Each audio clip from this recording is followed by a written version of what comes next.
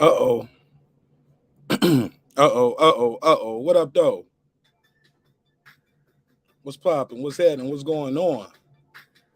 Oh, yeah, man. Y'all already know what we on tonight. Let's get into it. How y'all feel? What's the deal? Got my guy D-Ray in the building. What up, though? Yeah, man. Make sure I can see everybody's name over here on the screen. Yeah, man. We're going to have a good conversation tonight. Go to your channel. All right. Shoot. I appreciate everybody's time and energy for pulling up. Man, we're going to get into this boxing talk tonight. This should be a good one. Should be a very, very interesting topic. Got a couple of things on the docket. We're going to do a recap of the fight this weekend. You already know we got to talk about that. But more importantly, we're going to talk about the future and the things to come, or the things we are hoping are going to come from this good event that went on this weekend with some good fights on the card. I ain't even going to hate. Nah. We ain't going to hate on it. Not yet. We just got started. We just getting started, baby. How y'all feel, man? If it's your first time on the show, definitely drop your area code in the chat. Let me know what part of the earth you roam with the turf. It's your man Marq Nash breaking beats. This should be a good one, man. This should be a good one. Got a couple topics on the docket. Just two topics. Two topics on the docket. I think those two are gonna be enough to get us through tonight. Which undisputed is the most important? Which undisputed match is the most important?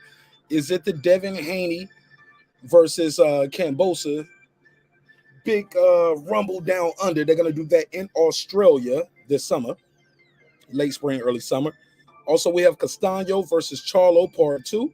That's going down. When is that one? I'll have the dates up when we come back. Also, y'all already know Big Fish versus the Orca, aka Bud Crawford versus ERROL SPENCE Jr. Man, I'm super excited about these fights. Shout out to my brother Shelton Moore. What up, though? Appreciate y'all, man. Appreciate everybody time and energy for pulling up. This is going to be good. I'm going to make sure I got the phone lines open. I'm going to make sure I got 2 phone lines open this evening. And I appreciate everybody time and energy. Shout out to my guy. Damn, Taylor Bell, I got a pause already. What I say? Damn, Taylor Bell be on it, boy. You be looking for the pause. What I say, Taylor Bell? Damn. Oh, man, I messed up already. What I say? You what?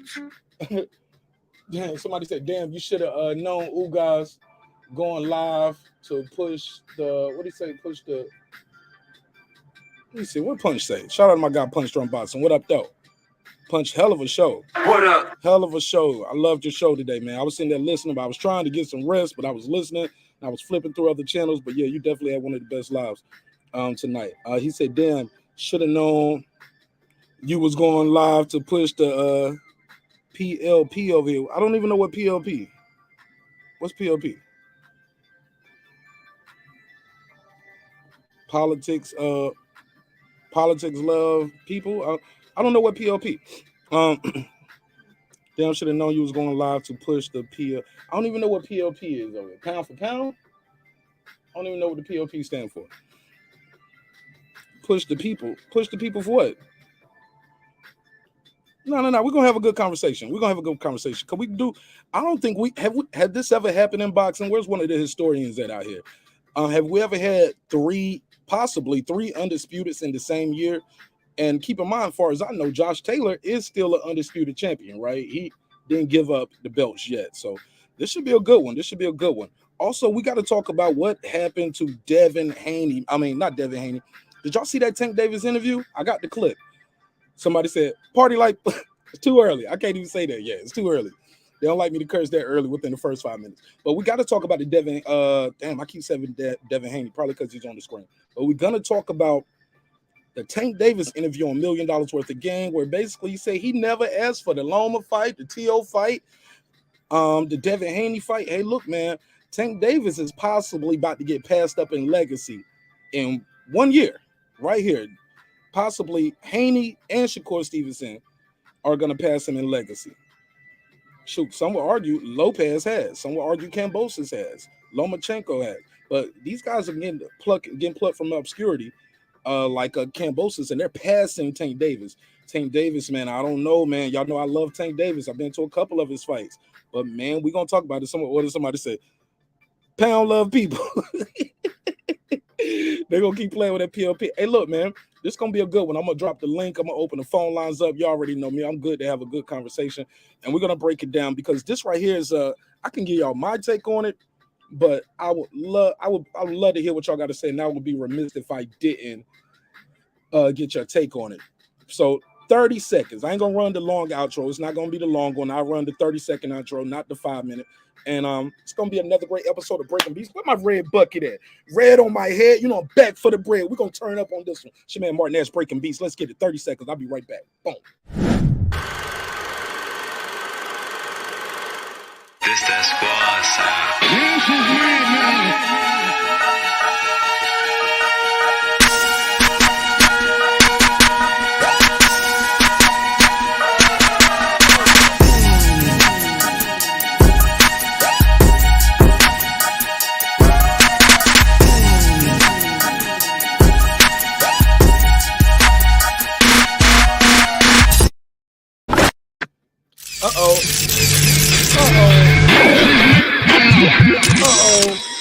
Yeah, boy. What up, though? What's popping? What's happening? What's going on?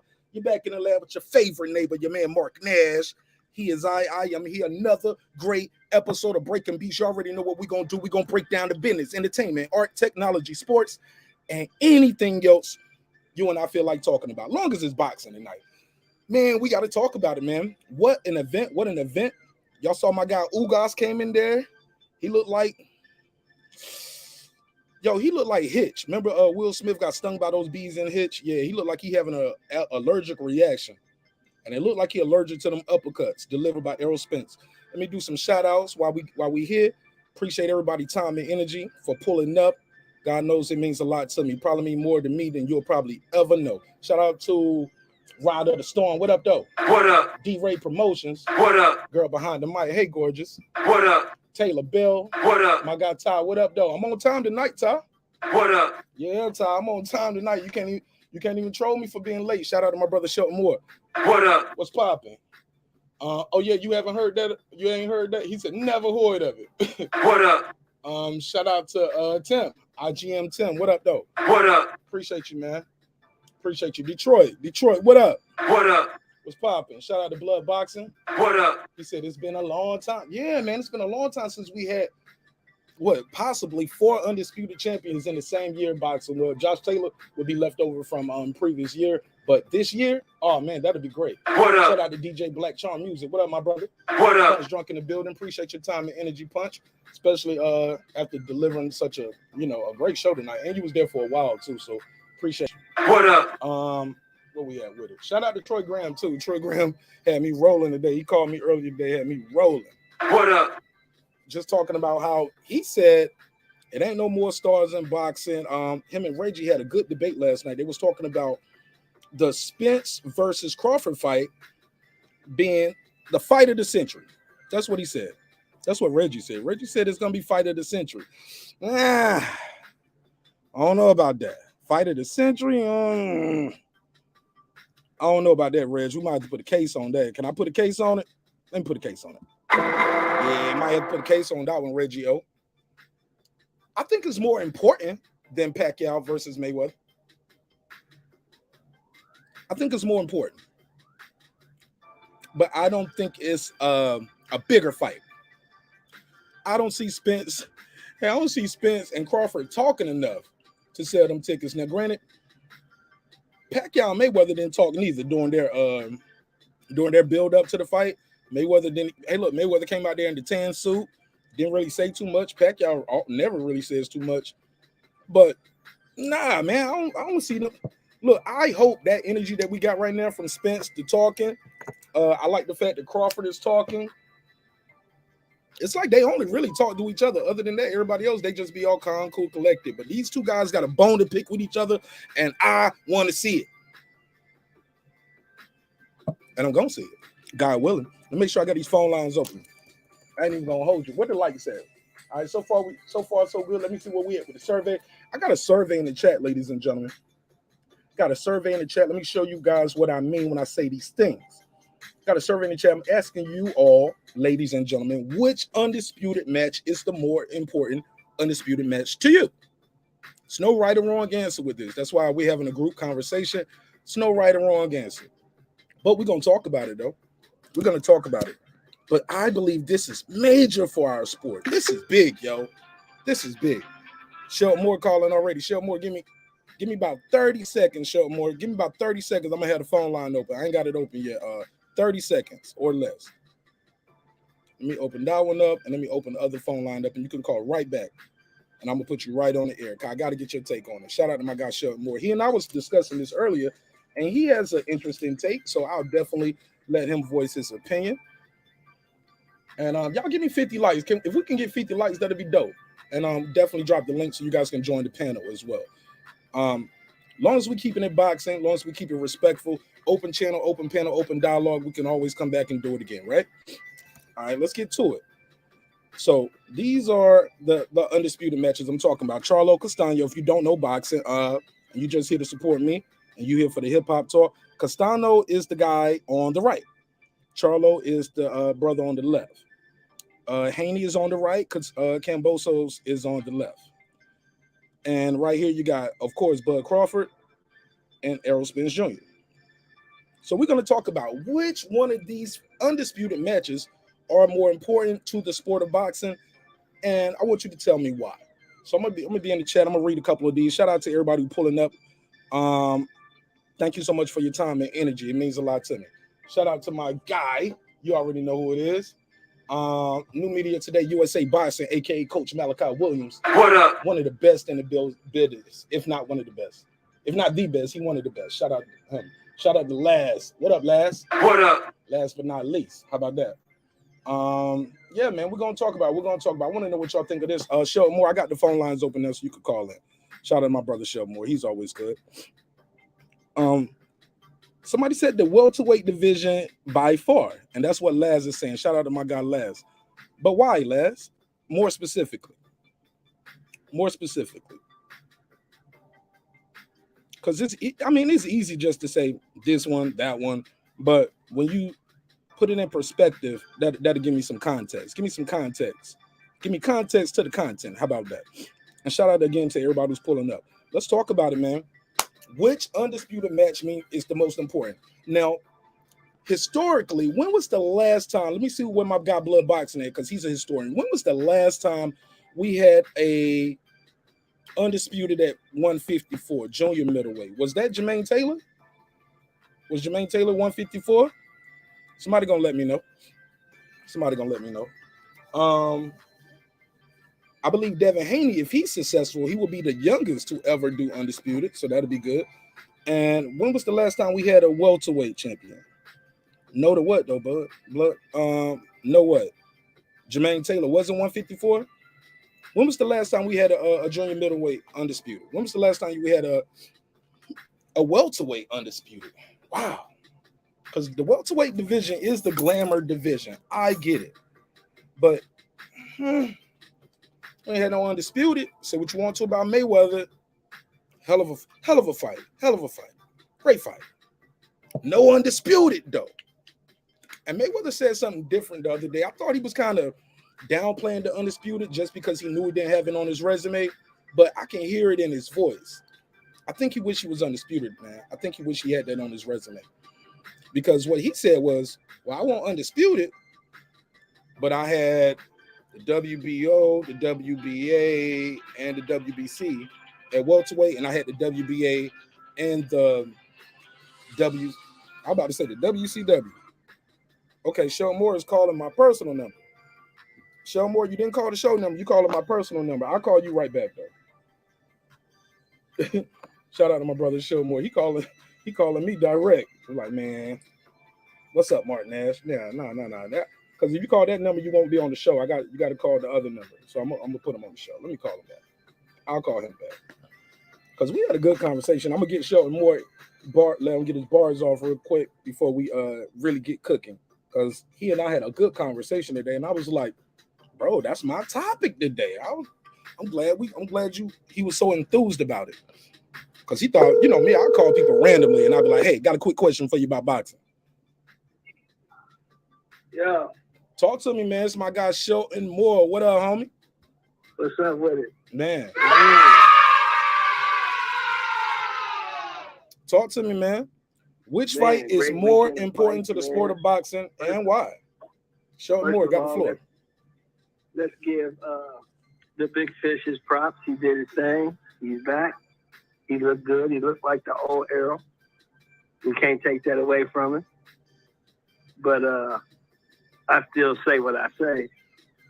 If he fights that way against a counter puncher with power in both hands who has footwork, boxing ability, and an IQ, he's going to sleep. He's not going to walk through Crawford the way he walked through Ugas. I told you in the beginning, Ugas was a safe fight. 31 fights, 12 knockouts. Not that much power. It wasn't worried about Errol getting hurt. Keep cooking. I'm listening. Let me grab my glasses, though, You know what I'm so I can saying? read this chat. I'm not super impressed with him beating up Ugas because I figured he was going to beat up Ugas because Ugas ain't got no power. But all in all, dominant performance by ERROL Spence Jr. Dominated, damn near won every round. I mean, Ugas might have got maybe 2 rounds, maybe 3 at the most, but he dominated the fight. Broke the man down. Fractured his eye socket. And that's from constant pressure. Errol don't give you room to breathe. As I stated before, if you come with that pressure against a guy like Crawford, who got power in both hands, you're going to run right into something. He's going to walk Errol right into something and catch him. Because you look at Crawford's knockouts, all his knockouts come in between shots, or he catches you with shots you don't see because you think he's in range. He takes that step back. He takes a step to the side. Now he's out of range. He's out of your range, but you're still in his range, and he catches you. Don't forget about the 74-inch reach.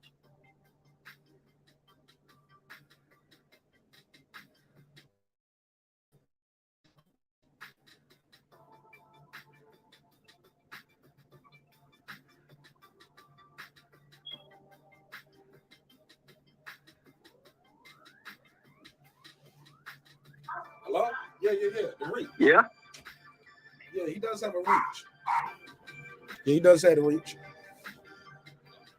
Go ahead, I'm listening. You got the floor. You got the floor. Go ahead. No, I'm just saying that's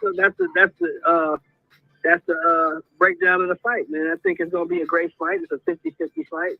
The question remains if Crawford has enough power to keep Errol off of him. I think he does, and I think he will. But if he doesn't hit hard enough to keep Errol off of him, then Spence wins, because that's the key. He's got to be able to stop Errol and keep him and throw his rhythm off by hitting him with some shots that he doesn't like. You think he if has you can't throw Errol off his rhythm, you can't beat him. You think he got to stop Errol to win that fight? No, he can outbox Errol. Errol's not the boxer he is. I think he has to have enough power to stop Errol from coming forward. He has to make Errol change his rhythm. If Errol could just walk through your shot, he's going to beat you. Right. But I don't think he can walk through Crawford's shots. I just don't see it. Somebody in the chat said Tyson Fury just popped dirty. No, bro. Stop it. No, bro. Is that factual or is that some shit you heard on the internet? Hold up. No. You know I'm about to look it up right now. Yeah, look that up, because that would be all over the place. That's the shit you just heard from another channel, or is that factual? Can you go look that up at Boxing News, Boxing 24? Because that would be all over the place. Yeah, let me see Tyson Fury. Let me type this dude name in. No, bro, don't tell me that. But go ahead. 5 hours ago, Tyson Fury fight with okay, 3 hours ago. You pop dirty? No, I'm saying 3 hours ago. They still talking about the mob ties. Oh no, yeah, that's some shit you heard on the internet. That's somebody that made that shit up. Yeah, Big Dog Willie, we need you to cite your sources. On the main sites or Google, I don't believe it. I don't believe it. Yeah, I don't see that right now. But I ain't gonna say he's wrong though. I'm just saying it ain't hit my radar. It ain't hit. No, it ain't hit the blaze yet. I don't know where he got it from. Ask him where he got where's the source. Let me give him the $2 drop real quick. Let me give him the $2 drop. I'll give you the $2. You give him the $2. All right, pay him the $2. Oh, pay the $2. Shout out to my guy Big Dog Willie. He said Tyson Fury just popped dirty. Vada, no joke. Big Dog Willie, where's your source, man? Cite your sources, baby. Somebody say Big Dog Willie always stay clowning. Hey, that $2 was real though. Appreciate it. That was a real $2. So I appreciate that. Winky Wright was the last. Thank you, Blood Boxing.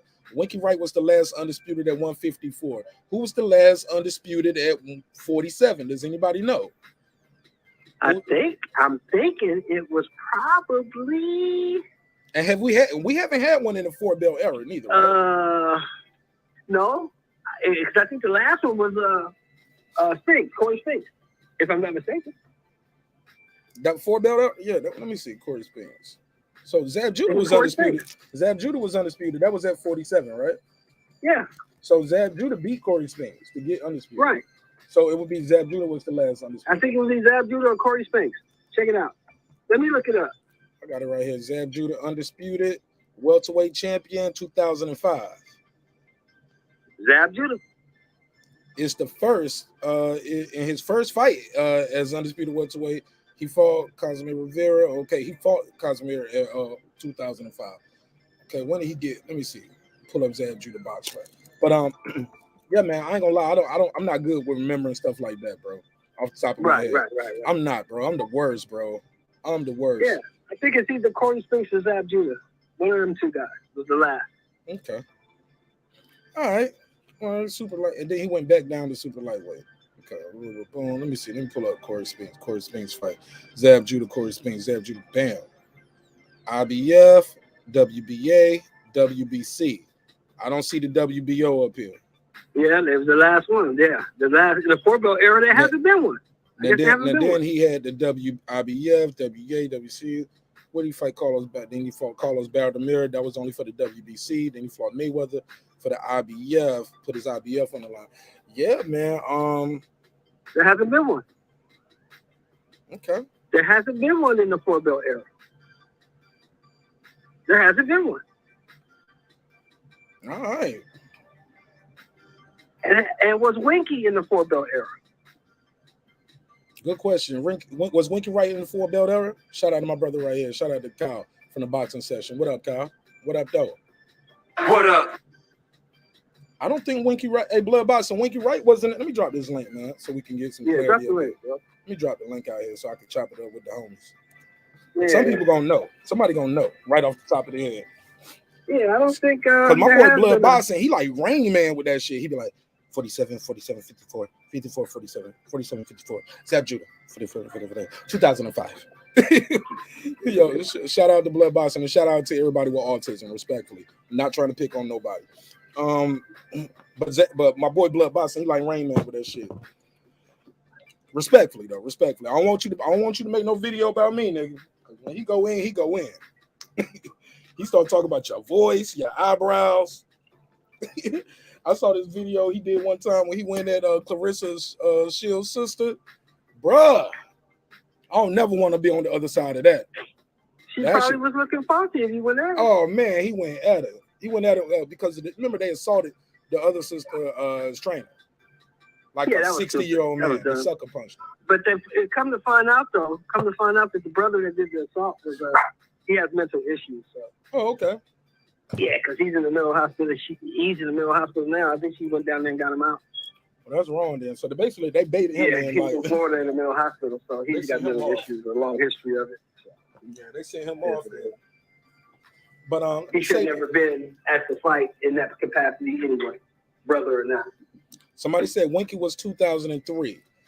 Was that what? That was only 3 belts though. That was like fast. Blood. He had 3. He had 3 belts. All right. So 147 and 154. This is going to be the first time we had an undisputed in the 4 belt era, correct? So this is major. This is major. So the question we have at hand, and I put the graphic on the screen again. Which undisputed means the most to the sport of boxing?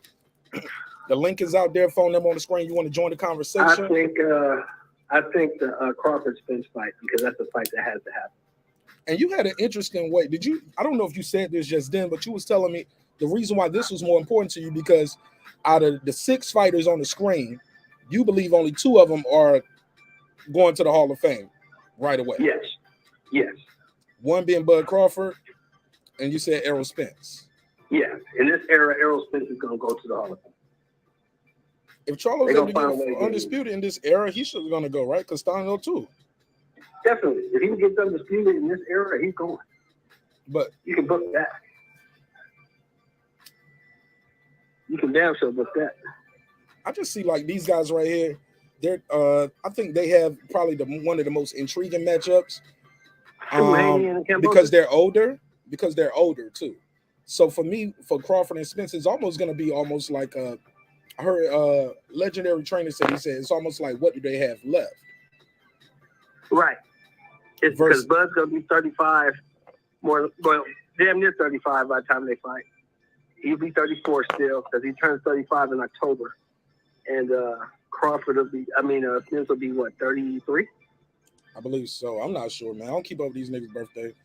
So they'll be 2 years apart. They're 2 years apart, I know that.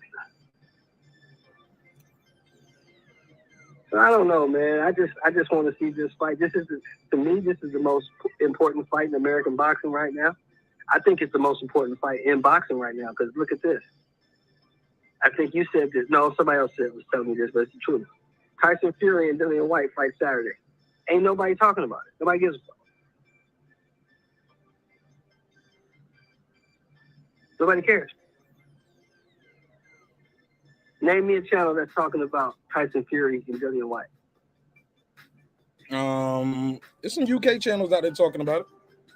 Exactly. I said name me a channel here in the biggest market that's talking about this fight. I mean, that doesn't mean it's not a good fight, though. I didn't say it wasn't a good fight. I said nobody cares about it. It's an excellent fight. I'm going to watch it. Okay. Because I love boxing. I'm going to watch the heavyweight championship. I don't care who's fighting. I want to see it. But I'm just saying the fight has no buzz. But that's part of the lack of promotion on Dillian White's part, wouldn't you say? No. That's lack of promotion on the promoter's part. Matchroom. Who's this promoter? ESPN, Top Rank, and who is White's promoter? White's promoter is Matchroom, right? Yeah, but they ain't got nothing to do with this event, though. So who's promoting this event? ESPN, Top Rank? Yeah, and Frank Warren. Frank Warren is Matchroom. Just saying, this is their event. But when Yeah, you got so a guy that don't show up, it should be a commercial or something about it on ESPN or somewhere. There's even no commercials on ESPN about it. Yeah. I don't watch that shit really, man. I watch it when it's a fight, or I watch it on the app on my phone, like. So I don't know what they're showing. I watch it. I watch the First Take. I watch FS1. You know what I'm saying? Ain't nobody talking about that fight. Nobody cares.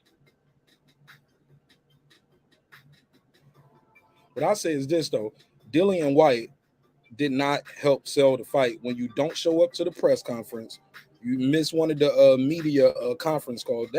That's not helping sell the fight show more. You know that. That's true. That's true. But even if he was showed up, and if he was showed up and they would have fought, then maybe I get it. But besides him showing up and them fighting, nobody cares about this fight, bro. Nobody cares. I'm sorry. Look at your chat. Ask your chat, do they care about this fight?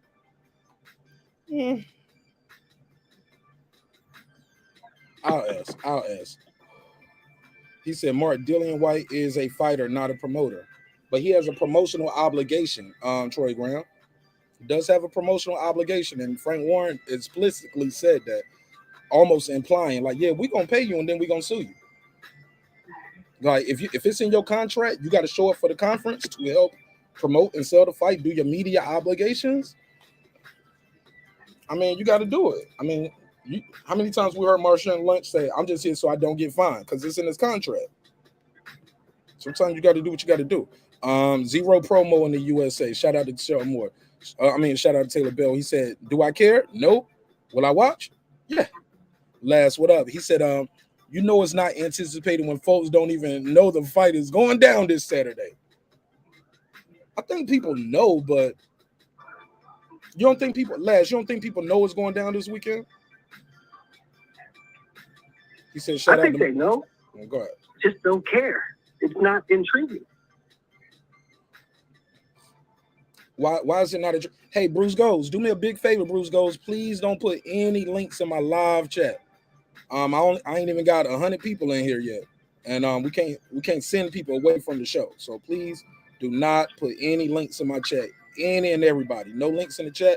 But we will promote anybody who want to promote something. They can call in or they can join the panel, or we can promote it at the end of the show. But please, no links in the live chat. Like I said, we ain't even got 100 people in here yet and can't send people away from the show. All right, so thank you so much. But I definitely support blood boxing. Now you good. And I clicked on the link. The link didn't even pop up when I clicked on it. So you might have copied and pasted the link wrong. But it's all good. Blood boxing is my guy, so it's all good. But that link didn't work. That's why I deleted it too. But yeah, but, go ahead. The thing is this, bro. The Wilder Fury thing had the angle. You know what I'm saying? Fury was coming back in the first fight from a 3-year hiatus. And Wilder was the champ, supposedly the baddest man on the planet. It ended in a draw. So people were highly anticipating their rematch. That's why I did 800K. And the rematch is a total molly-whopping, ass-whooping. So nobody really wanted to see the third fight until the cheating allegations, the racial angle came into play. That's what they used to make that fight hot. And that last fight, which turned out to be a war and a great fight, did like 650K. So they all made out. Everybody made out. But the fight is huge in the UK. And in the UK, yeah, they're going to make all their money in the UK. That's why you think Frank Warren spent $41 million to get it. And that's why the undercard is trash. Because if you spend $41 million on a main event, what you got to pay the undercard price? Peanuts. I'll pay you in gum. Exactly. Nah, they're going to get paid, though. They're going to get paid something. They're going to get paid something. Fury and White going to get paid. Wrestling dudes is going to be making like $50,000, $75,000, $100,000. They're making the money. They just happen to be on the card for the exposure they're going to get. And that's probably still going to be their highest payday, though, Shelmore. Let's not act like because be out here making big money anyway. Who have we heard of on this undercard? Think about it. Who on the undercard? Joy Joyce? Is Joe Joyce? Joe Joyce is not on the undercard. Who? Joe Joyce is not on that undercard. I don't know. I ain't looked at the undercard. You tell me. Yeah, no, ain't none of them do. Like I said, if you look at the undercard, you're not gonna know anybody that's on it.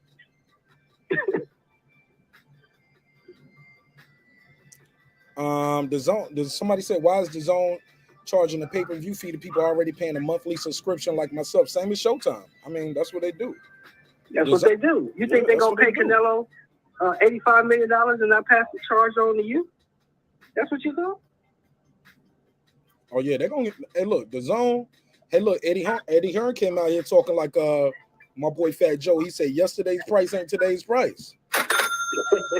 I mean, he literally said that, quote, end quote. Yeah, I get it. Because you got to think, that's business. That's business 101. If I got an incredible expenditure I got to pay out, I pass the cost on to who? My consumer.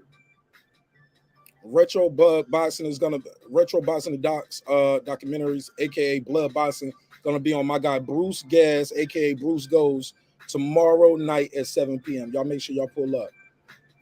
Karma Serene said, I ain't paying for that. Taylor Bell said, that's 100. Yeah. But I think that's just how they doing it. Like you said, they can't afford to pay those purses. And these are high purses. And not put these things on pay-per-view. They got to put them on pay-per-view. Right? That's the only way they can recoup their money. And they hoping that they do. Now, I think the Fury and White fight is going to blow up. I think it's going to be like $1 million in the UK. That's a big, highly anticipated fight. You sound low and muffled now. Whatever you did, you changed your mic position. Say that again. I said that's a highly anticipated fight in the UK. So I think it's going to be like $1 million over there. That fight is big in the UK. It's going to do like $1 million buys over there. I don't know what it's going to do domestically, but in the UK, it's going to blow the roof off. Now, Canelo Billo,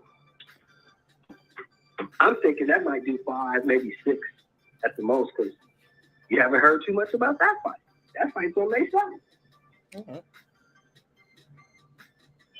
You know what I'm saying? So, I don't know, man. I just don't know. I just don't understand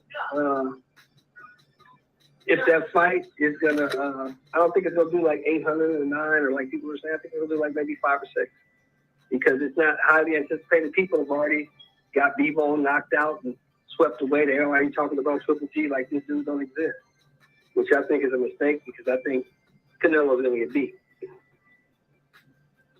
You think he's gonna get beat? Yeah, I don't see him beating Bivol. I think Bivol's too big, too young, too strong. Oh man, you should make some money on that. Then you gonna put some money on the sports book? Already have, brother. Already have. And are you locked now? If the odds change, does your bet change and what you win? How does that work? It goes up or down depending on what the odds do. So the money you put down. So hold on. So let's say you put money down and it's an 8-1. You put 100 and you're supposed to get $800, right? Right. But then as it gets closer to the fight, it's a 50-50 fight. Your $100 only get you 200 now. That's exactly. Whack. I don't like that. That's whack. So why would you not wait? Why would you not wait till closer to the fight to put the money down there? You could, if you really want to get the true, if you really want to get the true sense of what the bookies are paying, you wait close to fight time. I put my money down because I'm confident he's going to lose. And I only put down $200, so I'm not worried about it either way it goes. Okay, somebody said you're locked in. Somebody said your bet is locked in, Shelton. I know boxing said your bet is locked in too.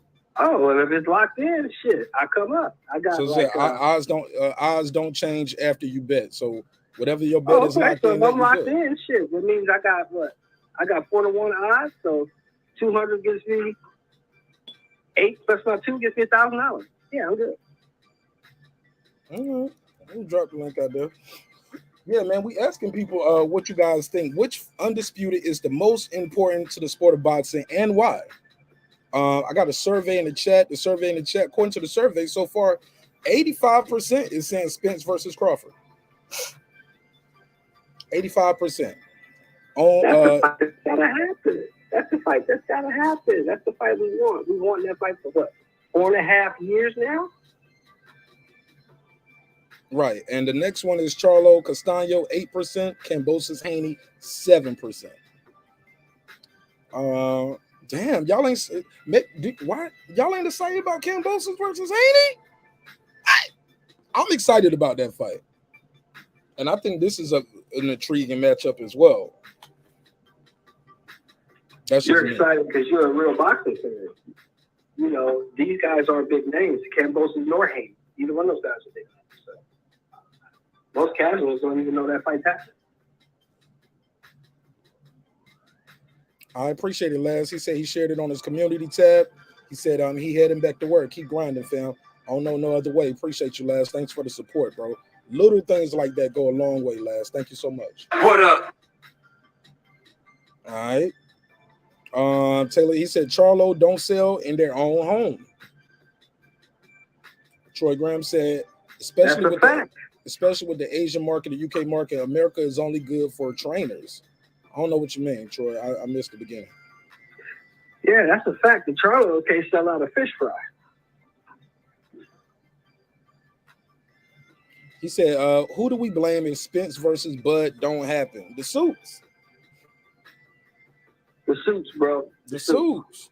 Because even Spence, when he first came out, he was saying, hey, this EJ. Let me speak to EJ.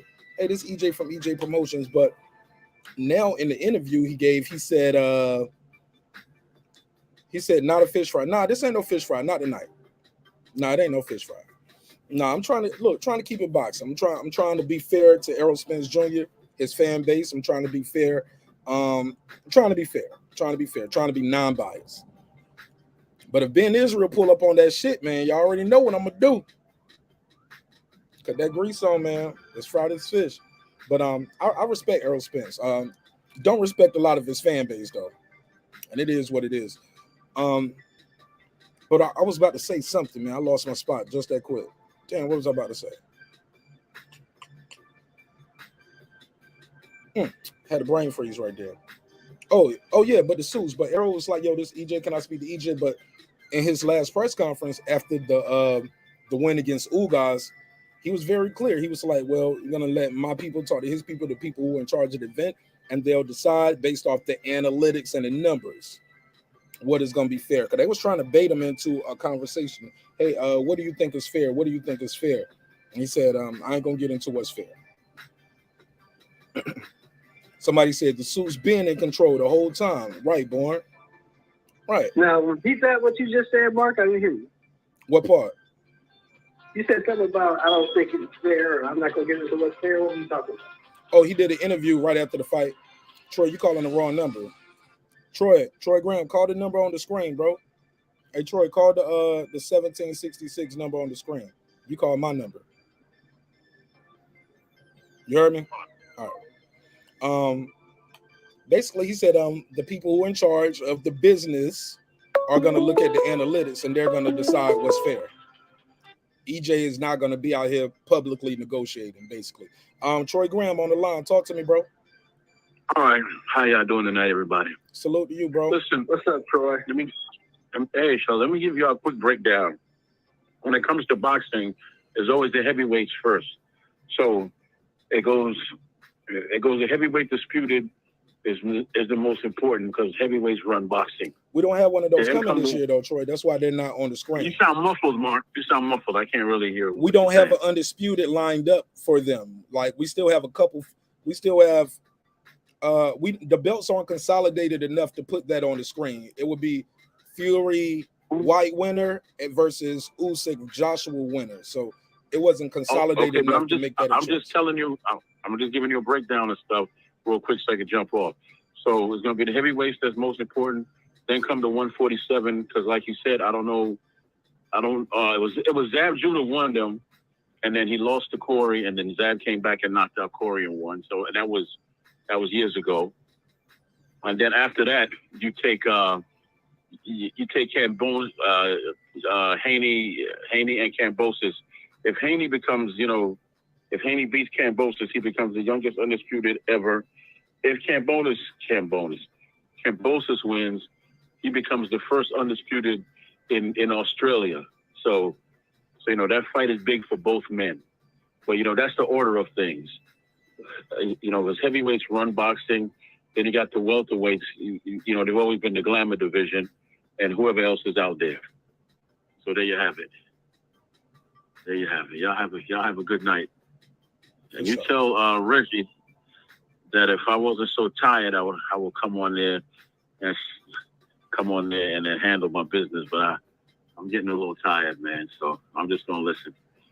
All right, Troy. Appreciate you, man. Shout out to my guy Troy Graham.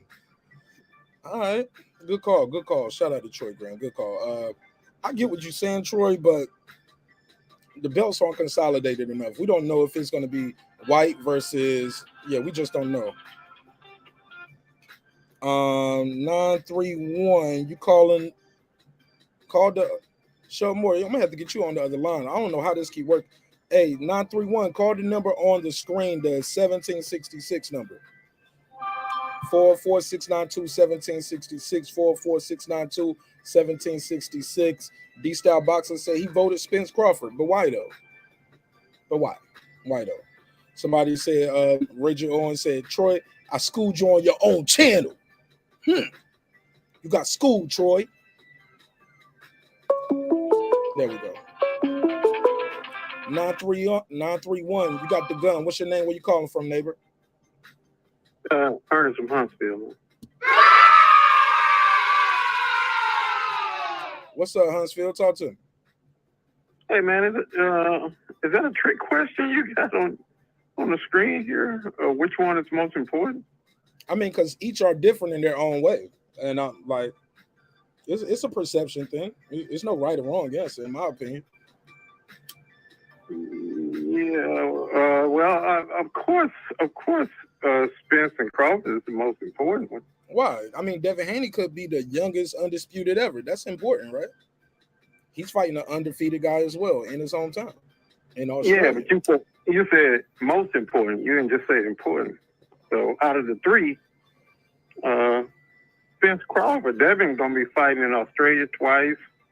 Hey, look, if George Kambosos win, that's important for Australia. That's important for boxing, right? Never had an Australian undisputed, right? No, man, that ain't important for boxing. Come on. Why not? Come on. I mean, come on, Mark. You're gonna compare that to Spence Crawford as far as level of importance? It's a global sport, homie. It ain't just an American sport. Boxing, it's a global sport, but boxing is one of the least popular sports in the United States. Come on. I mean, but as far as most important, you get an undisputed welterweight that falls in the line of Sugar Ray Leonard, Sugar Ray Robinson. I mean, come on. I like Devin too. I like Devin, but Devin is relatively unknown, except to the boxing world. I mean, let's just keep it like it is. Spence Crawford, Raider Stadium, August, September. I mean, you can't beat that. You can't. And CHARLO and CASTANO, I mean, come on. I mean, that's a distant third. I mean, they all are undisputed, right? But as far as levels of importance, I think you got them. I think you got them pretty good on the screen. Earl Crawford 1, Haney Kambosos 2, and CHARLO CASTANO 3. Yeah. I tried to tell Marq Nash, I think it was a couple of months ago, that I live in Los Angeles, California, right? I could take Devin Haney right now, tomorrow. I could take him tomorrow at 1 in the afternoon and drop him off in the middle of the Fox Hills Mall, and nobody would know who the fuck he is. Yes. I've been a boxing fan since '71. Ali Frazier, the first one. I'm telling you, boxing to the non-boxing fan, it's not that important. This is, Sugar Ray and Ali used to fight on regular TV. They don't do that for boxing now. You don't get superstars on regular TV. The pay-per-views aren't that much. I would be shocked if Earl's fight drew 400 to 500,000 pay-per-view this weekend. I'll be shocked. I'll be shocked too. Go ahead. No, I was just agreeing with you. I'll be shocked too. It was cheaper to go to the fight than watch it, right? Right, but no, that's. I mean, but it. Oh man. I mean, this boxing is not that popular in the United States. Let him talk, Shell Moore. Shell Moore, you on the panel with me, but you got to let him finish, bro. I didn't even hear what he finished saying. Go ahead. Go ahead, Huntsville. I'm trying to tell the boxing fan that boxing is not that popular in the United States anymore. That's why these mega fights, you cannot have them in the fall during college football season on a Saturday night. It's better have them in July and August when nothing's going on. Or December after college football is over with. Yeah, that's the way you maximize your dollar. You don't maximize your dollar putting Spence and Crawford in October on a Saturday night when Alabama's going against Georgia. Because if you put it in August and July before football season starts, you're going to get the football audience. You feel me? NBA season not going on. You're going to get the NBA audience. Okay. Yeah. All right, shit. Good call. You got anything else you want to say? You want to plug and promote anything before I let you go? I'm in Huntsville, so I'm always plugging IT. So. All right, well, I appreciate you. Get your kids in IT. Get your kids in IT. Absolutely. Thank you so much, man. All right. All right. Go ahead, Shell Moore. And I'm going to clear the phone line. Yeah, he's absolutely right, bro. Football is king. So you trying to put a mega fight in September, October, you're probably going to lose money. You know what I'm saying? It's hard to do, man. It's hard to beat football. I mean, Tank Davis and Mayweather tried it. You see what happened to them. That shit didn't work out too good. For sure. You never go against football. Stay away from that. For sure. But look, you got anything you want to plug and promote before I let you go, my brother? No, that's it. I gave my take, bro. You have a great show. I'll be listening in the chat. Thank you so much, Shell Moore. Appreciate you. Yeah. Shout out to my guy, Shell Moore. Yeah, man, we got a couple super chats. Let me run through these real quick. Shout out to my brother right here, D. Bevel, the champ. Shout out to him, the whole Bevel family, and my guy Champion Hart as well. Well, I guess he is in the Bevel family as well. He said, the only heavyweight fight that would have matched Spence versus Crawford's buzz was Wilder versus Joshua before they took L's. I got 5 on it. We got another one. My guy right here, Rod of the Storm. He said, would the Spence versus Bud fight be this big if it hadn't been marinated for over 3 years, as opposed to the fight happening as soon as it was brought up? Man, that fight was ready, man. That fight was ready back then, homie. Soon as they both had titles, it was ready. I think the fight actually has more bait than excuses now, Rider of the Storm. Ask me, I think it's more excuses. If Crawford goes in there and lose, people will say, oh, they aged him out. He was too old. It was too old. If Spence goes in there and lose, they'll say, well, if it was the eye injury, it was the ring rust, the car accident, then another car accident. So sometimes I think the excuses might be baked in.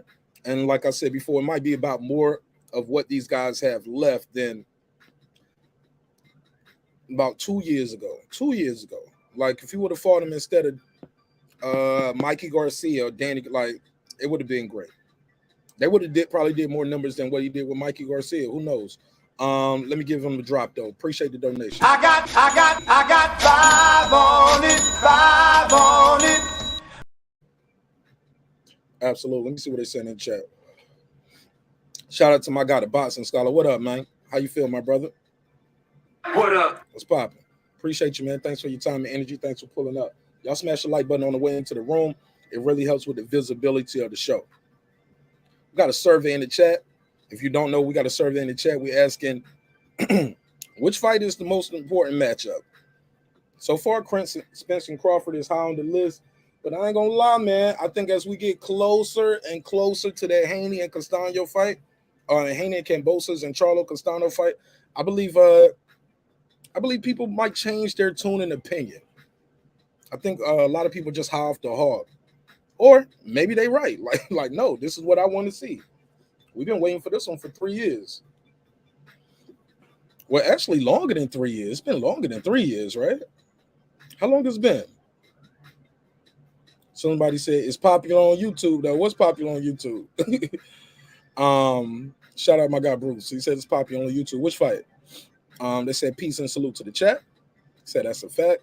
Let me see what Boxing Scholar said. He said when Al brought free fights, everybody called him names. What you mean when he brought free?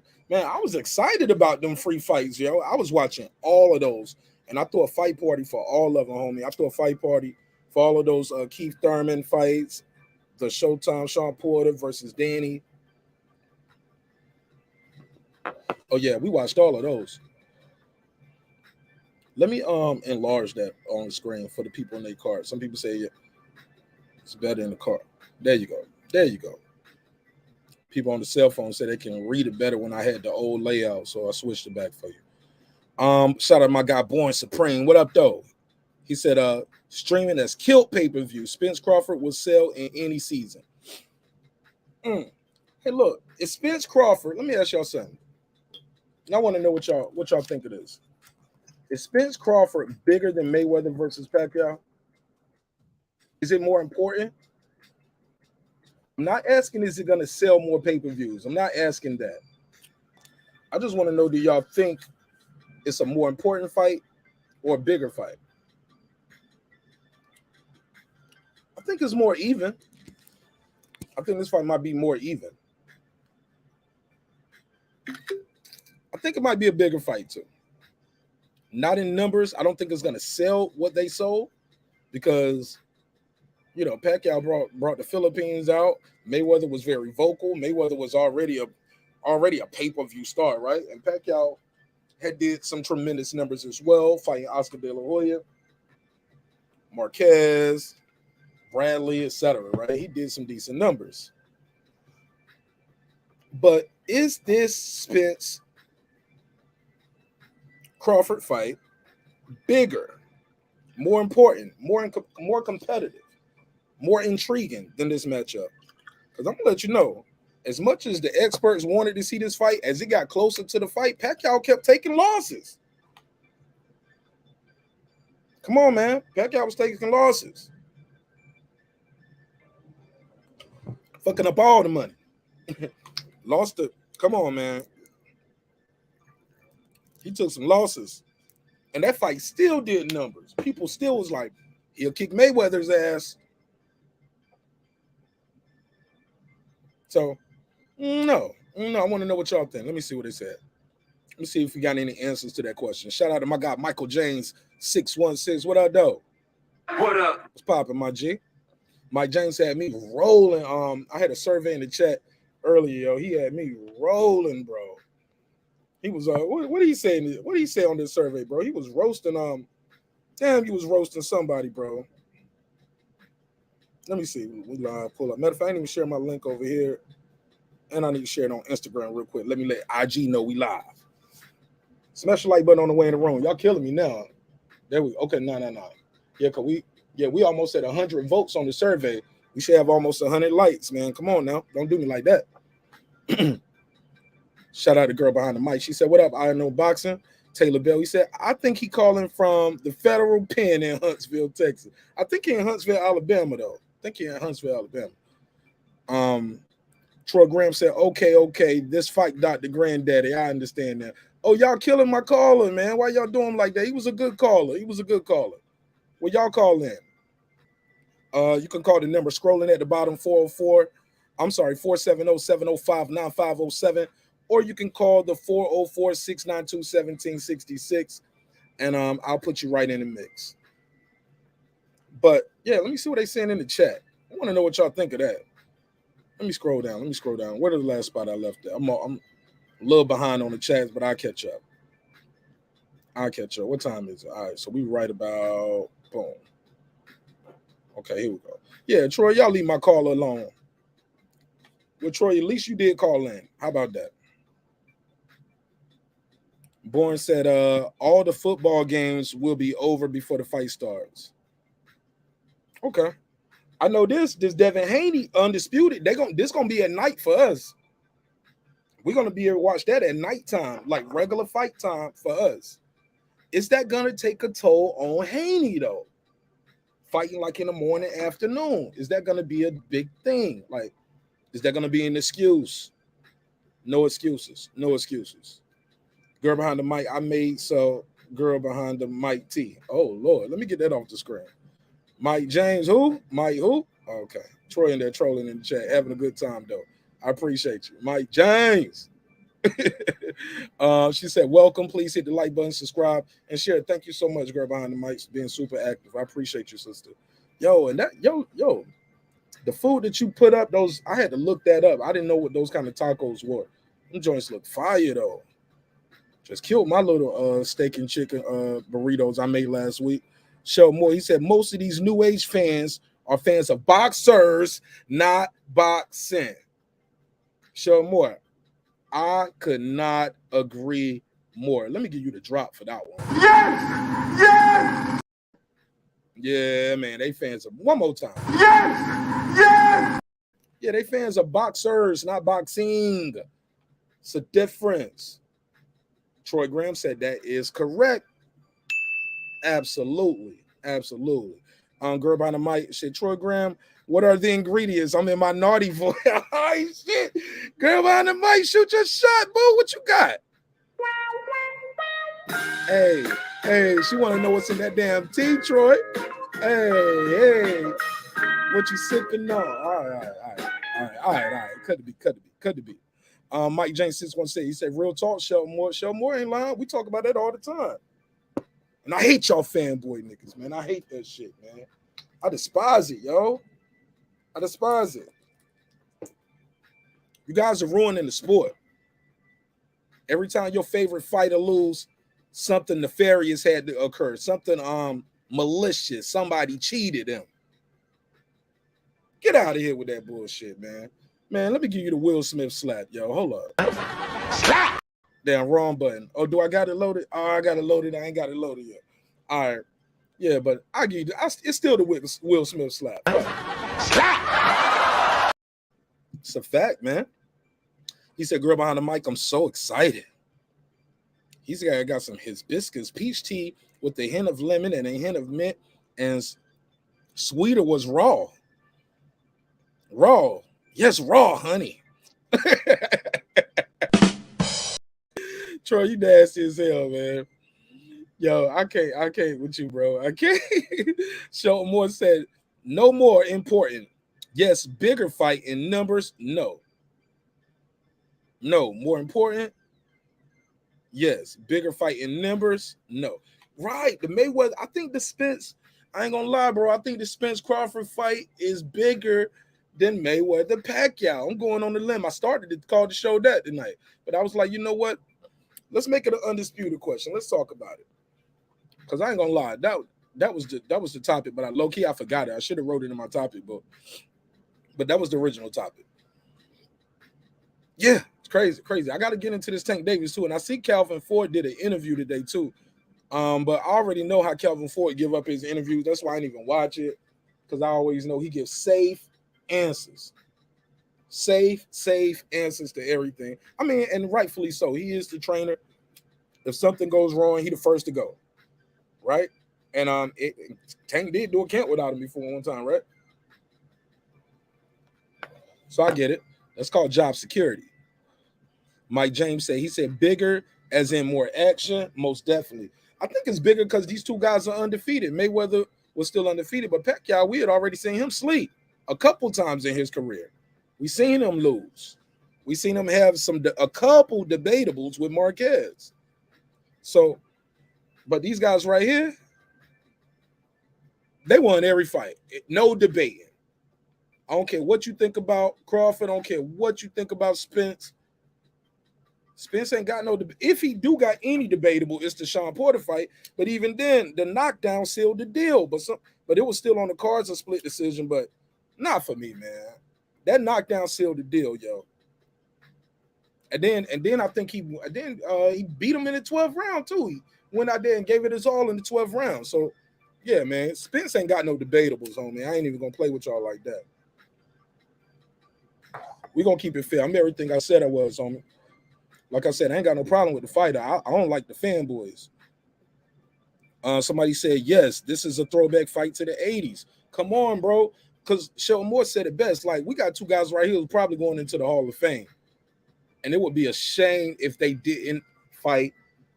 And they had the glamour division, too. Come on, bro.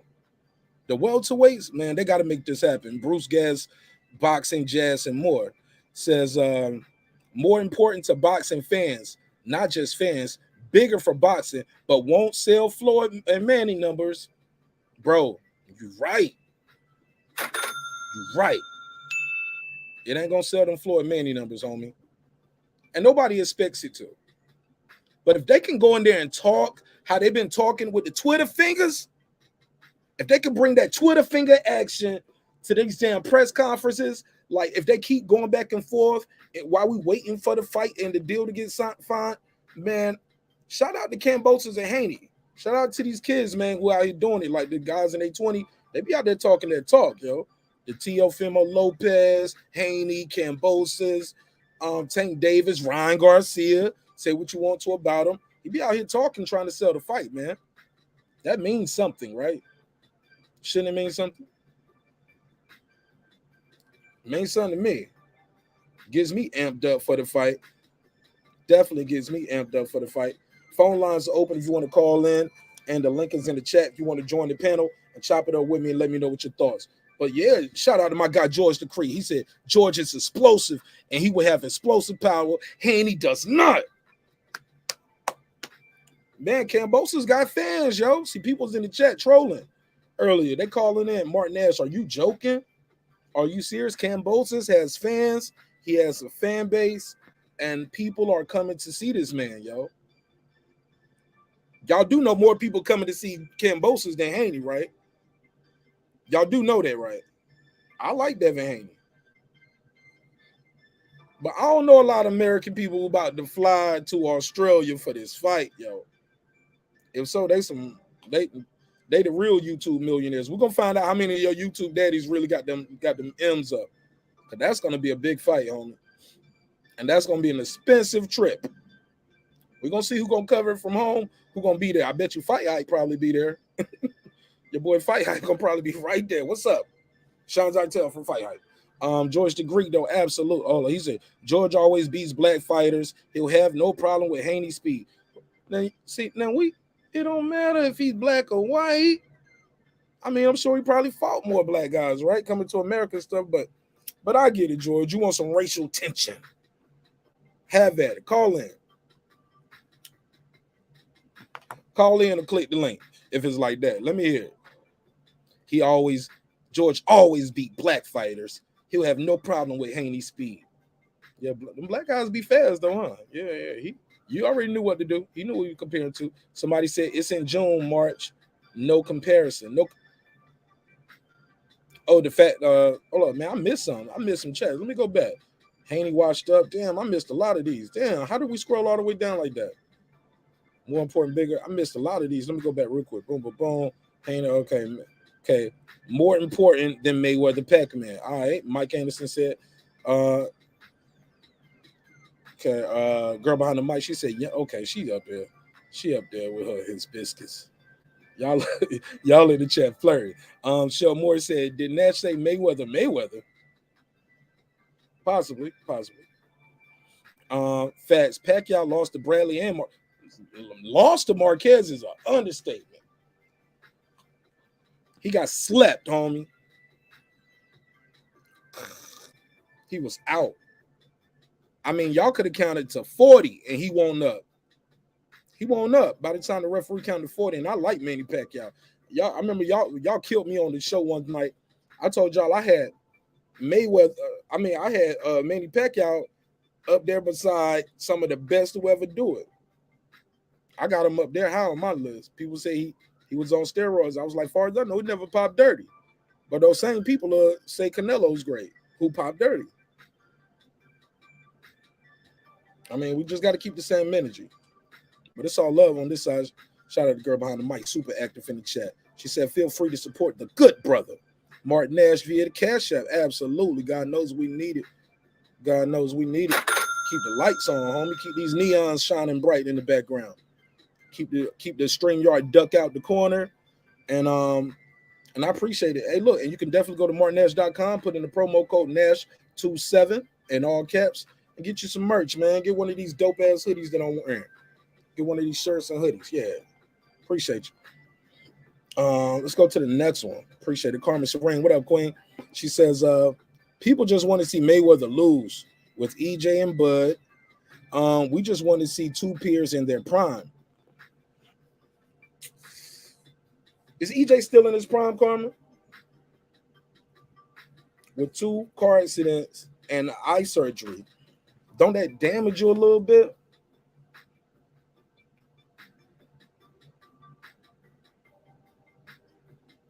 A little damage. We saw the ring rust versus Ugas, 4 lost Ugas, respectfully. Now 5 lost Ugas with 12 knockouts. What, 31 fights, only had 12 knockouts? He hit Spence, made the mouthpiece fall out. I don't care if the mouthpiece wasn't molded. I heard somebody say, well, that's an old mouthpiece and it won't mold it. It's fit for his old teeth, not the new teeth. It was a punch, bro. It was a punch to make the mouthpiece fall down. And the brother had a lapse of concentration. You're like, oh, my mouthpiece. Hey, he hitting me. Hey, he keep hitting me. Bro, I ain't gonna lie, for a split second, it looked like Charles Martin. When Charles Martin got hit, he said, hey, is that Nisi? Bop, bop. You know what I'm saying? Got rocked again. Had a lapse of concentration. So I'm curious, man. Is it a law? And some would argue Prime Bud was right when he came up. Bud is getting older now. I mean, Prime Bud, to me, I think he's still in his prime. I don't think nobody beat him for the next couple fights, man. Next 2 or 3 fights, I think this kid, especially if he's fighting twice a year instead of once a year, I just don't see it. He looks sharp. He looked like he's been taking care of his body, and he looks like he thinks more in the ring now. Sometimes you can see him change the game plan. Now people will say, man, that's because he got hit and he want to get his lick back. He's the fighter. He's in there. With Mayweather, we'll call it making adjustments. When it's Bud Crawford, you'll say, he ain't got no self-control. He ain't got no discipline in the ring and shit like that. Like, bro, you tripping, homie. And when I talk to the Spence guys, they'll say, well, he got hurt. But they say he got hurt by Gamboa. But then when y'all bring up, but keep in mind that was an undefeated Gamboa, and they had the exact same records, like same wins, no losses, same amount of knockouts. That was a 50-50 fight. Gamboa was a champion, an Olympian, gold medalist, a couple times over, man. The guy was a different fighter than the guy we saw versus Pitbull on Saturday. But yeah, Karma, I'm interested on that one. She said but you're right about that, sister, though. People definitely just want to see Mayweather lose. But I don't know. Like I said, I can see a skate route out for this for either guy, whoever you supporting, to say their guy wasn't in their prime. Shout out to Mike Anderson. He said, Undisputed alone makes it more important. What's popping, Marq Nash? Exactly. In the 4-belt era. Like I said, I think it's more important, Mr. Anderson, but I definitely had some people trying to give me some smoke about that. But it is what it is. They won't call in, though, but that's okay. Taylor Bell said, he did the Charlie Wilson. Ooh-ee!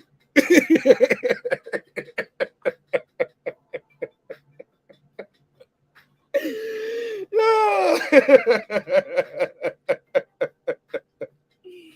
Ooh-ee. Shout out to Charlie. Taylor Bell, you ain't shit, man. That was funny, though. That was funny. Also facts. Well, okay, Shell Moore agrees with Karma what she said earlier right here. She said people want to see Mayweather lose. With EJ and Bud, we want to see two peers in their prime. For sure. Let's go to the next one. Con Shawnery, what up, though? He said the poll was hilarious. We all know which is bigger, except for the small, curious minority. Hey, man. Let me see where we at with the poll. Is it changing right now? Let me refresh my device.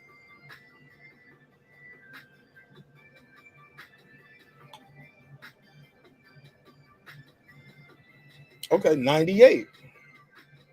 But look, it could be because they high off the horse too, man. You know what I'm saying? We just saw the fight. Like I said, ERROL Spence is a great fighter, man. He's a good fighter, great fighter. Got to give him credit. He's very, what's the word? Fundamental. Has phenomenal fundamentals. Can't take nothing from the kid. I'm glad the shit is over though, so we can get the fight we want to see. Mayweather is washed up and needs to be washed out of boxing. He's retired, Troy. He's retired. What are you talking about? Girl behind the mic, he said, Constantine said, what up, though? Sheldon said, it's in June, Mark, no comparison. What's in June, no comparison? What's in June, bro? What you talking about? I know boxing. This is I know boxing, not NO boxing for everybody who call him NO boxing on other shows. Shout out to my guy, I know boxing. He says, Ed Troy Graham, facts, Mayweather stealing the shine from the other boxers. I'll be glad when he leaves. No exhibition fights. I don't like it. I don't like me when doing exhibition. Hey, man, these dudes need to go out there and sell and promote their fights, homie. Even this guy.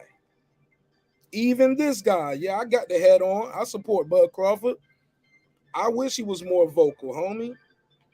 Because he be talking shit on Twitter, Instagram. Y'all see him up there in the training camp, up there with Keyshawn Davis, up there, he up there bullying them boys. Do your push-ups. Let me see the next one. Somebody said blah, blah, blah. But she said only child syndrome. Only child syndrome equals Mayweather. Damn, y'all don't like Mayweather? I know y'all tripping. Mayweather, y'all really hate Mayweather like that? Damn, what Floyd Mayweather do to y'all? I'm going to put him back on the screen. Fuck it, let me make him mad. Put him back on the screen. What Floyd Mayweather do to y'all? Come on, let me read the chat on that. What did Floyd Mayweather? I know boxing said, really, Mark? I'm just saying, why y'all don't like Mayweather? All the kid did was go out there and win every fight. That's all he did. Hey, look, he taught us the difference between boxer money and rapper money. Stunted on him. Hey, look, big boy matches. Like I said before. Y'all already know what the kid did, man. He did everything he said he was gonna do. Why y'all mad at Mayweather? Y'all better stop that. Y'all ain't mad at Mayweather. Y'all love Floyd Mayweather. Stop that, man. The guy's a great boxer. You ain't gotta like the persona, the money made persona, but you already know, man, he a good kid, man. He did that shit to sell, man. Come on, don't do that. Look at him. Y'all hate it. Don't hate the kid. Please don't hate the kid. Okay, let me go to the next one. George Degree, you saying some more racist shit, man. I'm gonna have to get you up out of here. What do you say? Oh, he always be black fighters, have no problem. Oh, you already said that. Okay, I read that one already. All right, girl behind the mic, serious talk now. They talking about. Let me go to Coach Malachi. He said, man, these favorite fighter fanboys is killing the sport. Big facts. Let me give Coach Coach. Let me give Coach the drop. Absolutely. They need a couple of drops. Let me give them this one first. All that fanboy shit, you know what you're doing? You act like a little bitch right now. On God. On God and them. I hate y'all fanboy niggas. Yo, because they love the boxer. And look, and I don't blame them, because look, some of these dudes, they get close to a boxer because their YouTube daddy might do an interview with them. So now you don't talk to them and you feel like you can live vicariously through them. You know what I'm saying? You treat them like a god, but treat your real father like crap. You know what I'm saying? Some of these fanboys be the worst, yo. Y'all ain't lying about that one. All right. Shell Moore said, doesn't matter what it said after that, what Tank said. Oh, yeah. Y'all want to get into that Tank Davis talk? Let's get into that. We can do that. Let's get into that Tank Davis shit.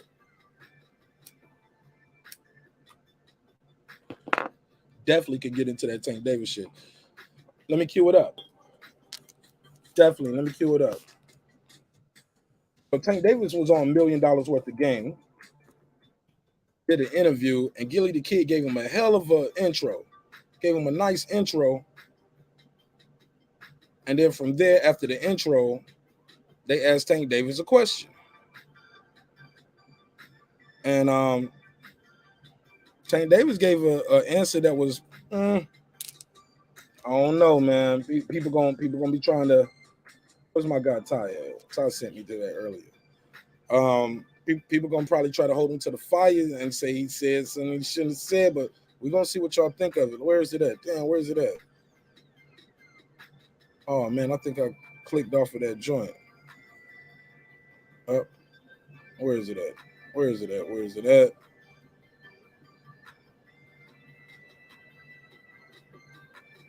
Hold on, who doing this, bro? Nah, don't do that. Somebody send me some wild shit, bro. Please don't send me no goofy shit like that. Please don't send me no. Nah. I got it. Here we go. So basically, Tank Davis was on $1 million worth of game, and I'll do a reaction to that real quick. But they asked him, yo, why you ain't getting the fights you want to see, blah, blah, blah. And he was like, yo, I never asked for it.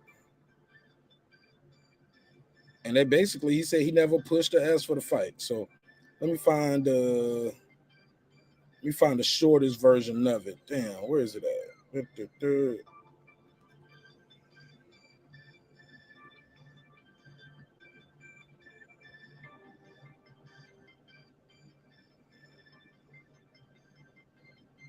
Damn, I lost it. I'm gonna hit my guy Ty up real quick. I'm gonna call this nigga Ty. I'm about to call him live on air. Hold on, let me see something. I'm gonna call this nigga, man. I'm telling him to send it to me again. Because I had it right there. He had a perfect clip too. So bear with me. Let me call this nigga Ty.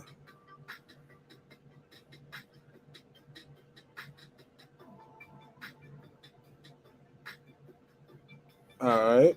Boom. Here we go. should call him on air, but I ain't gonna call him on. Matter of fact, I am. Matter of fact, I am.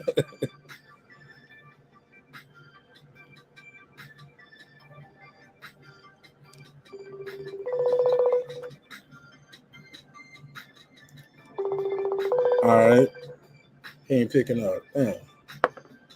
All right, well, I have to do the work, man. I have to do the work. But basically, man, that shit don't look good for Tank.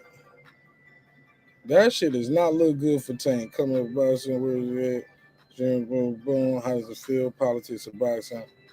How does it feel to know the bad next generation boxing? Let me see. Here we go. He ain't answering the phone, so here we go. And just having kids, like I think fuck it, like a 6 neck, like. All right, that ain't there. I'm gonna find this clip real quick. Damn, I had it queued up too. I lost my spot. Here we go. And a lot of people else, you know, like it just. Okay, they talking to them about the hospital. That shit got out of there. Like they talking about the hospital and shit. I find it though. I find it in a second. I really want to know what y'all think because it looked bad. It looked bad. It looks very bad.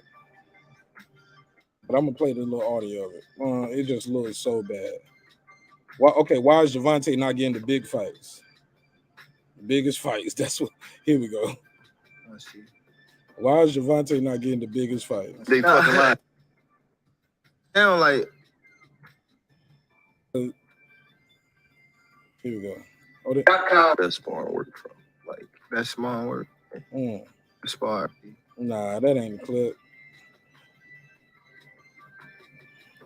But they going to that one soundbite. But he talking. This is a long interview. Here we go. Both of y'all now. Technically, Philly go to New York a lot. Okay. Fans, we know Tank will fight anybody. Here we go. Why is that? We want to see Tank and Lomachenko. Okay. Me personally, I'm on record, you could Google it. I always said Tank is going to knock Lomachenko the fuck out. Okay. Because Lomachenko defense is on the inside. And there's no way you're going to stand on the inside with a nigga that punched this hard and you're going to be doing all this shit. No, he's going to put you the fuck out. That's why when he fought Teofimo Lopez, who did I bet the money on? Teofimo Lopez. Because I said, this nigga's defense is on the inside. How is he going to fight this strong punching motherfucker on the inside? All right, let's cut it. When me easy, 5,500. Yeah, this ain't the spot. So, for me, we fucking all when we going to see it happen? I'm not sure. That's what he has. He said, when we going to see it happen? They anywhere around your weight class, we want to see it happen. When we going to see it happen? I'm not sure. I ain't got nothing to do. That was real shit. That's some real shit. I can't. I don't know. That's like. How many times you don't went in there and said, I want these niggas, man? To be honest, I ain't never said it. Yeah. I don't even. Once they call me and be like, you might be fighting, or after, like. You heard him? He said, to be honest, I never said it. I can't. I don't know. That's like. How many times you don't went in there and said, I want these niggas, man? To be honest, I ain't never said it. Yeah. I don't even. Once they call me and be like, you might be fighting, or after the fight, like after I won, then call me and let me know you might be going back this time. All right, boom. So they called me around that time and like with a name. Yeah. But this time it's already situated. Yeah, bro. So basically he said he don't go in there because they call him with the names. So does this mean he's ducking or is he fighting who they put in front of him? What y'all think? Ty, I just tried to call you, man, on the live. Let me back up some. Okay, boom, boom, boom. That was show more. He said new meeting today, but most of the people might not might benefit. But you of all people might benefit. What you mean? He said, man, these favorite fighter fanboys killing the sport, but you of all people might benefit. Okay. Troy Graham makes you think and say, okay. They talking about something else. I know boxing Mark. These fanboys bias channels are ruining the sport, especially when they ban anybody who don't side with their favorite fighter. Oh man, I got banned the other day. And look, and that's why I don't share some people's link no more neither. People like, yo, share my link, Marq Nash. But if I share your link and then I send people over there and you blocking them, like, and that, you know what they'll say, well, he was trolling. Nah, the motherfuckers ain't trolling, they just disagree with you. Or they just questioning your opinion, trying to get you to stand on it. So it is what it is. You'll never grow that way. I know Boxing said, yeah, Mark, these fanboy box channels be running the sport. Yeah. We'll go to the next one.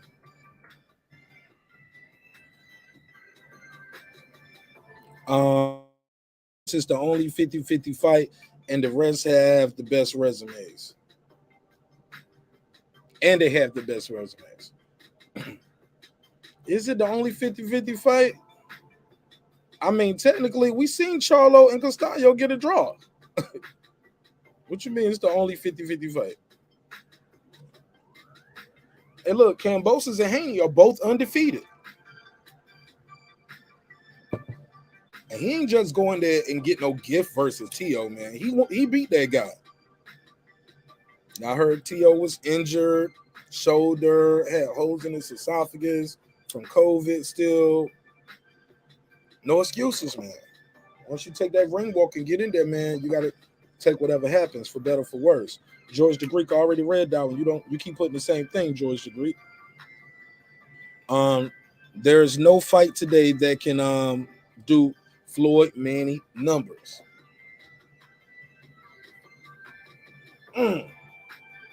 Damn, Karma, you might be right again, Karma. Let me give you the drop, Shawty. You might be. Yeah, I gotta say, yeah, you're right. Yes! Yeah, you're right. Nobody doing those numbers. Yeah, you're right on that. Y'all let me know what y'all think of what Tank said too about in that interview. Troy said I always thought Gilly was okay, man. That's a body to put on somebody, Troy. Don't put that casket on nobody, man, without the evidence. That's one of the things you don't do. You don't call nobody no snitch. You don't call him that. Troy don't put his email out there. All right. She said, got it. The press conference will be crazy. Bomac gonna be hype. Yo, Bomac gonna hype it up, yo. You right, homie. Bomac will hype it up. Bomac will definitely hype it up. Derrick James gonna talk some shit, but at the end of the day, man, the fighters got to fight. And I want to hear the fighters talk the shit, not necessarily the trainer. I want to see the fighter talk the shit and either back it up or go there and get looking crazy. But definitely don't want to see nobody in there just the trainer always talking. Nah, I ain't got time for that. Hey, look, the trainer ain't got to throw no punches. I want to hear the trainer just throwing punches. I mean, in their lip boxing. Trainers talking shit at the press conference. I want to hear that. Especially if the fighter quiet. Nah, I want the fighter to talk. Because he going to have to be the one to show and prove.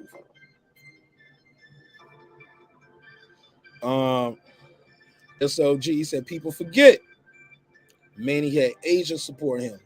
So Floyd benefited from that due to the exposure, right? Definitely got a lot of exposure from that.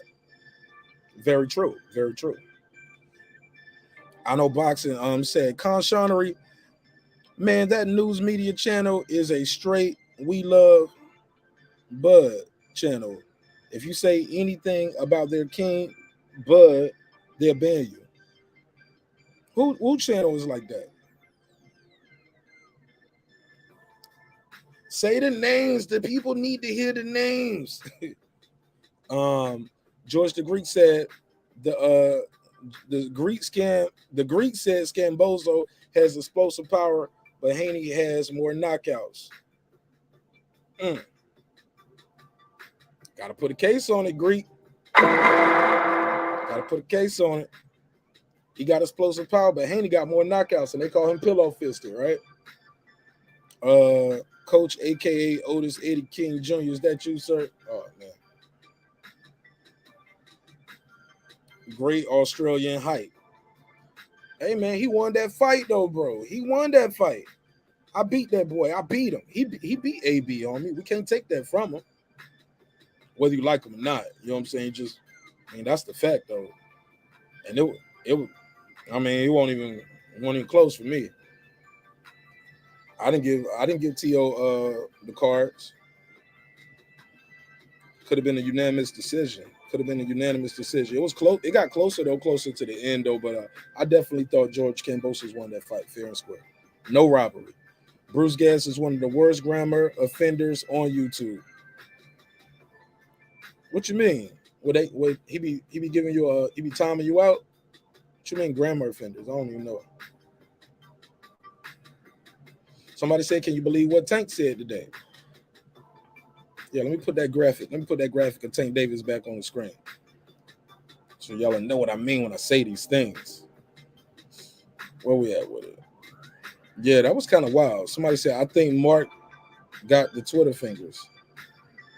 Now, Mark is up here talking. You in the chat. So who's typing and who's talking? Come on, man. The phone number out there, Taylor Bill, and the link. You can call in. You can click the link. You typing, homie. I'm here talking. Don't do that. Respectfully.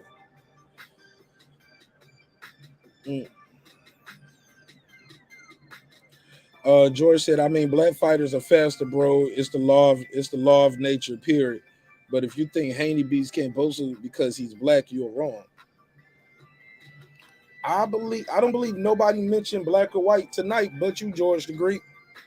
Nobody said nothing about nobody's race, color, or creed. But you. Only one. You're the only one so far. But that's okay. Troy Graham, he said, did the white man tension get I got cousin that will loosen you up real nice. Damn, I'm way behind on the chats. Let me speed these shits up. Damn. I got way behind. He said, and his wife was screaming, Manny, no. Okay. Oh yeah. Damn, I'm way behind. What time is it? Oh yeah, I'm about 20 minutes behind on chats. I know boxing, really. I like Coach, and he's actually pretty non-biased to me. He will let you voice your personal picks, but he isn't necessarily anything I would call a pattern. Yeah. I was talking about Haney versus Kambosos in June. Nothing going on in June, but baseball and NBA finals. Okay, yep. Any TBC hoodies? Shout out to Velocity Cuts. Right, no football in June. I know boxing. I was just commenting on the fact that his haters actually give him donations. Everyone gets hate, but at least he's able to benefit from it. Okay. George Degree. At George Degree. So Kambosos gonna win because he's white, but Haney can't win because he's black. Sounding a little racist, fam. Yeah, I'm late. Y'all. Yeah, I've been late. I'm reading though. Slim, I was in his chat early. Him in the chat was throwing Spence jokes. But as soon as I started throwing Crawford jokes, first they timed me out, then they banned me. Wow. What you say, I know boxing. Type the same joke you put in here. Let me hear what you said. What you say about Crawford? Gamboa was a beast at the time. Absolutely. Gamboa used to be a beast, yo. Mark, pause. Get his licks back. Let me see. Go ahead, Troy. You got the flow. Okay, I just have a quick question for you and the folks in the panel. It ain't no panel. It's just me right now. It's cool. Okay, good. You gotta name me like a Mayweather fight, that was important to the sport of boxing.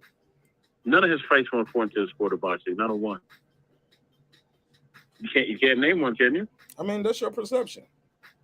No, that's the fact. You care to name me a fight that was important to the sport? Good. Why? Yeah, good question, Troy. Good question. Yeah, you said something about Reggie. We had a good debate, and Reggie said this is going to be a fight of the century. Reggie got a greasy neck, too. It don't change the fact you don't know what he's talking about.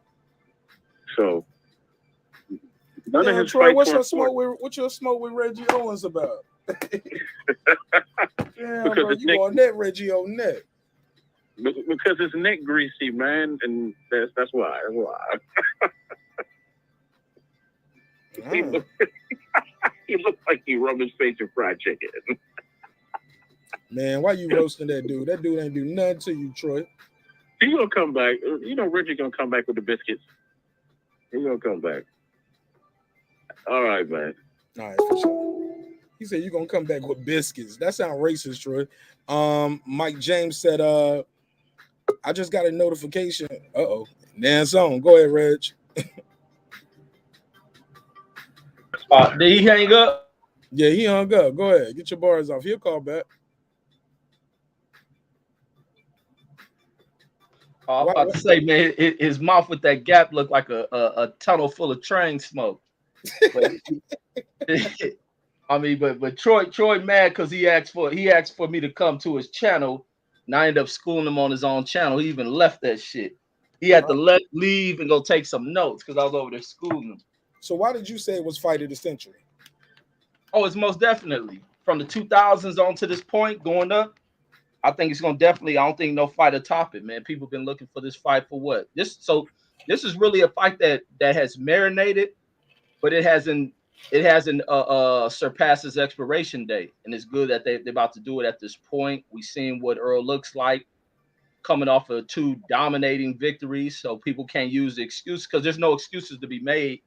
Following, however, the matchup between these 2 fighters go down. Both of these fighters are coming off spectacular fucking victories. Sean Porter coming off of not Sean Porter, but Terrence Crawford coming off the Sean Porter stoppage. Nobody ever stopping Sean Porter, and nobody ever stopping you guys. So it's just a lot to build from this fight, and it's a fight that everybody wants. It's gonna be epic. These 2 of the premier welterweights, to kind of take the throne from Floyd Mayweather, and I think even whoever wins this one could go on. I wish they would have stayed in the division long enough to see what they'll do against Jaron Ennis, who I don't think is ready. Jaron looks flashy and stuff, but he ain't ready for these 2 dudes. So these 2 dudes may end up taking a campaign up to another division. If Terrence wins this one, and him going to see what he can do at goddamn 154 be tremendous. It'll really set the stage for what these 2 dudes are going to do. And I think this is going to be a battle between the 2 top guys that really lives up to the hype. Sometimes you get people say they're disappointed when they see these 2 guys match up. They didn't like the Floyd. I love the Floyd fight. Thought Floyd displayed what boxing's about. It's science. But this is definitely, I don't think no matchup in the last 22 years into the century have matched up to what this fight is expected to become. But it's not gonna sell what those other fights sold, though, Reggie. Right?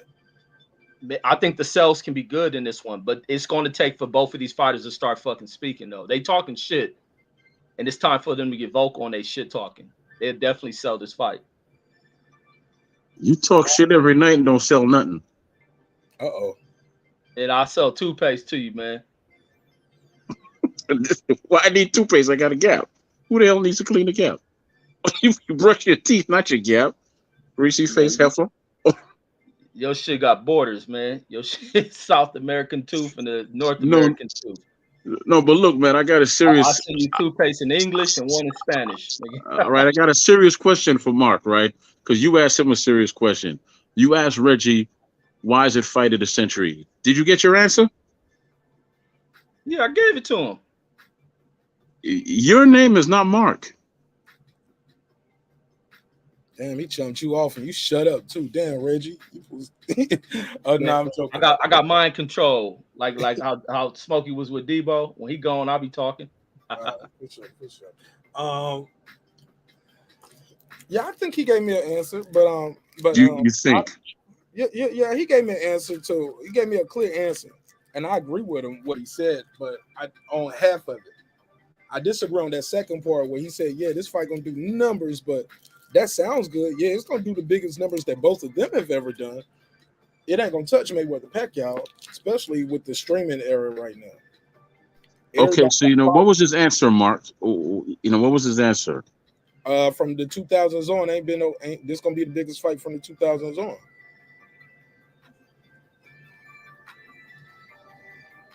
The biggest fight from 2000 on. I mean, you called right while he was talking too. We were still kind of going on it. So, like, but what you question him or just give me your direct question to me. Okay. You don't feel like he gave me a satisfiable answer? No, I'm just trying to get a clear answer as to why this fight is fight of the century. Well, let's slow down, and let's do it like this. Reggie, say it again. Man, why is Crawford versus Spence gonna be the fight of the century?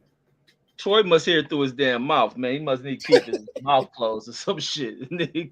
That fucking echo chamber in his motherfucking mouth blocking the his ability to hear. Now go back and rewind the video a little bit, Troy, and you will hear it. The same thing I told you on your channel, and the same thing I said in my video of this being the fight of the century.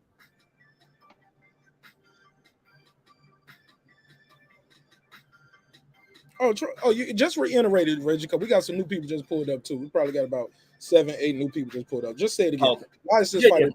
So since the 2000s, man, this has probably been the biggest matchup between two highly skilled fighters. I know Pacquiao and Floyd fought within this time period, but this fight is going to be a bigger fight. May not hit the numbers, but in terms of significance and what you see in the fight, this is definitely going to be bigger. Even with Floyd and them selling $4 million, Floyd and them don't top what people thought what people enjoy what they saw with Hagler, Sugar Ray, Hagler Hearns, and you go on to name them. So even with Canelo being this huge number seller as of now, as time moves on, is Canelo going to be viewed into a higher respect than what these guys are doing? I doubt it. But then when you looking at this fight right here, this is an epic matchup between two of the premier guys up in this division. You got goddamn Earl coming up out of that accident, looking to be better than what he was, with his focus into the game. And then you seeing what Crawford is doing at 147. The undisputed champion came up to this division and is thumping shit, stomping them. And I mean, you can't take that away. They both coming off of victories over guys who've never been stopped in their careers. And the matchup between these two is what the world is waiting for. And I think a lot of the social media giants are going to get behind that. You got shit. Even with Earl getting the Cowboys and all that shit involved, Cowboys legends. You got other people with the platforms, the Breakfast Club. You can name all those platforms they can take their tours on. Who else is a big platform? The $1 million worth of game. Breaking Beat. Will push it. They about to push the hell out of this thing, and it's gonna be easy to make it. Because it's been marinated in this internet. So the fact that it's been marinated in this digital space makes it bigger. I think it's bigger because they both are undefeated still, and it's undisputed on the line. And that right. Go ahead, Troy. Rebuttal. Okay, I'm just gonna hit the bullet points that he talked about. He said because from 2000 on, there hasn't been a bigger fight, but he can't name all the fights from 2000 on. So, Troy, you don't have to name them all. He could just name. I got you, Mark. You asked me to rebuttal. I'm just stating. But only reason I'm doing that because you and I talked earlier today about this same thing. Right. But you asked me to rebuttal, and I'm giving you my reasons. Can't name all the fights from 2000 up to now. Then you said, well, because also, Earl. I'm sorry, that's a trash-ass rebuttal. No. But also you said all the fights for the last 2 years, but at least be able to name the biggest and most significant fight and say if this is bigger or more significant, Troy. He could. Okay, I'm only giving you the bullet points of what he said. That's all I'm doing. I heard what he said, and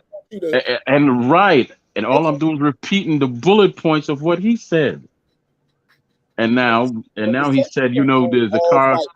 Then there's a car crash that'll make the fight bigger.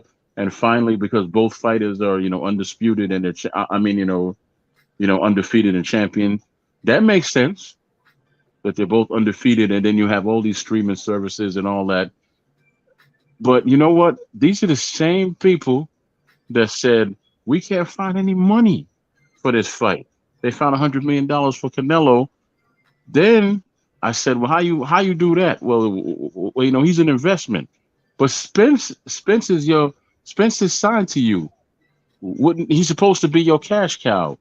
Wouldn't he be your investment as well? No answer.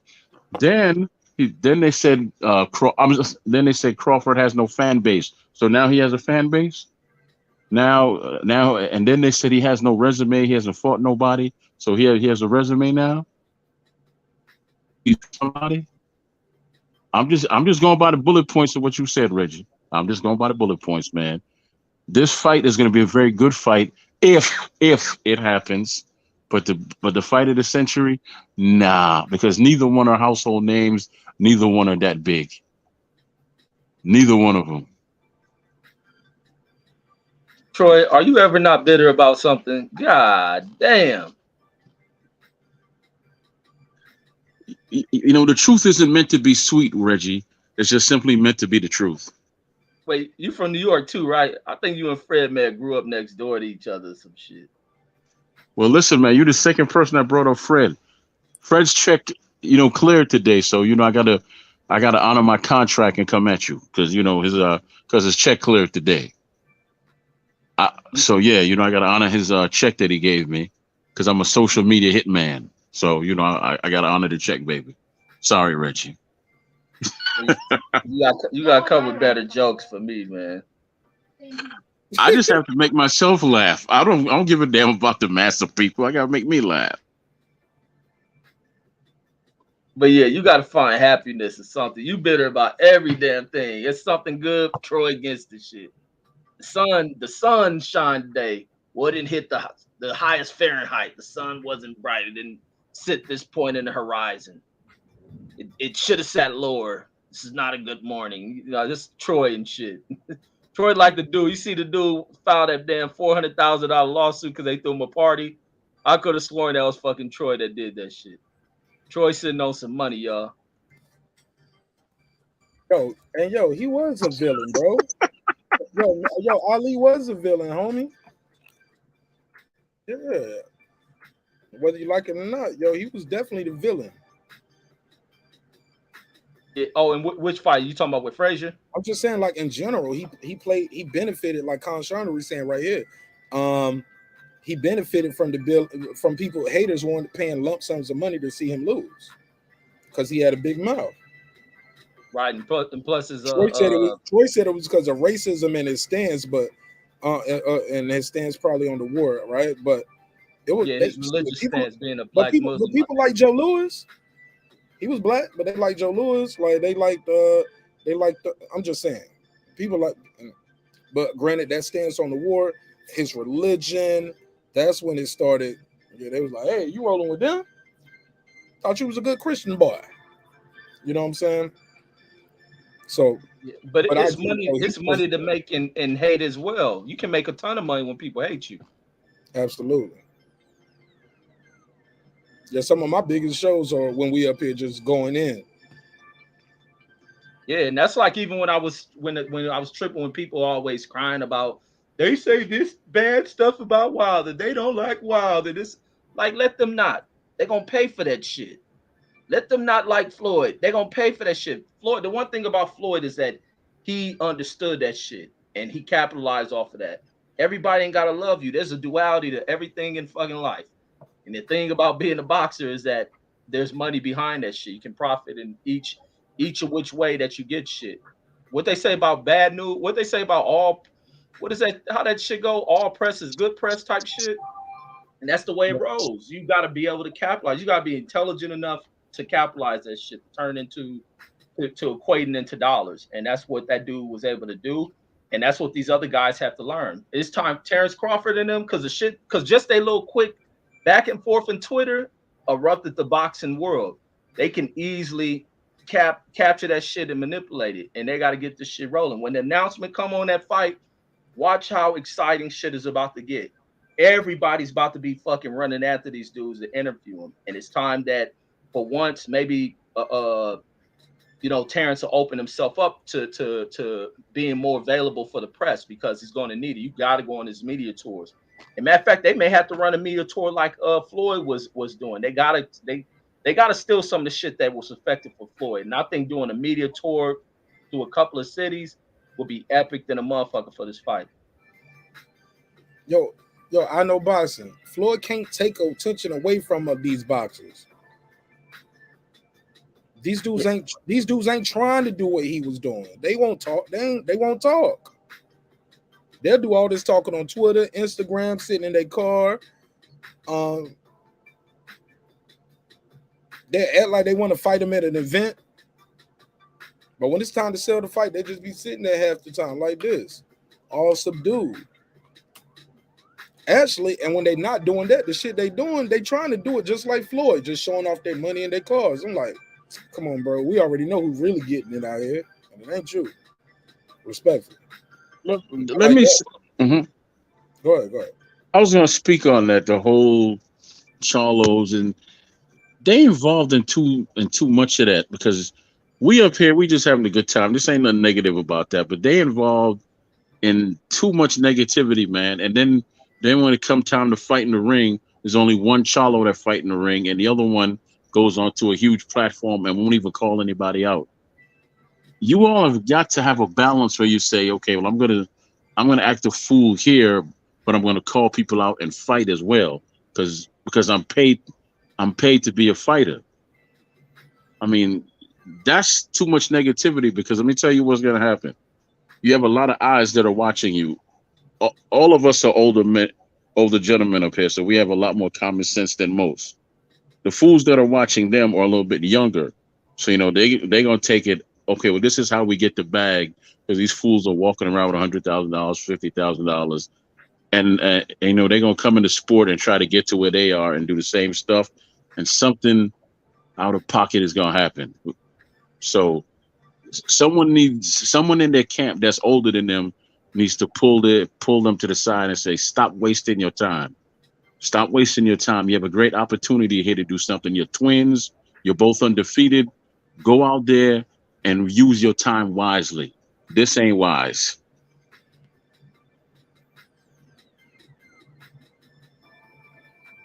Go ahead, Reg. Yeah, people really trip off how they behave. But there's another thing, we talk about it later, about the fans, how some of the fans is acting with the Charlos when they were on that Showtime desk. And it's kind of what fans doing all that shit, prodding, talking shit to them that shouldn't be happening. But their behavior at fights, we got to understand, they are fucking fighters. These aren't golfers. These guys aren't tennis players. Hell, they ain't even hockey players. And people don't say shit when hockey players are smacking each other. But the thing is, it's important when promotional companies are putting these things together to ensure that these fighters who they know are in heated rivalries to not cross paths with one another.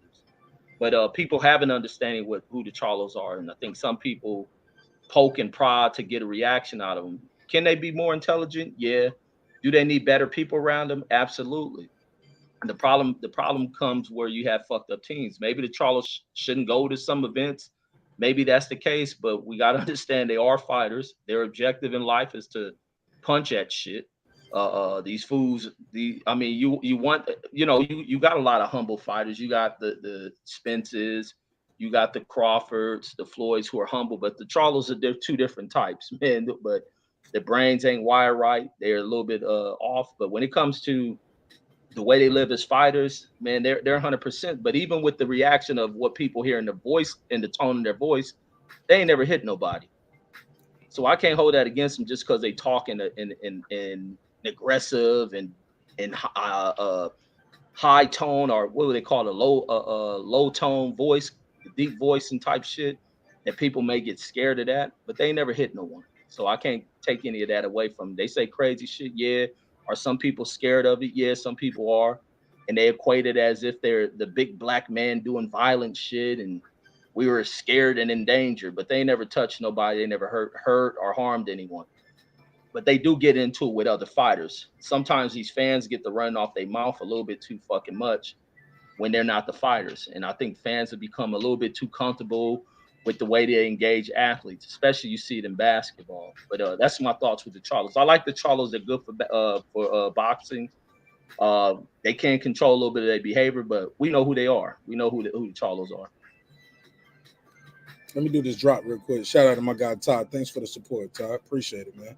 I'll give you the $2. You give him the $2. All right, pay him the $2. Oh, pay the $2. George Degree said Haney is faster than George. Put them both in a sprint race. Haney will probably win, but Haney doesn't have the explosive power and stamina of George. He's in a soft fight. He's a soft fighter. Ain't nobody beat him yet though.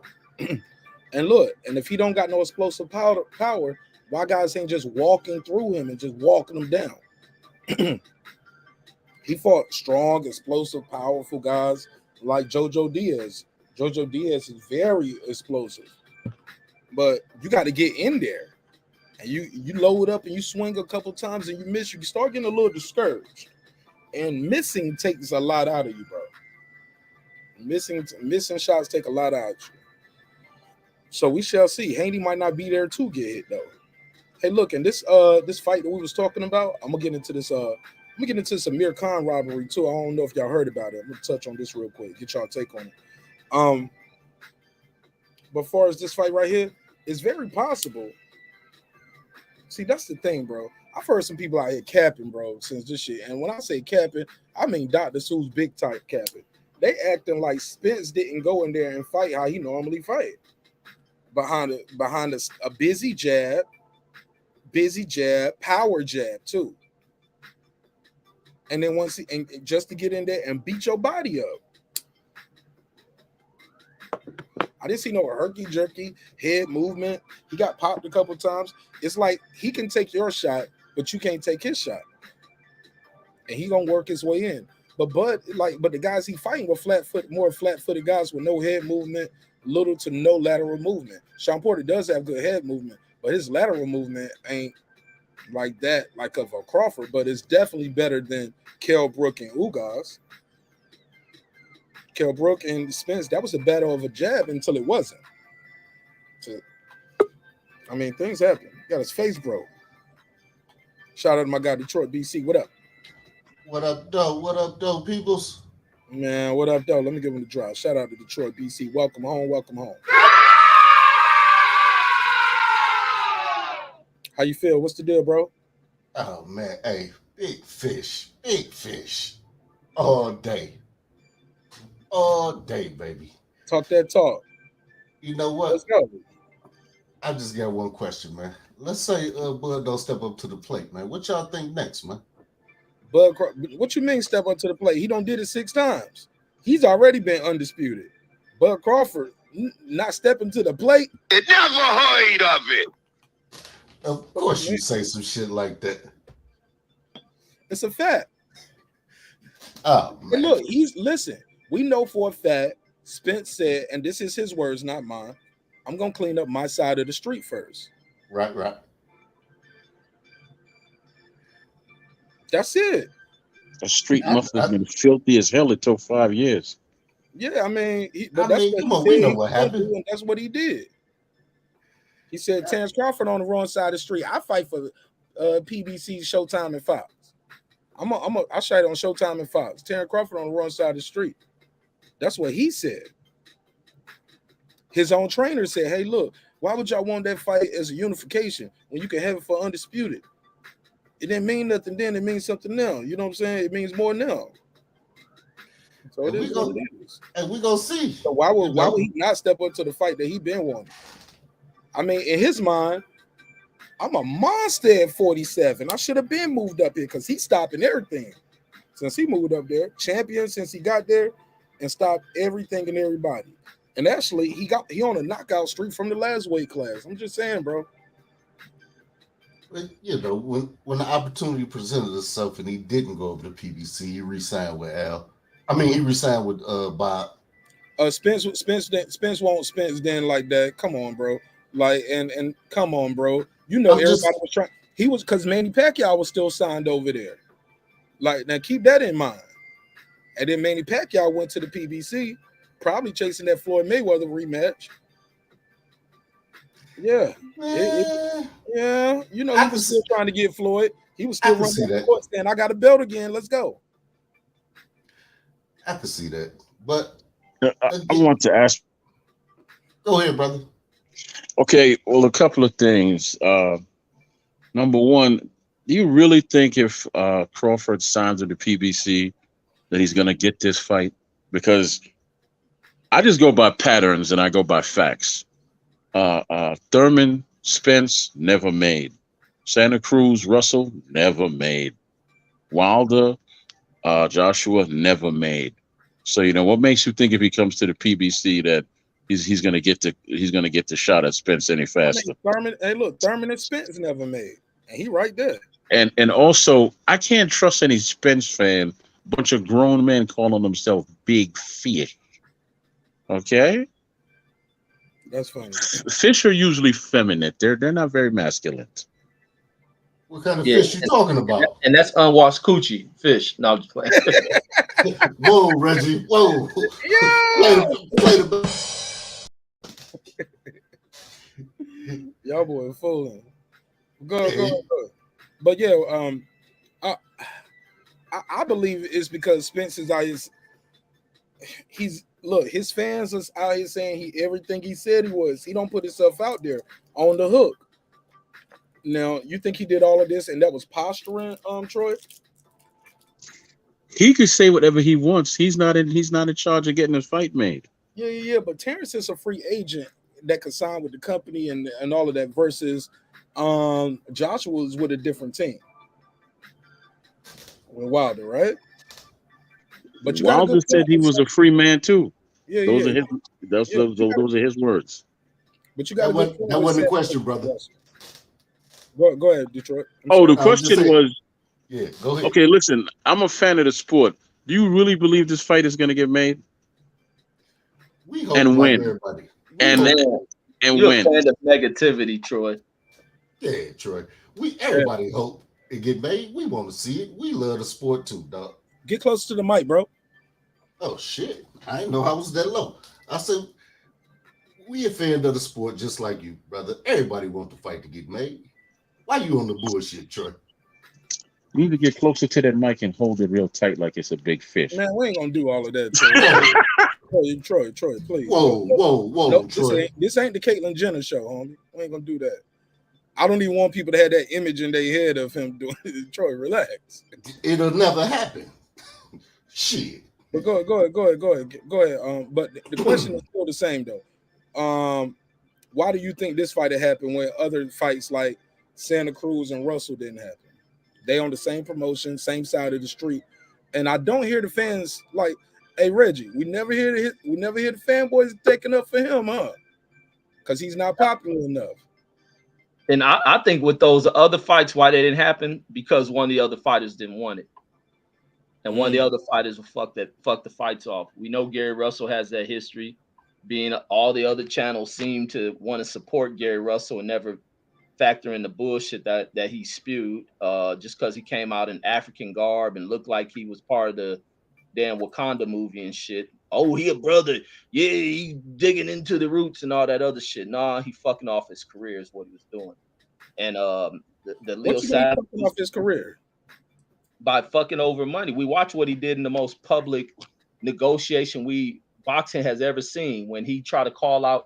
He did the dumbest shit I've ever seen in the history of goddamn boxing, where Terrence Crawford, some fight was turned down from Terrence Crawford taking something. Gary come out. No, matter of fact, it was Gary got on Fred's show and got to reliving some shit that happened when they were young kids in Colorado and talking about where he was feeling himself and got talking about he beat up Terrence Crawford and this and that. And then he calling Terrence Crawford out about he'll take the money because somebody turned it down. And then it was like, Gary started feeling himself. He'll move up and weigh. He'll whoop Crawford ass. And Crawford's like, ain't nobody worried about it. But then that's when Devin Haney got involved. It's like, shit, well, I'll take the money. And then Gary flipped it on some shit, was like, well, no, I only, because it was he was going to take some low ass offer, like $500,000 for Terrence. And nah, it was like, that's what he said. It was, I don't know. I remember it being, I thought it was something low. It was like $500,000 or for something somebody turned down, and Gary said he'll take it. And then Crawford, everybody's like, you too smart. Got that $500,000 fight offered for nobody though. Man, watch, go back to it. And then Devin was like, shit, I need to go back. I was just Devin was like, Devin told him, well, shit, we got $500,000. What's up? And he was like, no, that was personal, for you as business. And then that's when he told me like the 1.2 something. They start moving forward with the contract shit and getting close to the fight, and then all of a sudden it falls out. Then when the fight getting made, they want to talk about we need pay-per-view and all this other stuff. So it shows that they're difficult as fuck in negotiations. So it's Gary. It ain't so much of the PBC stopping them from fighting because they're on the same thing. Then even with Sean Porter, I forgot who you said Sean Porter and Earl didn't fight. Well, Keith Thurman. We all knew Keith Thurman was ducking the fuck out of ERROL Spence. Nobody stood in the way of that. If two fighters don't want to fight, they're not going to fight. Jacob and Charlo. Charlo ain't want that shit. I'm put that shit on Charlo. Reggie, but you putting these duck bodies on people with Z. These just your opinion, though. Fair enough. Yeah, definitely an opinion. But then again, now I won't say that because Jacobs also said he was on the bigger and better shit, and Jacobs really was. Jacob was getting bigger and better opportunities than Charlo. To this day. Facts. Go ahead. Anybody want to reply? I think somebody was just trying to beam in, but I lost it. Am I in here? Right, I got Raheem, but somebody else. I'm in here. Marq Nash, what's wrong with these boys, man? Talk to me, man. What's on your mind, Raheem? Like, come on, man. Like these boys just be talking. Like, what's wrong with these fucking fans? Like, are they retarded? Like, they really got a mental like disability or something. Like, bro, like, listen, nobody. Like, first of all right, you have certain fighters that nobody's scared of nobody, but you have certain fighters that's going to look at other fighters and be like, okay, that's a hard fight. You know what I'm saying? No, but nobody's going to be like, oh, well, I'm scared of him. I'm scared. No fighter's scared of no fighter, bro. That sound like fear, homie. No, they're scared to lose. They scared to lose. Sound like fear, no. It's not about scared to lose. It's about like looking at. So what you do when you fighting, you look at a fighter's style. You be like, all right, well, he got this, he got that. So like with Earl and Terrence Crawford, like Earl seen what Terrence Crawford got, and he be like, all right, well, he has a lot of things that I don't have, and he's gonna make it difficult. So like people like, oh, they scared. Nobody's scared of nobody. Like when you fighting, you fight. It's nobody's scared. But I think that people are they always be like, oh well, they have something that I don't have. Earl don't have something that Terrence Crawford has.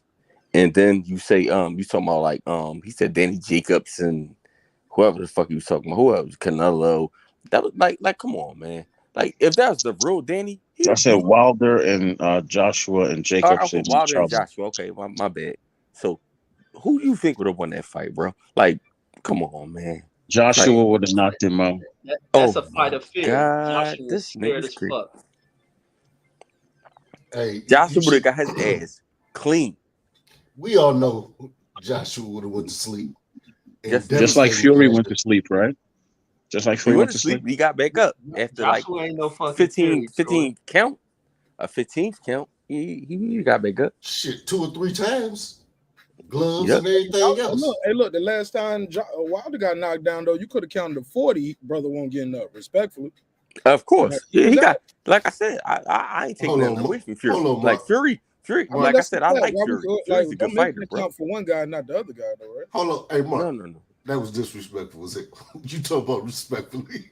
I said you could have counted to 40. But you could have. Like it's not. Mark, he was talking real shit. Like you have to respect. Wilder, though, man. But you gotta respect what he's saying. It's the truth, Wilder, but I love boxing more than I love Wilder. Hey, you and me both, man. You and me both. But I'm just saying though, you slipped him with a good one, man. Damn. No, that's real shit. You have to respect that, like, because Wilder had him down for 15 seconds, but they count on 1, 2, like so. Then when Wilder get down, it's 1, 2, 3. Like so, like I said, at the end of the day, it's a lose-lose situation. Boxing is a corrupted game, bro. Like, listen, I do this shit. Like, I be around all these niggas. Like, listen, ERROL Spence was about to get knocked out. They stopped it. No, nigga, you not messing this money up. This nigga crazy. Hey, Ben Israel, come get this nigga. You not messing this money up, nigga. You ain't messing this money up. Not tonight, nigga. Raheem, you about to get knocked the fuck out. Hey, man, send the Ben Israel signal like Batman. Fuck Ben Israel. He's a bitch ass. I'm going to beat Ben Israel ass. Man, if I ever seen him, Baltimore /Florida ass bitch ass nigga, he's a fucking weirdo. Fuck that nigga. Yo, Raheem, 29 chill. amateur fights. He's a fucking clown. Raheem, chill. Oh, Listen, my fault. Yeah, because he ain't even here to defend himself. All So right. let's keep it a buck. All right, my fault. But damn, y'all made me lose my point with all that wild shit, man. Homie said, damn, man. Fuck. Damn, man, you had just said something. My bad, cuz. I ain't mean it. Nah, you good, man. Y'all just kind of went on a tangent and I lost my point. God damn, but go ahead. No, he was saying that Earl almost got knocked out. Okay, boom. Thank you, Reggie. Okay. They did stop it, but they stopped it for the wrong reason. Not just because of the mouthpiece. Technically, that should have been counted knockdown. If you know boxing, look, the same way when the ropes held Kell Brook up, Tony Weeks correctly stopped it and said, whoa, that's a knockdown. The ropes just held you up. Same thing for ERROL. But why we hey, look, not only we're gonna do the knockdown, we're gonna pick up your mouthpiece here, put your mouthpiece back in. Let's go.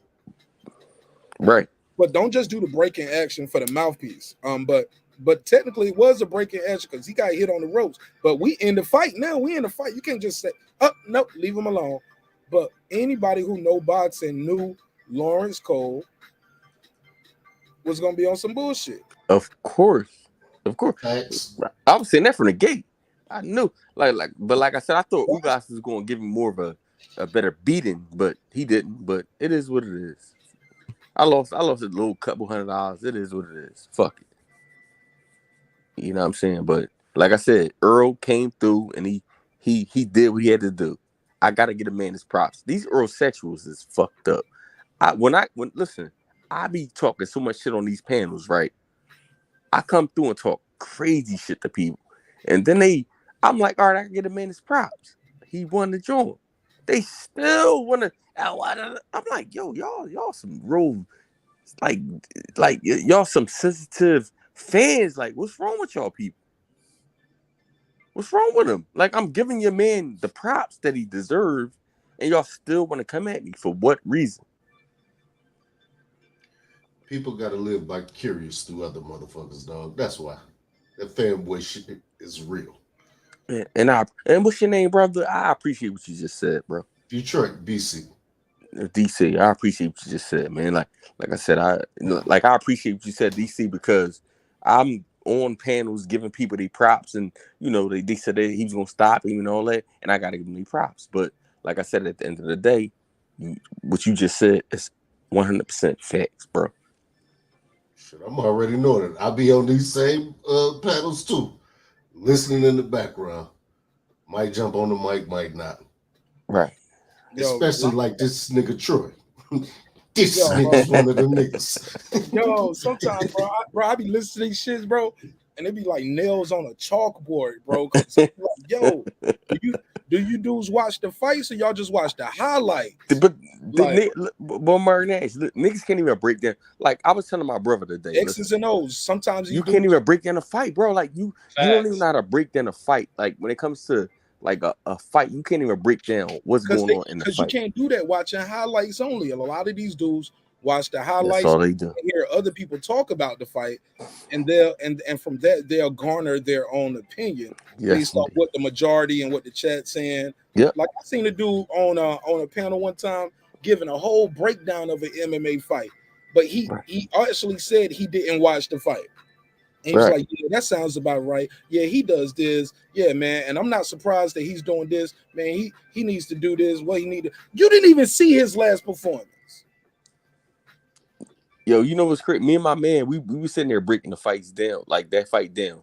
And it was closer than what niggas thought it was. Like, so niggas was thinking like, oh, well, Spence No, it's no domination. Like, Spence didn't dominate him. Like, if you take the commentation out and watch the fight with no volume. Just That's watch how we watch, bro. I'm covering the fight, so I can't even hear the audio. Right. So we watched it with no audio, like, and we watch and then like I said, Ugas so Spence, like I said, I'll be breaking this shit down. So Spence was double jabbing him up top, then he stabbed him to his body, and he'd throw that uppercut. You know what I'm saying? So he was stabbing to the body inside. Right. But Ugas also countered off of when he stabbed to the body. Ugas countering, right? But he didn't even notice that Spence was hurt, because I don't know if his eye was fucked up. He hurt Spence in like the 8th or 9th round. He hurt him a couple times, but he didn't notice. You know what I'm saying? He ain't notice what was going on. He just was like, just punching. He's admiring his own work a little bit too. Yeah, of course he can't do that. You can't admire your own work. You gotta keep fighting. I think he was a little surprised, like, oh shit, he hurt. Right. I don't think that's it. I think that he didn't realize he was hurt. I think that he just was like, all right, he was hitting him, and then he was like, all right, well, then I'm gonna keep doing what I was doing before. Like any fight you look at with Ugas, he always admired work. He always that's his shit. He's gonna admire all the work in all his fights. You know what I'm saying? But like I said, at the end of the day, that was the opportunity to take Spence out. He didn't take him out, and that's his mistake. You know what I'm saying? Bro, when I saw Ugas blow his nose in the fight, live coverage, I said, I think his nose already broke. But look at him blowing his nose. I said, I hope his nose ain't broke. Because sometimes you just want to clear your nose, and you see guys blowing their nose and they don't, their nose isn't broken. It's not an issue. But right. Every now and then you'll see these guys blow their nose, and right when you see them blow their nose, I'll be like, here it comes. Pause. And you'll see that face turn into Elephant Man, homie. Right. But like I said, it was a good fight. Like I said, that was a good scrap, but Spence had too much dog in him. Ugas had too less dog in him. So it is what it is. I lost a couple $100 on it. I don't even care. Like I would have been willing to win my money, but whatever. Now it's Terrence Crawford. Now let's see what you're gonna do. And we a man that what's the bitch ass nigga? No, I ain't gonna call him bitch. What's the dude that was talking crazy but the 29 amateur fights? Like that nigga. That's what you know his name, bro. Come on, bro. You know his name. I just wanna holler at that boy. Like what y'all gonna do? What y'all gonna talk about? We gonna have to holler at. We gonna have to set something up in Philly or Baltimore or something. Like I'm gonna have to set something up. Y'all right, y'all right, bro. Y'all can meet up right here in Atlanta. Meet up but I don't really be coming to Atlanta. Be a bunch of gippers down there. I don't be fucking with. No. It's the only reason I say that is so I can film and I can promote the fight, and I'm cool at a couple gyms. Yeah. All right, bro. Yeah. You gonna get some money off of it? Gyms. You know what I'm saying? Holla at the homies. Put this shit at one of the local gyms here, and I want to meet my man down. I just want to trash Bull. Like I don't want to. I just want to trash him just to let him know, like you a little. I know he like 5'8", maybe like 100. Like I just want to put hands on him. Like I've been wanting to put hands on. You might lose the fight. First of all, I'm not you might lose fight to that little bitch ass nigga from Baltimore. What if he knock you out? Do you want to rematch? First of all, he not knocking nobody out, nigga. You got me all fucked up. Like I'm just saying, it's a fight. You don't know what's doing. He got 26 knockouts out of the 29 amateur fights. He was knocking people out in the amateurs. He was not. First of all, I ain't never been knocked out, bro. Listen. I'm saying, but you ain't never fought him neither, though. He ain't never fight me. So it's a whole. I never. What's your amateur record, by the way? I'm sure he did. Listen to his voice. What's your amateur record, bro? I don't fuck, nigga. I don't know, nigga. I lost like 4 or 5 fights. I don't fucking know. Like you act like I'm sitting here keeping a count. Like I done lost a couple of amateurs and I won a bunch of them. I'm like, you gonna have to have your record. We got people that have 500 fights. They know how many like. Yeah. It's a difference when you're in Philly. Like, listen, bro, listen. I think you got amateur math. That's what it is. Amateur what? Amateur math. No. This is what I had. Listen, the whole bro. Let me explain something to you. So when you're in Philly, right? This is the whole difference, right? So. My goodness, what a sequence! Look, man, look I'm gonna tell you one thing. I swear, Marq Nash, when you out here, like, listen, you don't. First of all, you're not even fighting. I be fighting like I was fighting every week. Like, so it's not like I'm not keeping track of. I'm fighting every week, so I'm fighting all these different niggas. Like, so I don't keep a track of everybody I'm fighting. But I did go into the Golden Glove tournament. You know what I'm saying? Now, when I went to the Golden Glove tournament, Danny was there. Danny Garcia. You know what I'm saying? Now, David Reed, like I said, that's my old head. He was on the rise. You know what I'm saying? I'm an old head. You know, I might not sound like old head, but I'm an old head. Danny Oh, you Garcia. sound like an old head, but go ahead. Me too. Yeah, but I'm You saying said Danny you Garcia went is my there. young You boy. mean you brought a ticket or did you fight Hey, him? look. But You no, was, I'm just trying to explain to y'all you like got this 45 is a seconds for different calling somebody a situation. Like I whippersnapper. never Yeah, you sport definitely old. professional at Yeah, let all. me I jump just in sport after all him. amateur shit, and then I sparred with all professionals. I didn't never fight professional. I fought all amateurs, and then I sparred with all professionals. So But you when don't I even know how many fought, amateurs fights you got, bro. huh? But you did hear you say you don't even know how many amateur fights you I got.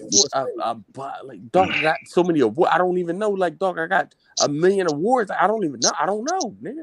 I got silver, gold, bronze, everything that I did. Like I wasn't keeping track. I You're just not trying to talking. rumble. Wait, Mark, let me ask Raheem this. Raheem, are you at home? Are you at home, Raheem? That's Troy with the bad mic. Raheem, are you at the house? Yeah, I'm in my crib. Gotta mute when you're not talking. Can you please show us the Troy, mute trophies? if you're not talking. You said what? Can you show us the trophies then? Show you the trophies? Hold on one second. Yeah. Don't stutter about the trophies. You ain't got to show us your whole house or layout. Just show the trophy. They want to see some awards. While you doing that, while he doing that, go ahead, Troy Grant. What you got? And after I was that, gonna say you sound like a gym rat, man. Like you went in there and you just fought. But if you have all those medals, those are official things, so they should be on record somewhere else. If you have everything that you said you have, the bronze, the gold, the et cetera, those are official things. So whatever gym that you fought out of should have the paperwork for that. So it's funny that you say that, bro. Like, while you doing that, and after this, let my guy Boxing Scholar get his bars off. Okay, and it's funny that he say that because it's a fucking filthy game out here. Like, see, y'all don't know like what's they going on. deleted your records. No, they don't delete no records, bro. Like, see, y'all keep y'all niggas. I got crazy, you, bro. man. Ignore that. Y'all Just crazy, man. Continue, please continue. Y'all really crazy. So it's not about what they deleting. It's about what you have and what you don't have. Now, like I said, nigga, if the boy said he was 39 years old, right? Your man, what's your man name? The boy. That's all right. You know, are you near to your trophies yet, man? No, I'm talking about Marq Nash, the boy that was talking about I trash him from Baltimore, and then I got you. But are you near to the trophies that you want so you can show them the register? Right. I'm just saying, like, I want to. I just want to show, like, okay, that was that at that time, right? That was what at that time. He said he's 39 years old. He had 29 amateur fights. Okay, yeah. Right. Okay. So now I'm older than him, right?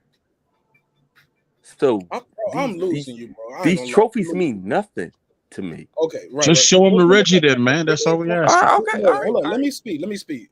It might not mean nothing to you, but I guess they're questioning your credibility, my brother. I don't know if you know what's going on, but I'll say less on that. That's why they ask you, are you near any trophies or any of the medals you won? No matter what year they are, how dusty they are, they could have been back in the late 90s or the 80s, whatever. Like, first of all, nigga ain't no fucking 80s, nigga. You name I don't know how old you are. You kept saying I'm an old head. I'm older than him. I'm just not that much older than him. I'll fuck him up. So why I gotta be tripping? I don't know how old you are. Now I'm 42, bro. Like, he's 39, I'm 42. He ain't come to Philly and do nothing. Fuck you mean? Man, you got some work to show him, man. Or can we? All right. Well, say less. Say less. I can pull your amateur record up. You first of all, you definitely can pull my amateur record up if you want to. Pull it up. He was a bum then, and he's a bum now. I didn't do that. See, Detroit BC, man, you gotta be careful with them drops, man, because they gonna think I did it. Marty Mark did that. Marty Mark ain't he's a bum then. He's a bum now. Oh, proud of you, bro. Don't let them do you like that. Where the trophies at, man? Niggas Where the if you step in between those ropes, you'll see. The bummest nigga gonna beat your ass. Raheem, time out. The other day, you was young than a motherfucker. Now you 42. I never said I was young. 42 is young, man. Look, I just turned 40. Raheem, I never said I was young. Leave him alone. Never. I never said I'm about to be 46 next week. Raheem, I said I was making it seem like you You was making it seem like you was gonna go pro one day, nigga. I never said I was gonna go Some pro bullshit, because bro. there's no reason to go pro because You're a I said I got 42-year-old real prospect, bad, man. Leave him bad alone. anxiety if you listen to the joint. He got it. I never said I was gonna go Eastern pro. Europe, Never. Blair Cobb Philly. 2.0, nigga. Blair Cobb He got the 2.0. Eastern European part of Oh Philly. my God, y'all niggas is weirdos. Like, Nah, first nah, of nah. all, We I Raheem, never what said I was Trophy gonna said, go man? pro What with the Trophy? nobody. What the I Trophy would have said, been man? one pro. Like, what are y'all talking about? Raheem, look, this show is a hip hop political sports show with a comedy twist. We're gonna let the jokes fly I because know. life is serious enough. All right. Yes, So indeed. I know. don't be easily offended. Look, they Yeah, I jump ain't up offended. every night. Hey, man, But niggas that's gonna why I talk come shit to the wherever you show go, man. because y'all funny. Y'all like y'all keep me laughing, and then Well, it's let bitch ass everybody niggas talk. on here that be talking a bunch of crazy shit. They can't do nothing. A bunch of can't bitch niggas. Like, He nigga, can't you bet can't Ben do nothing. What are Israel. you gonna do? Somebody You tell can't. Ben Israel he looking for him. I'm looking for him. Ben Israel, you bitch ass nigga.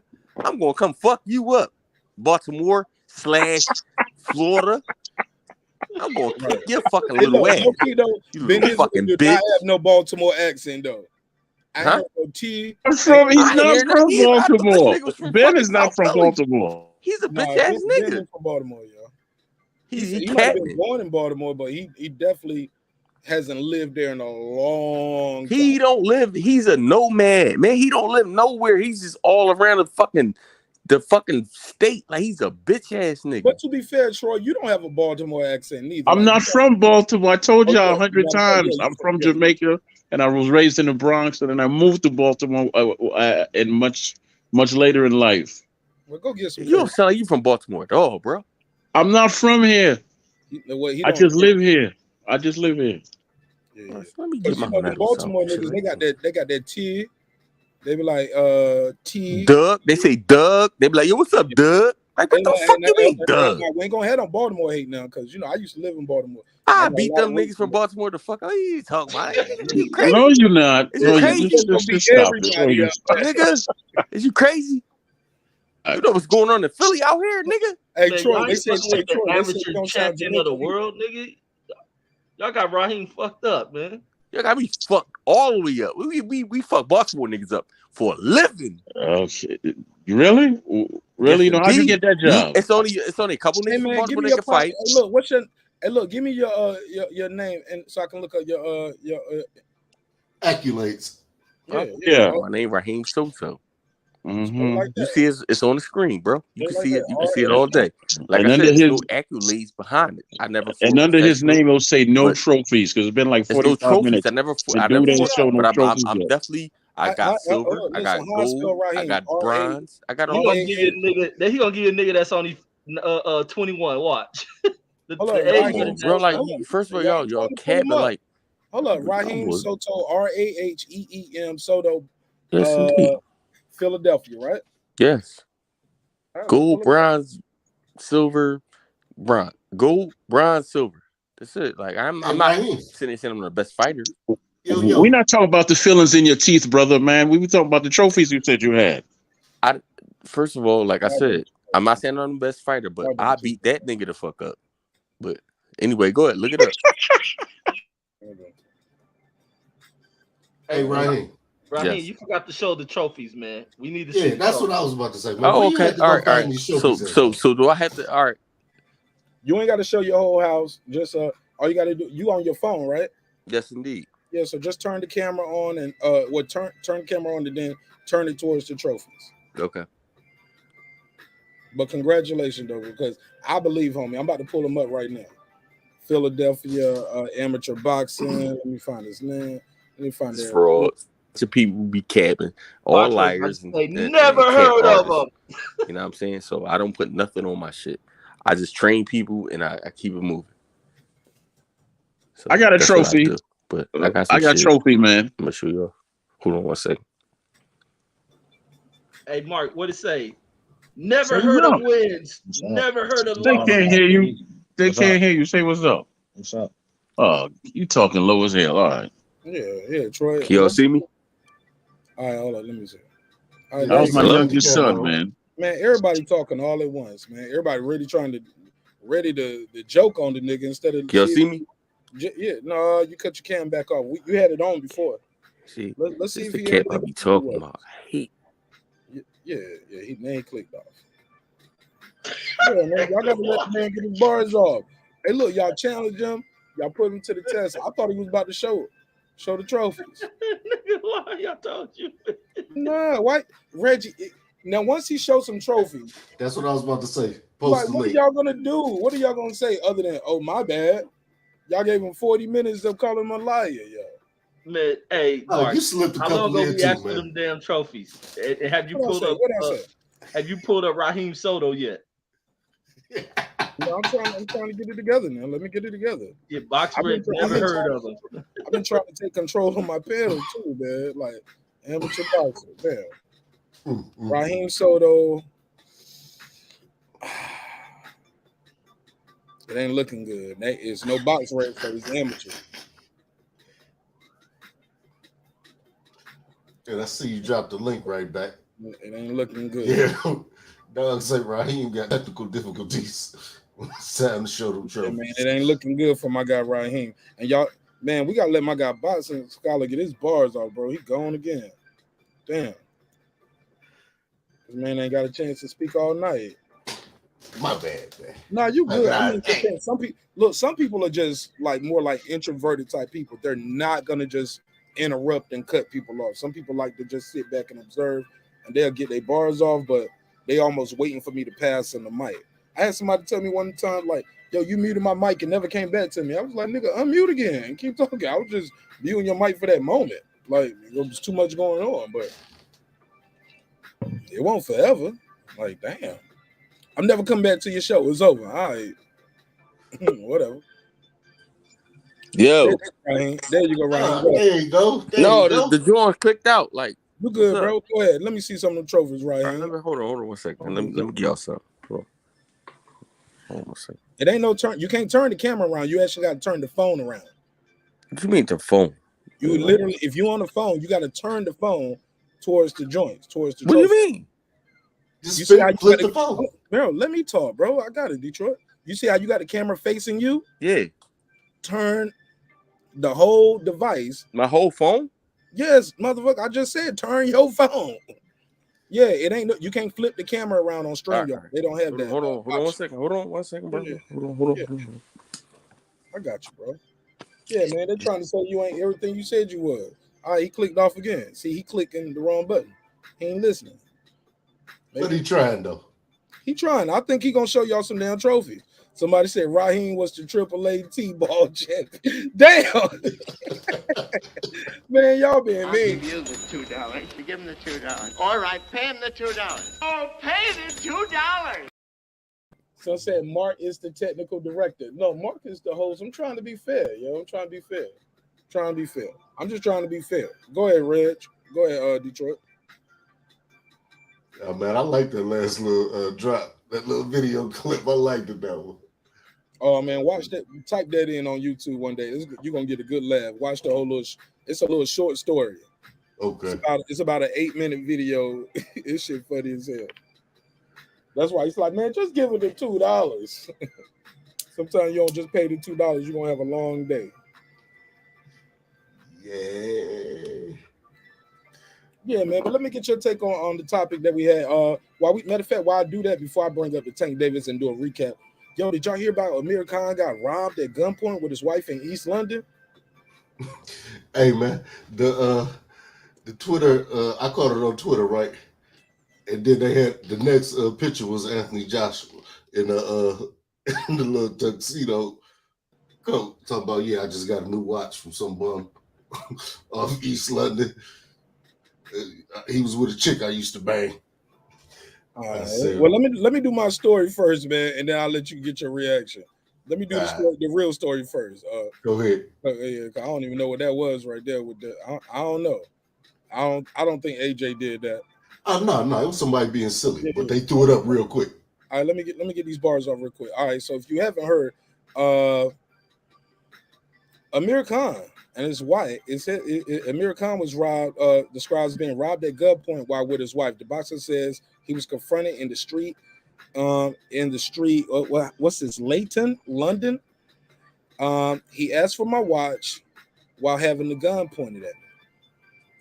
Let's stop right there. Somebody got the gun on you, homie. They got the drop on you. Give it up. Let me just keep it a buck, homie. I ain't telling none of y'all what to do with your life, but that jury ain't worth your life. He was with his wife. Again, this was in East London. He said, I crossed the road. This is on his Twitter. He said, I crossed the road with my wife. He said is now I crossed the road with Faryal. I crossed the road with my wife, like I said before. Luckily, she was a few steps behind me. Real nigga, walk behind me, yo. No, I'm joking. Luckily, she was a few steps behind me. Two men ran to me. He asked for my watch while having the gun pointed to my face. The main thing is that we're both safe. This was on his Twitter. He said it was robbed at gunpoint. Do we have any details from law enforcement? No, I said not. Everything else in this article is about he won the silver medal in the 2004 Olympics at the age of 17, became the champion at 22. So, yeah, and the rest is about where he fight again. Yeah, the rest of all, but that's all we got on this. That's the only thing we got on about him being robbed at gunpoint. And he said the guy put the gun in his face. His wife was behind him, thank God. And he gave up the watch. They went on their way. Go ahead. Anybody want to react?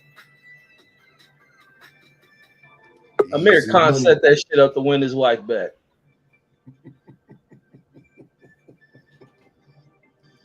Say what? Hold on. I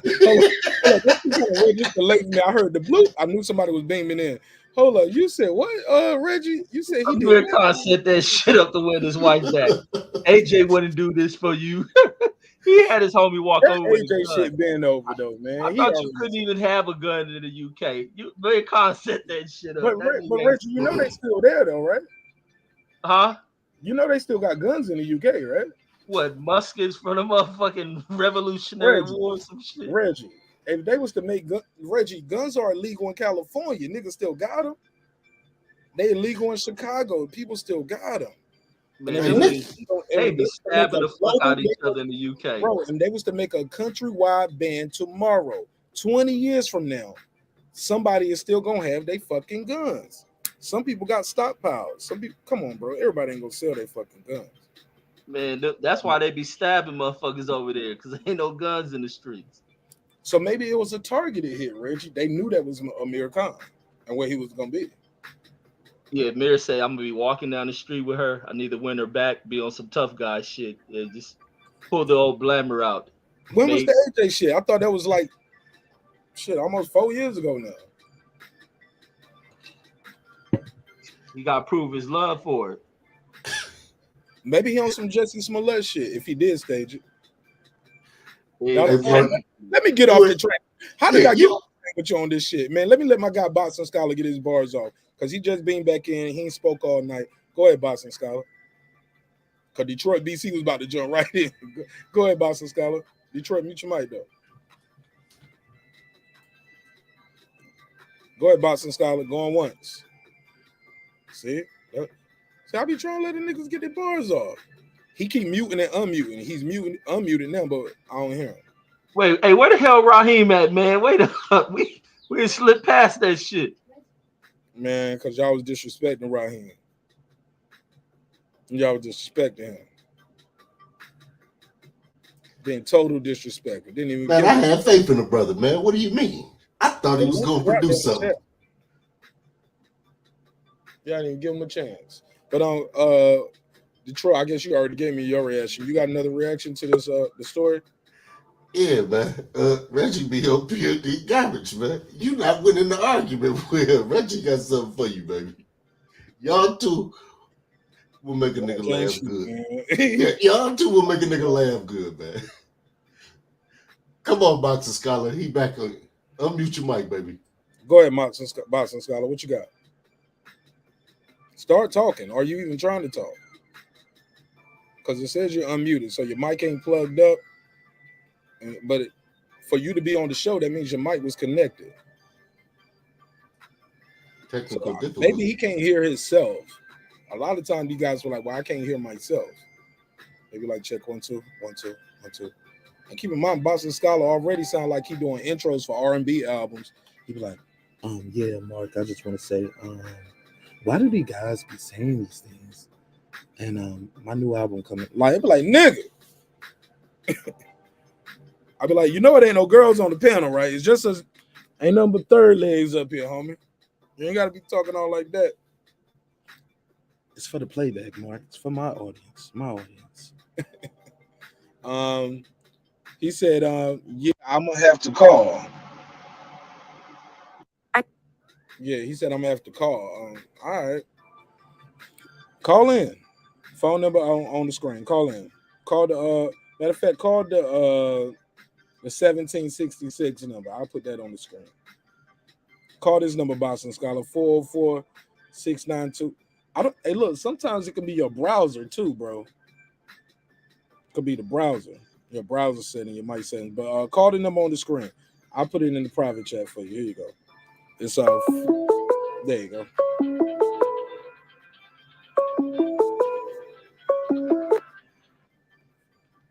$830. Talk to me. What's up, man? Man, I don't know what the hell going on with my mic. But yeah, man, y'all were talking earlier, and y'all were talking about, is this the biggest fight? That's what I wanted to chime in on. So, man, we passed that, man. We cooking this other nigga. No, I'm joking. Go ahead. Oh, y'all want me to get on the new amateur record or what? No. Go ahead. We was talking earlier about which fight is the most important, and then from there we got to because I think Spence versus Crawford won, even though earlier people were saying how this Devin KAMBOSOS fight was going to be the biggest fight, but now it's Spence versus Crawford. And so we asked, is it going to be bigger than Floyd versus Manny? Reggie said Floyd versus Manny was big, but it's not bigger than Spence versus Crawford. Spence versus Crawford is for Undisputed, and it's also two undefeated guys in their primes. Yeah, I 100% agree with that. This is the biggest fight. I mean, earlier somebody on the panel was saying that the fight might not happen. It might not happen. I think it was Troy. And I was going back and forth with him in the chat. And this is my comment to this. Because check out Reggie's channel, man. Reggie had a video and called us the fight of the century, and I agree with him, right? If this ain't the fight of the century, then everybody should delete their YouTube channel. Because boxing lives on YouTube. And if we can't spark enough interest to get the casual fans and Jake Paul fans is showing up to see him fight MMA fighters, we have failed boxing. Period.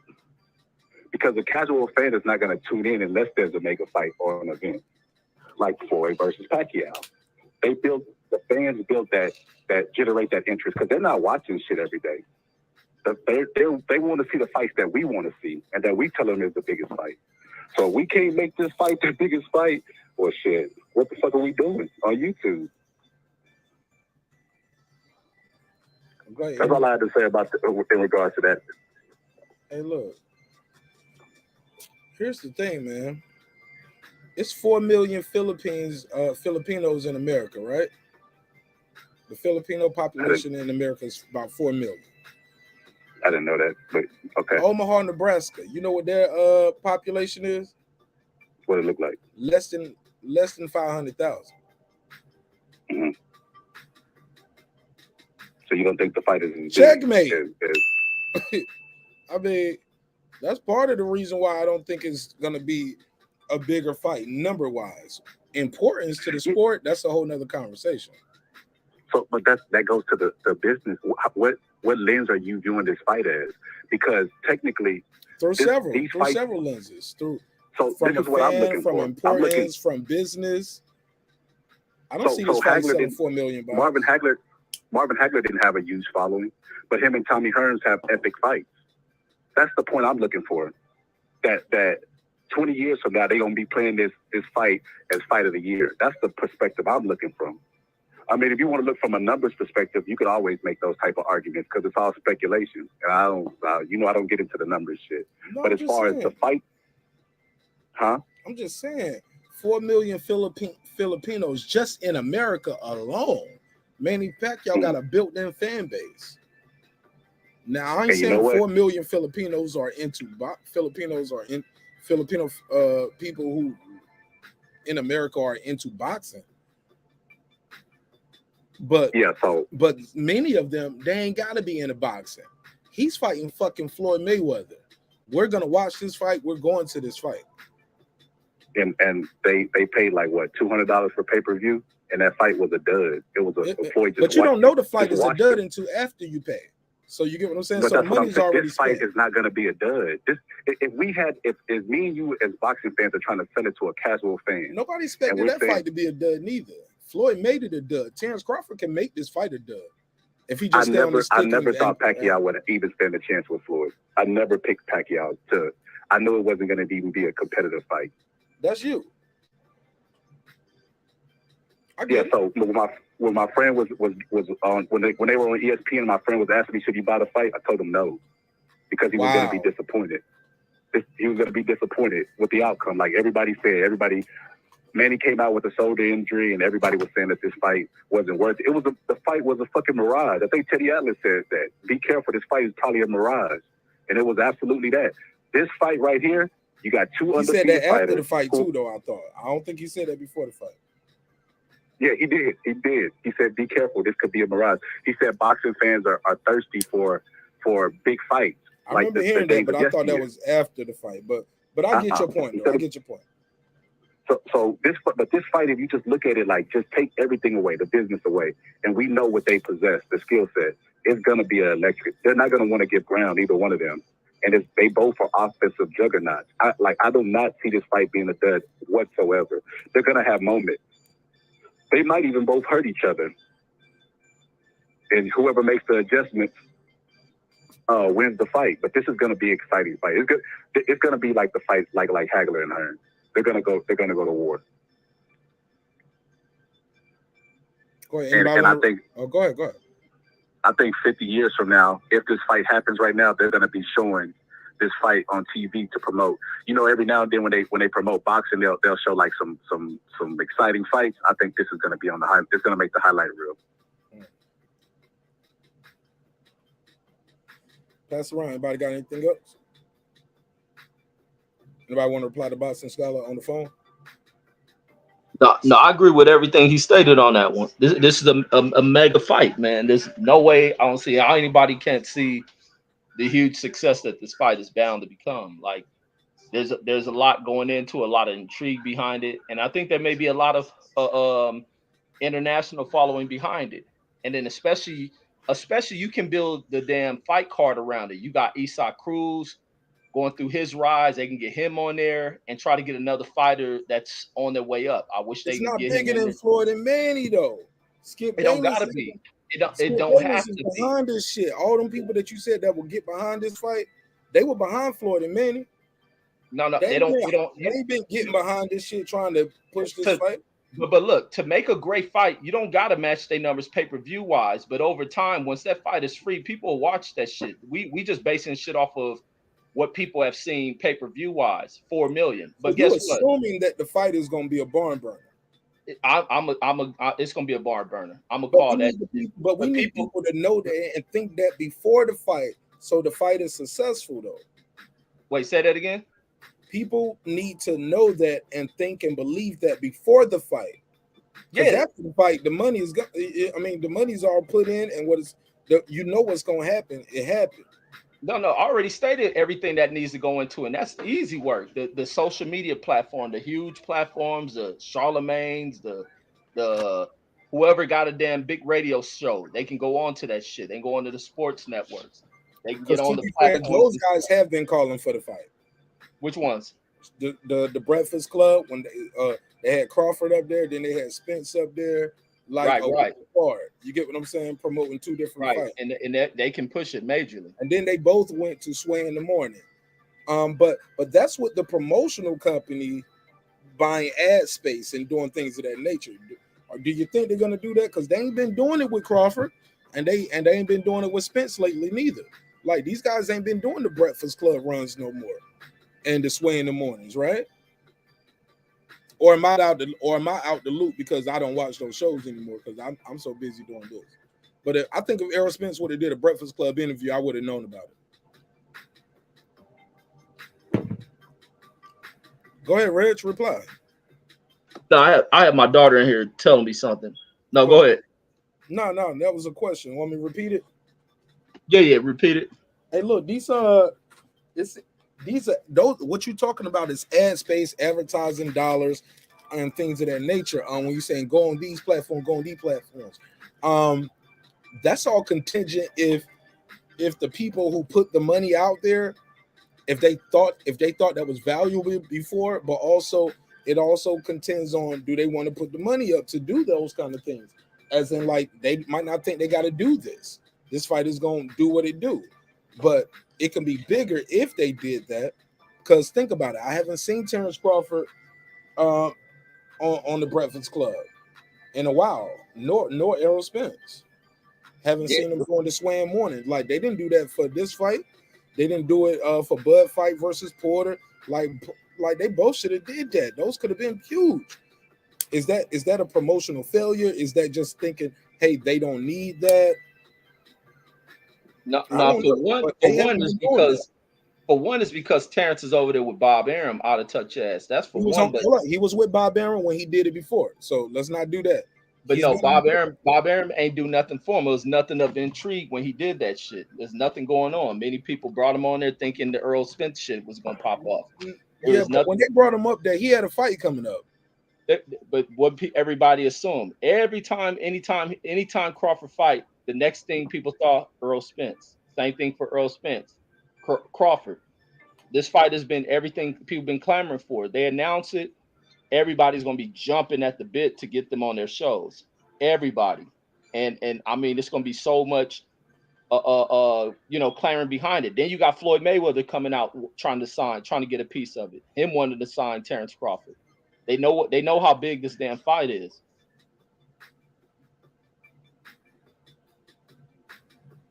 Calico, shout out D Calico. He said, ERROL Spence on the Breakfast Club 3 years ago. See what I'm saying? That's been a minute. It's been a minute. Did Floyd and Manny go on the Breakfast Club though? I don't think the Breakfast Club was around doing that. Nope. And the Pacquiao showing the hell ain't. And but even then, like that fight right there, like I said, man,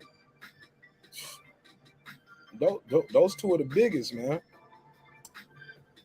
The Breakfast Club was around back then, but I'm trying to remember. Actually, matter of fact, it was around. I don't know. Yeah, it was. I don't know if they was on that level though. Matter of fact, they was pretty big. Cause right after that, they did the joint with Floyd and they clowned Floyd, and that's when they took off. I think Floyd said they took off with the. I think Charlemagne was talking about they took off with the Ray J joint and the Floyd joint, but he kind of felt guilty about the Floyd Mayweather shit. Somebody got a lot of background noise. They moving their phone or whatever. But I can pull up the dates on it. But what's the question though? Like, what's the more significant question of it? This is a different era now. The Breakfast Club now ain't never show what the Breakfast Club is now. Like, they have presidential candidates over there, homie. Like, that's different versus then, right? Can we agree to that? That's what I'm trying to get the significance of the question. Go ahead though. Let's just say the answer is no, because we know the answer is no. Where are we going? So I don't think people are making their decision on whether they want to see a fight off the Breakfast Club. That's all I'm pointing out. I think New York, bro. That's a big market, bro. They number one in the country now. They syndicated. They wasn't syndicated. We number one in the country, Mark. Huh? YouTube. We number one in the country. Nah. As far as boxing promotion goes. Yes. These niggas ain't making no fights on YouTube, bro. Huh? So YouTube is a home like of hardcore. That's different. You gonna gravitate the biggest casuals from these other platforms. Got to get the casuals in there to put asses in seats and really promote a fight, especially nowadays where the MGM Grand, that's cool, but the T-Mobile Arena, oh man, that's different. That's different. And that's why they broke a lot of those records too, because they was packing a lot of people in a small amount. Like, Reggie, were you in Vegas when that Manny Pacquiao Floyd Mayweather fight happened? How much were them tickets? Man, when that shit went down, I was working with Enterprise, so we paid attention to hotel rates and then our rental rates. Man, we was quadrupling the rates on shit. and the hotels is doing the same thing, and every hotel was booked. So even this how crazy it was. Even them little raggedy ass like weekly rental type hotels, they was charging people like $200 a night. So everybody was raking. When Floyd was fighting, that's what was so significant about him being out here. Anytime he fought, the rates went up. He'll bring $1 billion into the city as far as revenue. And that Pacquiao shit went down, the money was huge. Like even for like, well, we'll rent those economy like cars. We're charging like people down there $100 some a day for a small ass economy size car. And the only thing that rival that is when we get like a huge convention out here, like the Siemens, you'll get the Magic show that come out here, or you get that EDC shit. That's the only thing will rival what Floyd was bringing to the city.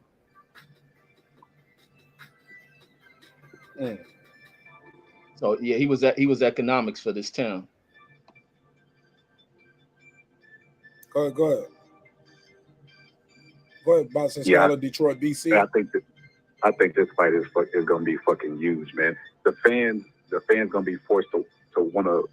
They're not going to want to miss this event. It's going to be an event. That's what's going to make it so big. The fandom is at an all-time high on both sides, to the point where people calling people amateur career out on your show.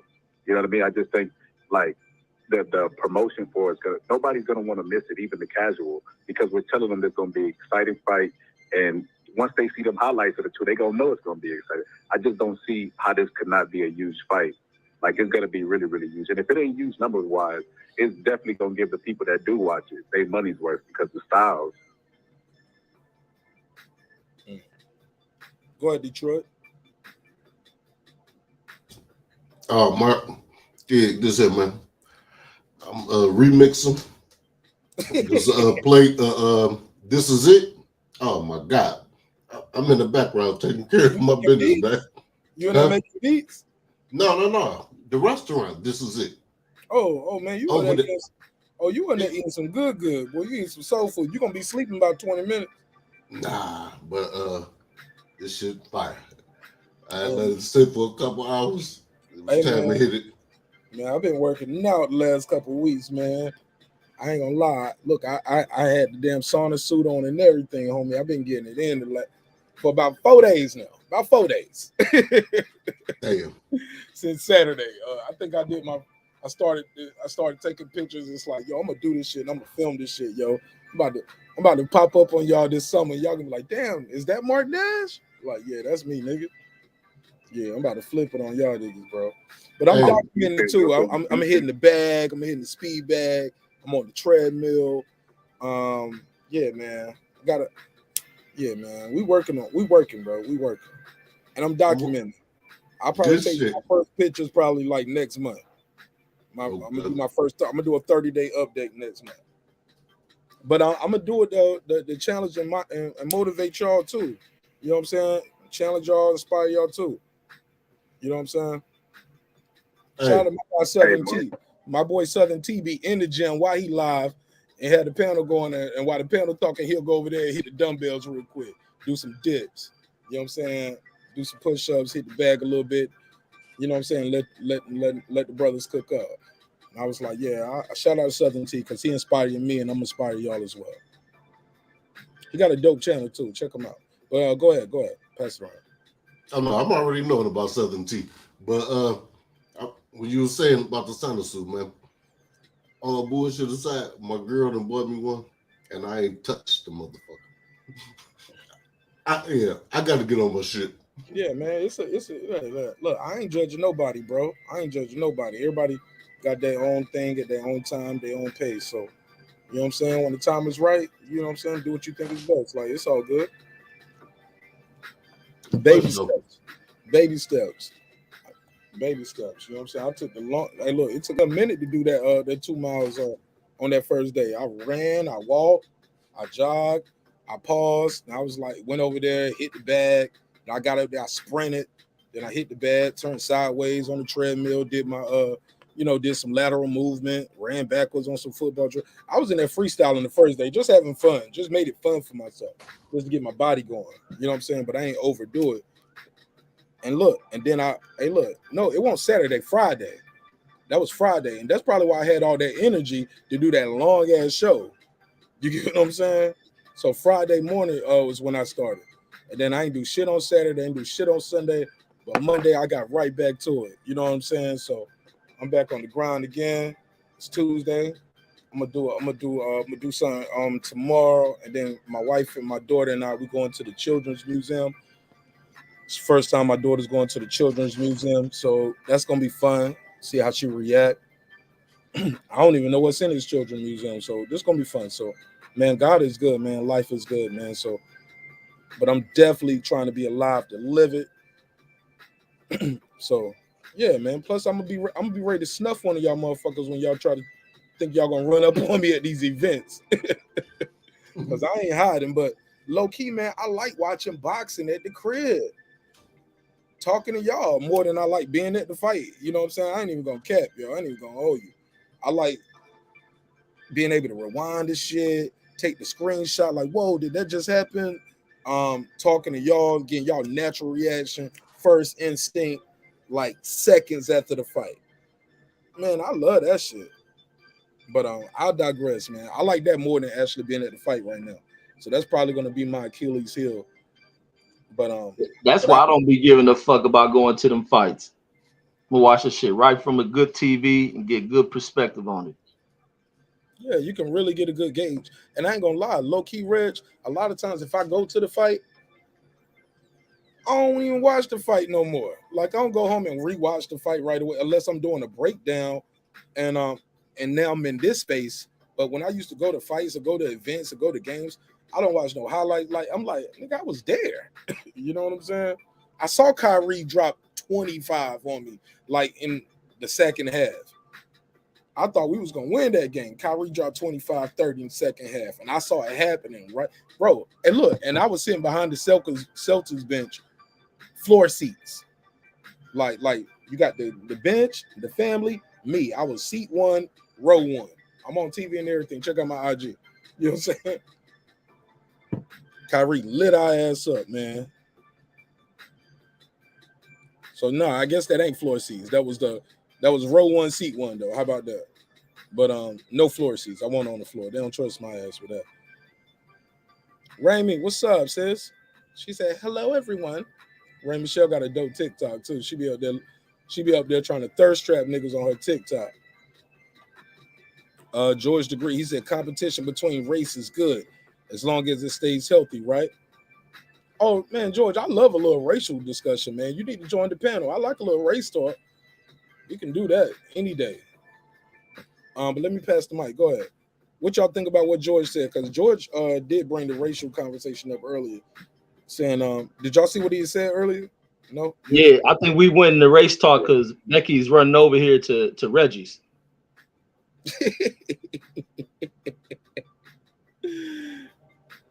Go ahead, man. Continue. Y'all got the floor. Yeah. So the race talk's been a good thing, man. That's why them damn birth rates of what's his name? George's sisters and shit. The population of them producing Georges is decreasing like a motherfucker. They doing that miscegenation thing because of this racial competition that George talking about. They doing a what thing? A messination. Yeah, integrating, doing interracial shit. Oh. Go ahead, Boston Scholar. Is my mic working? Oh, there you go. Yeah, let me give him the drop. Welcome home to your home away from home. Go ahead, Boston Scholar. Talk to me. Man, Mark, I caught that joke you did earlier, man. Talk about my sexy voice. Man, you know I was burnt out that day, bro. Hey, I was burnt out. I stayed up all night, and then that fight was crunk. A lot of people think I don't like Errol Spence because, I'm honest. Hey, look, I did a marathon, bro. I was geeked, bro. I was geeked. I knew my daughter was with the wife or either with a babysitter. It was Easter weekend. They doing family shit. I was like, nigga, boxing time. Let's go. But yeah. You know what I will say, Mark, that I thought the fans were gonna be different. I ain't gonna lie, just because how Dallas or how Errol Spence fans is on the internet, I thought I was gonna have to beat somebody ass. Real talk. Like, cause when I went there, you know, I already thought Ugas was gonna win and get robbed, right? So I'm there and I'm like, you know, breaking the fight down, you know, on my phone and stuff. And then when Ugas hurt him, I was like, oh shit, hop on him. He hurt. But they just looked at me, they started cheering too. I think that a lot of people that was there was just fans of the sport, even though they was cheering for Errol Spence. But yeah, man, it was exciting, man. That shit had my adrenaline pumping, especially afterwards. And yeah, man. Oh yeah, she was in the building, like, and that's. Hey, look, Kyle told me when y'all they said when the mouthpiece dropped and he got hit a couple more times, he was like, bro, we thought it was over, yo. He thought it was over. Let me share my screen real quick so the people know what I mean. Like, that's what I'm saying, bro. People be thinking I'm just a hater. No, I hate you fanboys. That's who I hate. I ain't got no problem with Errol Spence. I hate you fanboys. And that's why I'm gonna destroy you. I can't wait for this fight to happen, bro. I cannot fucking wait for this fight to happen. But watch this little move right here. Like, when you see this move, you be like, yo, that was crazy. Let's take it from the top. Now, Ugas duck right hand. Y'all saw it, right? Right hand. And Spence just walked away. This before the mouthpiece. That's before the mouthpiece. Y'all saw that, right? Saw that? The mouthpiece shit, that's cat. Watch this. Boom, right hand. That nigga was like, oh, that's the bell? He walks towards him. 1, 2. Time to do road work. That's what he said. Okay, no, that was when the mouthpiece came out. Okay, my bad. Boom.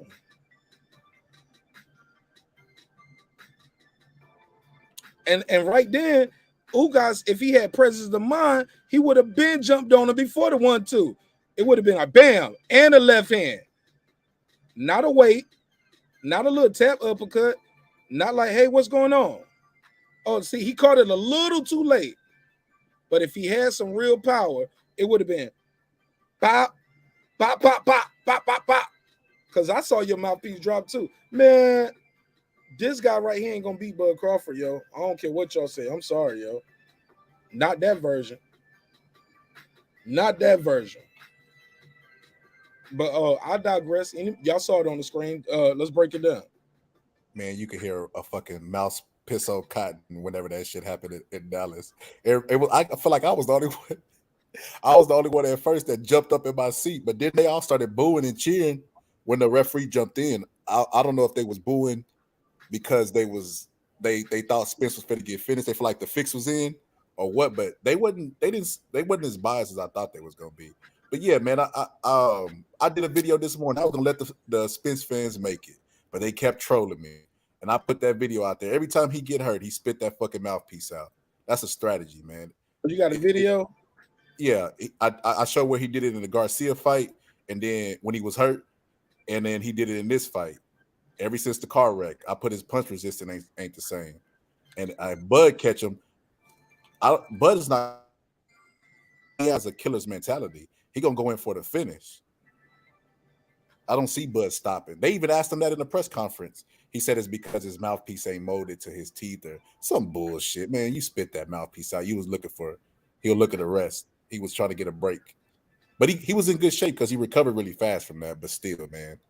The referee stepped in. Look, you can see from this angle, the referee, what he did say stop, but that's after, well, we got a throw on punches, and he looks at Ugas and Spence, and he steps the fuck back like, oh, we still fighting. And Ugas stood back then. Ugas supposed to jump the fuck on him. Make the ref tell you, hey, wait, no, get off of him. Man, please. These motherfuckers don't want to hear the truth. This is a fight, homie. Hey, quick question, quick something I want to bring up. What you think about this post put up by Vada? I know it was bringing up earlier about the Fury thing, but now Vada just put up like an hour ago.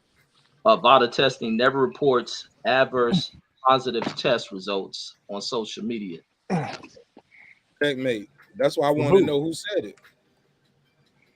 Yeah, they were talking about because I guess it was coming out with like they'll put it on their website, and they're gonna test the beats. They're gonna put that out, and then they'll test the beat sample, right? Or no? I think so. Are the commissions? Do that go through the commissions or the sanctioning bodies? Yeah, I want to hear. I need to know something official on that. Hey, Tyrese, you killing me with my show quality right now with your microphone. And I thought you was a truck driver. I thought y'all had some of the best microphones in the business. Man, I'm sitting at the crib, man, with my AirPods in. My cup is gone. Ain't no noise to be made. But look, the thing with the AirPods is this: you got to make sure you got them snug in your ear. If they're not snug in your ear, it's gonna give all of us a rattling sound as it's moving around your ears. It ain't moving around. I'm gonna mute my mic for you, sir. No shit, nigga. You can leave, motherfucker. Like I'm just saying, you got to talk at some point. So talk. It's your turn to talk. Go ahead, put the bars off. But I'm telling you, the AirPod. I'm trying to help you, man. I ain't your enemy. I ain't your enemy. I'm just sitting here laying still. My shit in my ear. I didn't think it was me, though. Telling you how it sounded to all of us. You good now? Go ahead. What's on your mind? Oh, I was just jumping in, man. I didn't even catch the topic. I was just listening in. I was going to jump in when I go. Yeah. This nigga right here. This nigga right here. Mute his mic, Marq Nash. Yeah, mute his mic. Let him get caught up, speak. Reggie, go ahead. What was you on with the Vada shit? Go ahead. Yeah, I'm like wondering what they responding to, or what's the reason behind them putting up a post like that, or was it a lot of people spewing that talk of Tyson Fury failing this test? Could that be the reason why they'll post on that? My show with that shit tonight, making super chats. People was on my show with super chats with it. Right. That's why I'm wondering why Vada post something like that. But or could it be that somebody failed the test? Like, and we haven't made it official yet, but we ain't checked the beat sample and we don't want to get sued. Right. That's why I'm wondering. Like that should open something. Seeing them post that. I ain't seen that. So y'all think they'll postpone the fight, or what they'll do? Go to their Twitter website. Go to their Twitter website. Off. It's up to them if it's gonna be off. I mean, what they'll say is off, but it'll be up to wherever the fight is being held. Remember they did that with Oscar Valdez because it was on a Native American reservation. The Native American reservation was like, "Fuck it, fight still on if y'all wanted to be on." Oh yeah, the state committee board, whatever, they let it go this on. Fight overseas though, so I don't know what they're gonna do. Okay, I don't know what y'all think the WBC they would strip him, or would he still maintain he still hold his title? Man, the BBOC they'll get stripped, and the BBOC will suspend his ass again. Yeah, they'll probably they go boy for cocaine. What's his name? David Benavidez. He got stripped for cocaine.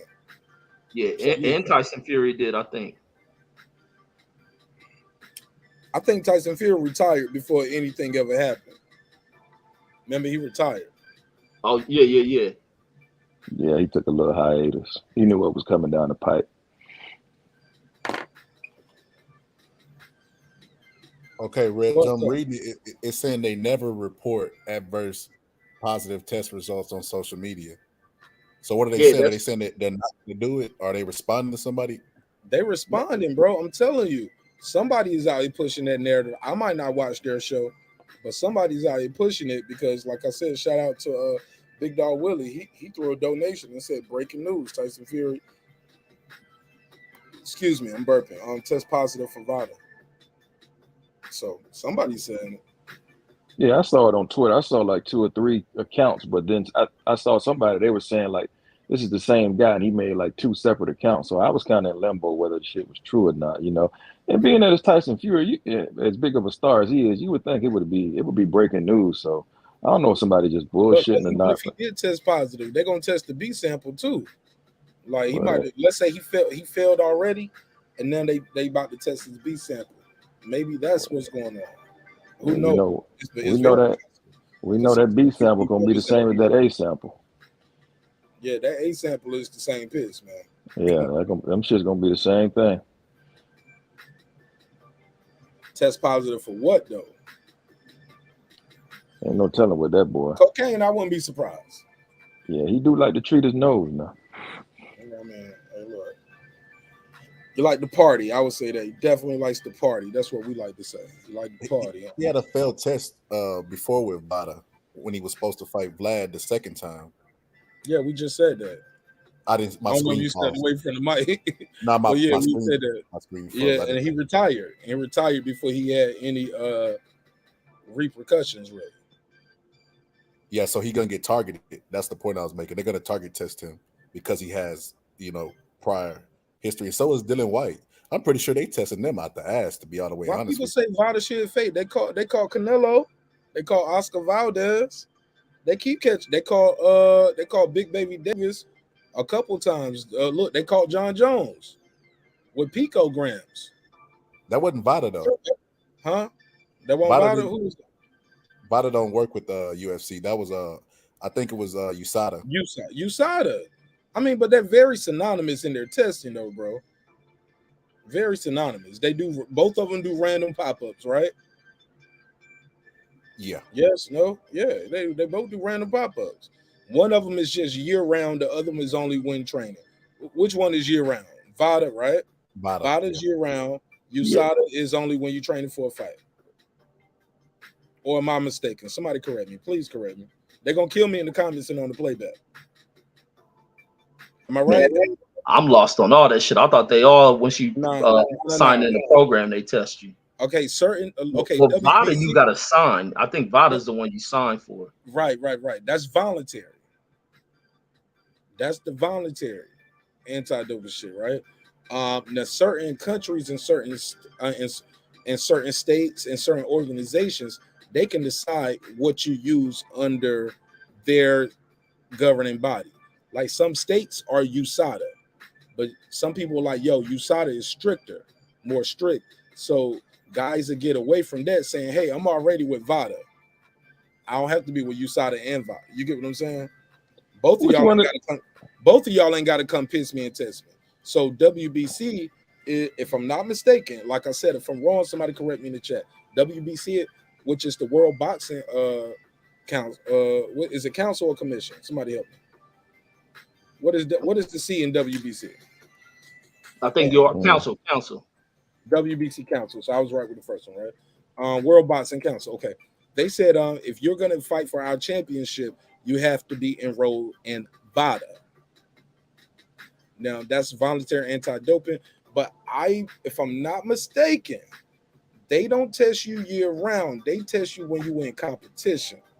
USADA tests you year-round whether you're fighting or not. I'm not sure. I could be wrong. Which one is the is it in one like the clean boxing program or something like what's that? That's VADA. That's VADA. That's why the V is in VADA. That's the voluntary. Okay. Just to say, hey, I'm a clean fighter. We're gonna all be on the same page. I signed up, take the test to show you the best. But that ain't mandatory for everybody. Yeah, it's optional. Some of the fighters too. Like, the V is the voluntary. Huh? Yeah, I think Wilder signed up for that. It's not that many fighters that signed up with VADA for year-round testing. Yeah, that shit costs. Okay, VADA is year-round testing. Okay, USADA is what? Just when you training for the fight? Just when you training for the fight, yeah. Okay, thank you, bro. Thank you for the correction. Okay, so USADA is when you training for the fight, and that's what the UFC does, right? Yeah. Okay. So this guy is controversial, Victor Conte, but he goes into details about this stuff. But his source is kind of questionable because his history. But he talks about his source is very accurate because he did it. Yeah, it's like but he's also like if I want a dude to teach me how to rob a bank, why not talk to a guy like DB Cooper? Did they ever catch DB? So what? I said, did they ever catch DB? But yeah, no, they never caught DB. Like he's better than DB Cooper. I mean, DB Cooper is better than him. But the reason why I say he got away like DB Cooper because he made all the money, he did what he did, and technically he got away with it because Victor Conte is back in sports now.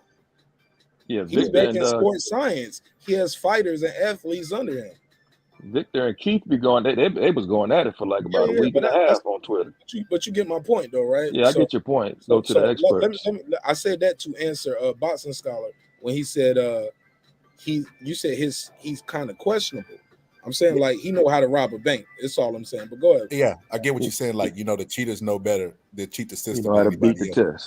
test. That ain't why I say he's questionable. I say he's questionable because he's associated and affiliated with VADA.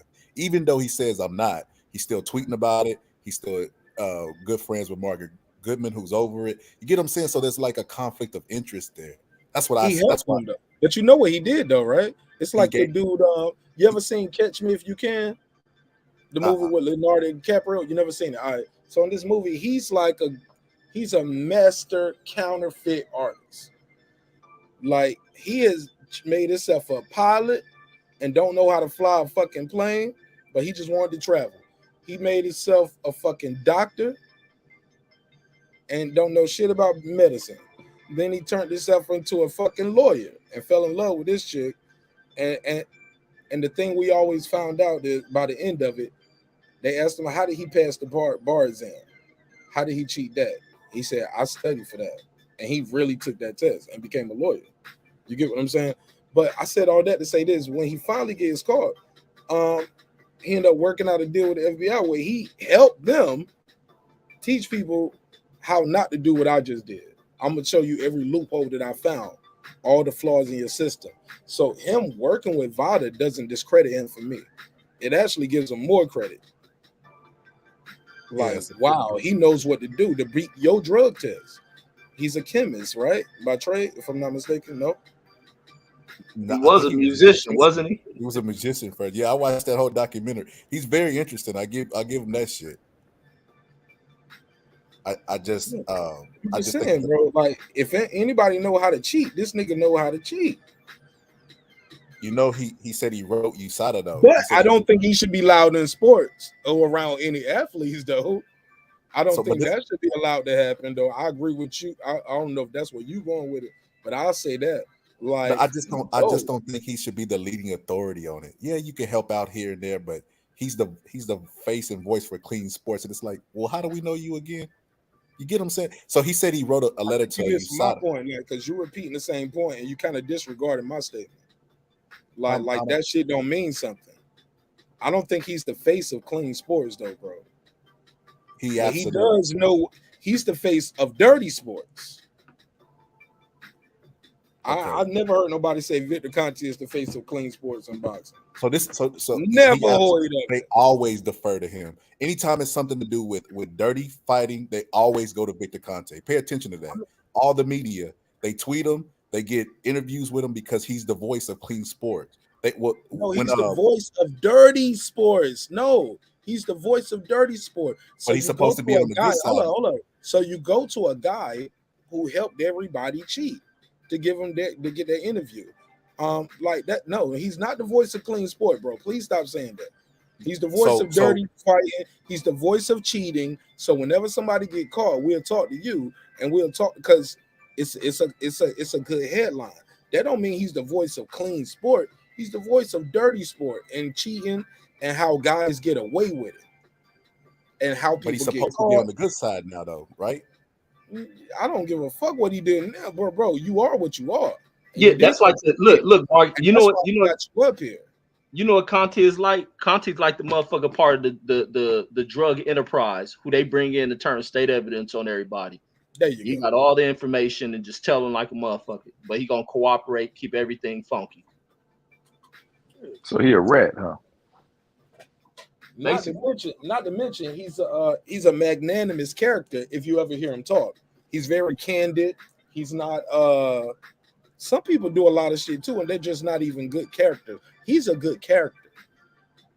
Y'all said there's a documentary about him. I need to see it, but he like Sammy the Bull. So this is what I mean. There you go. Like if they haven't made a Victor Conte movie yet, they're gonna make one day because he's a character too.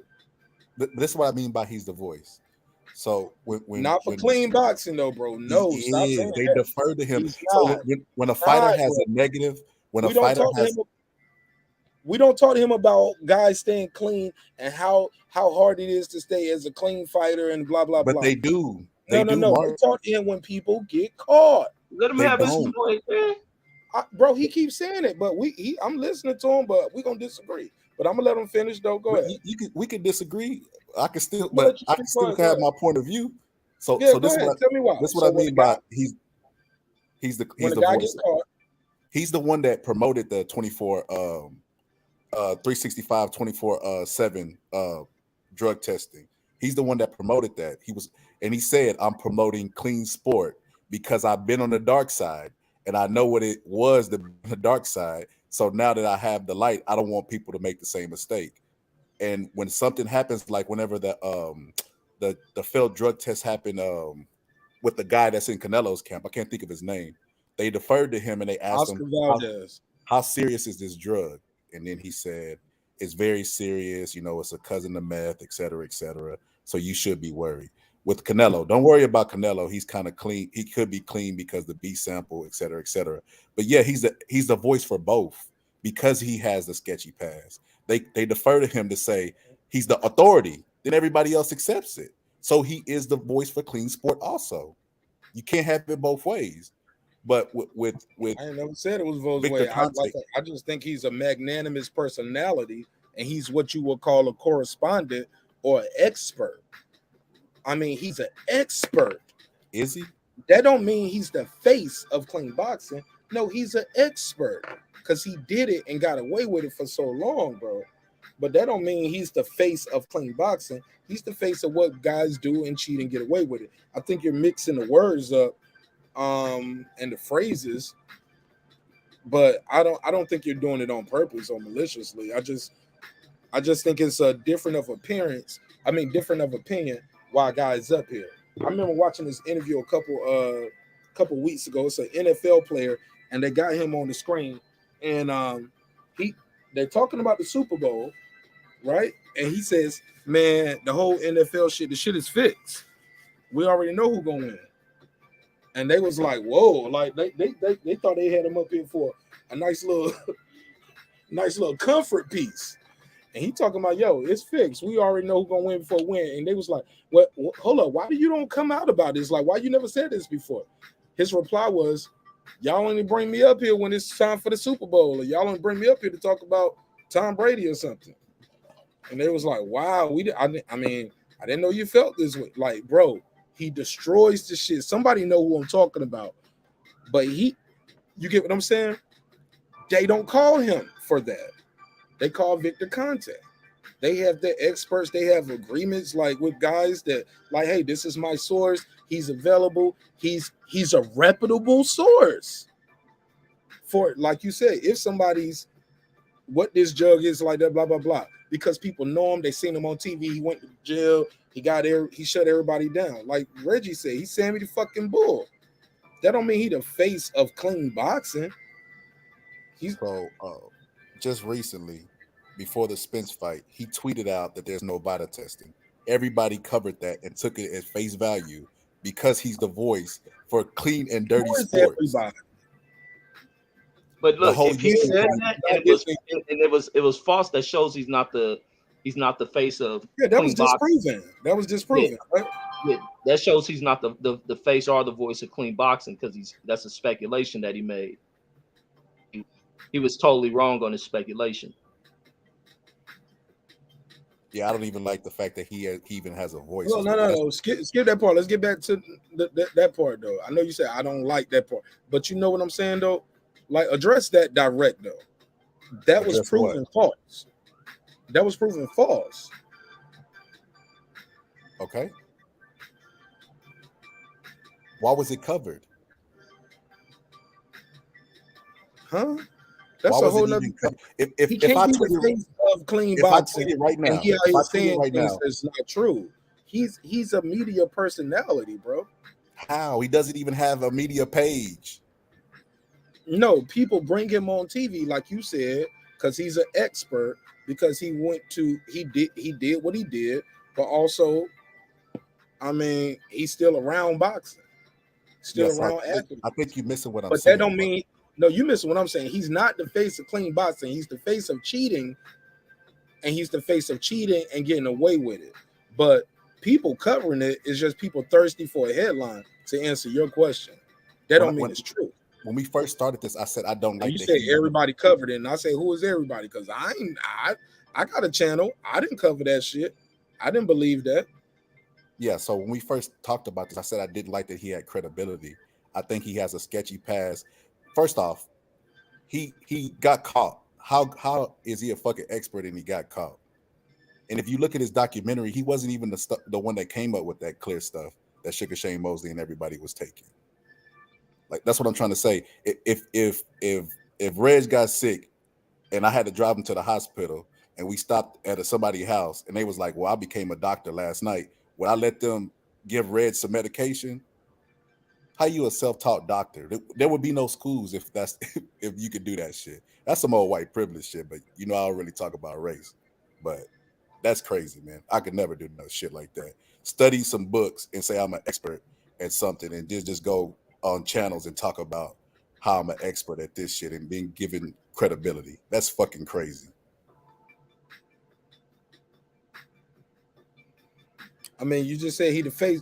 We got here because you said he the face of it, though. But you also agreed. You said he's the face of dirty boxing. I never said he the face of clean boxing. You said cheating. Why are you so stuck? Mark, why you get stuck on words?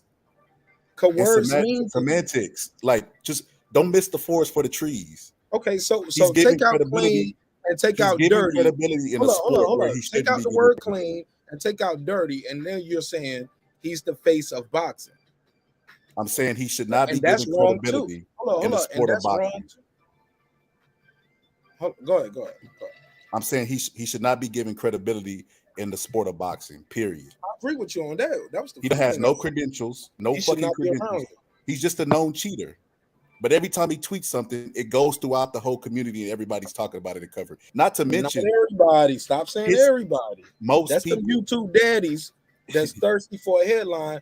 And if they start telling the truth on their channels, Rent-A-Center gonna come take the couch.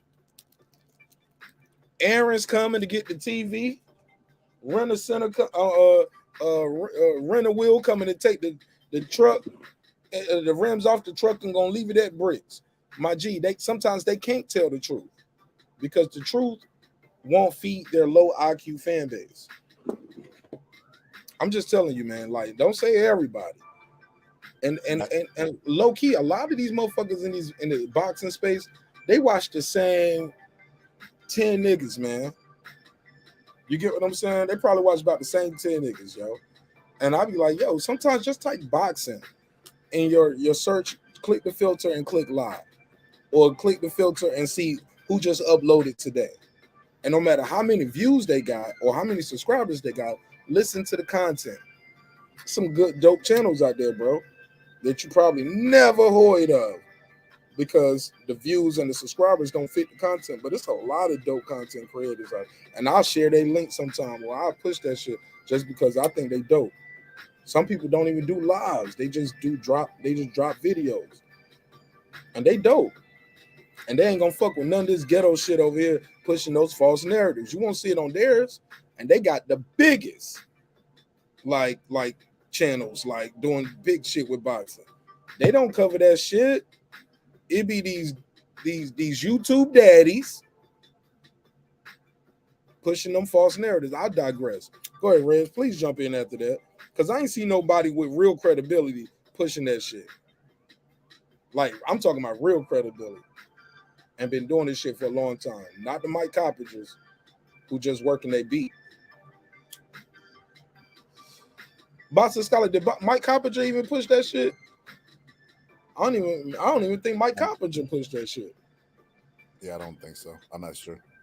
Yeah, man, like you can't say everybody. Like it was a lot of people. But mainly I kept seeing it on at the Struggle Shop. Yeah, I just would see it on my timeline. A lot of people Struggle Shop was pushing that shit.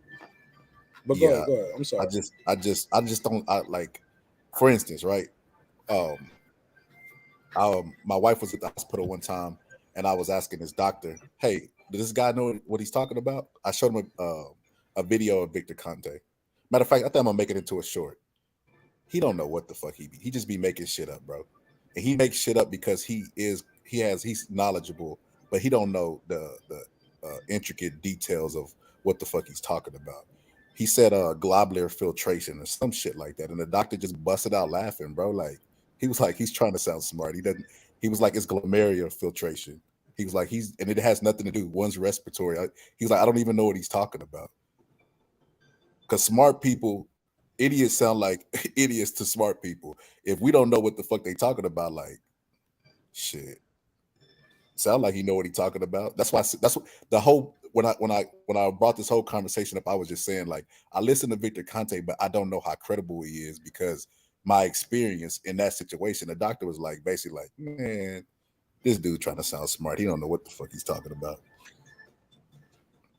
But he do know what he's talking about though, because he did it and got away with it for years and made champions. Yeah, but that's why you got to watch the documentary, Mark. It just happened. I gotta watch it. Who got the documentary? It's on Netflix, Showtime. Nah, hell, it ain't that big. It's like a YouTube made documentary. Oh man, who made it?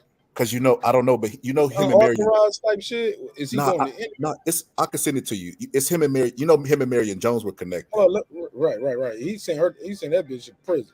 Hey, look, she living in disgrace, and he on ESPN giving exposés, and on like that's crazy. Let me do pound for pound sports super chat. He said, salute everybody and hit the like and subscribe button. Thank you, my brother. Let me give him the $2 drop. I'll give you the $2. Give him the $2. All right, pay him the $2. Oh, pay the $2.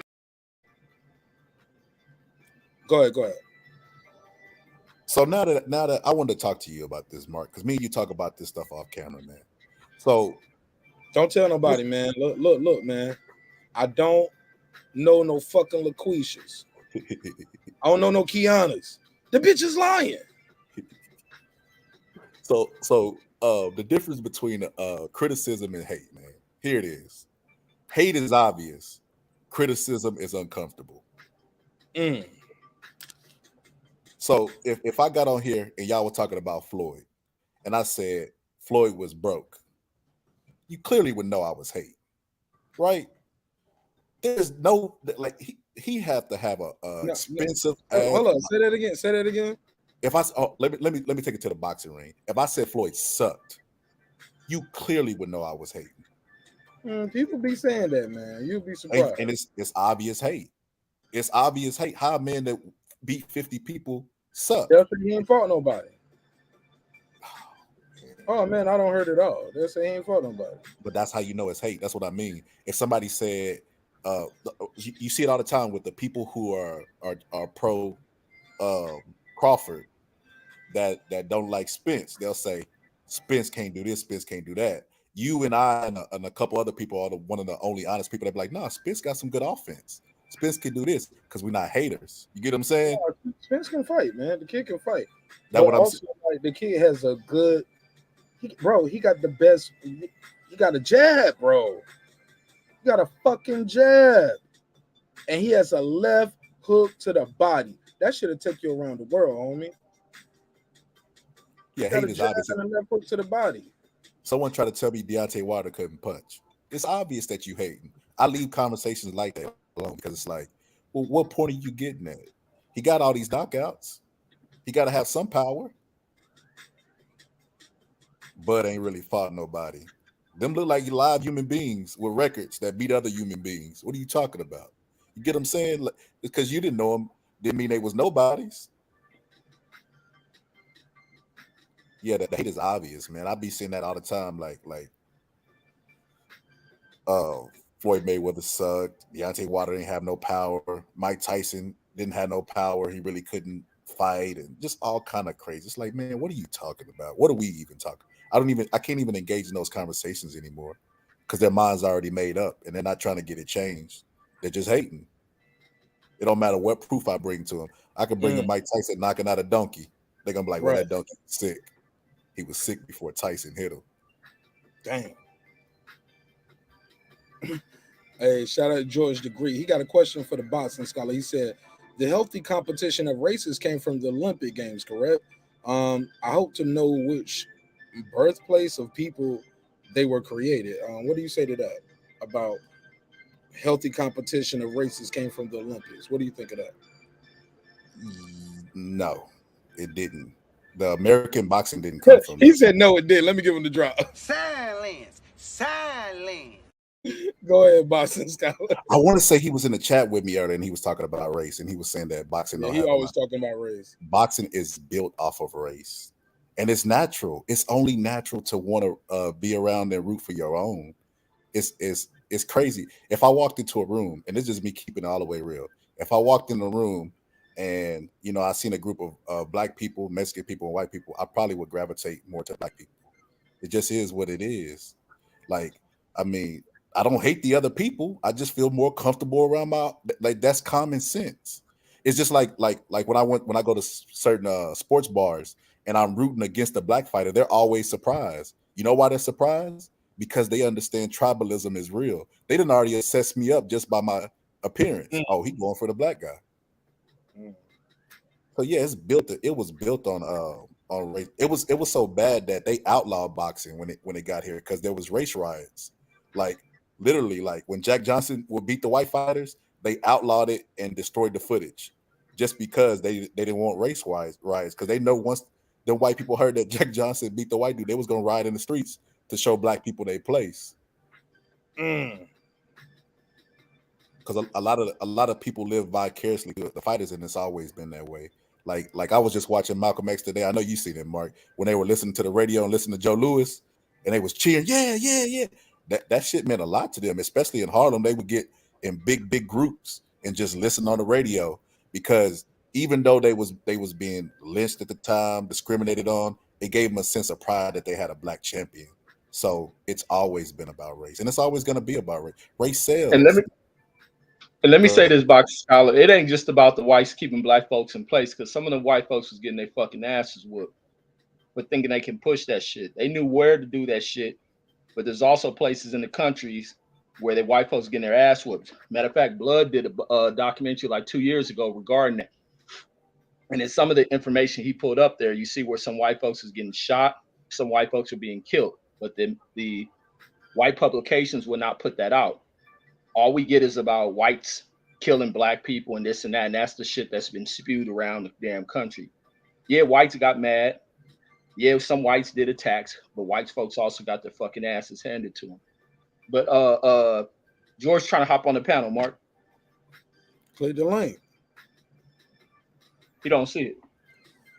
You gotta hit the link that's under Marq name that's gonna say StreamYard on it. Press that link. There you go. Why you do that? Look, I got a super chat.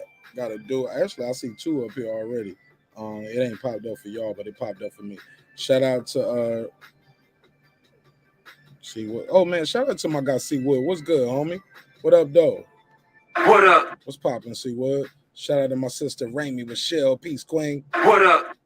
Shout out to Shanika J with the super chat. She said, "Who trying to match me? I'm watching." Yo, let me give it a shout out. Thank you so much. What up? God knows we need it, man. God knows we need it, man. We out grinding, putting in this work, man. Thank you so much. Let me give it a drop. A 10, a 10, a 10, a fucking 10. One more time. A 10, a 10, a 10, a fucking 10. All right, but George, the link out there, click the link, George. Shout out to Ann Steele. He said, Floyd used illegal IVs. Is that hate? Oh shit, put a case on it. Nothing came from it though. What happened? What did happen with that? Reg, Boxing Scholar? I mean, is the IV that fucking serious? I'm pretty sure they said fuck that. If it's illegal though, why was it illegal and he didn't and nothing happened though? Like, was it illegal? There wasn't no PEDs in it, right? It's vitamins.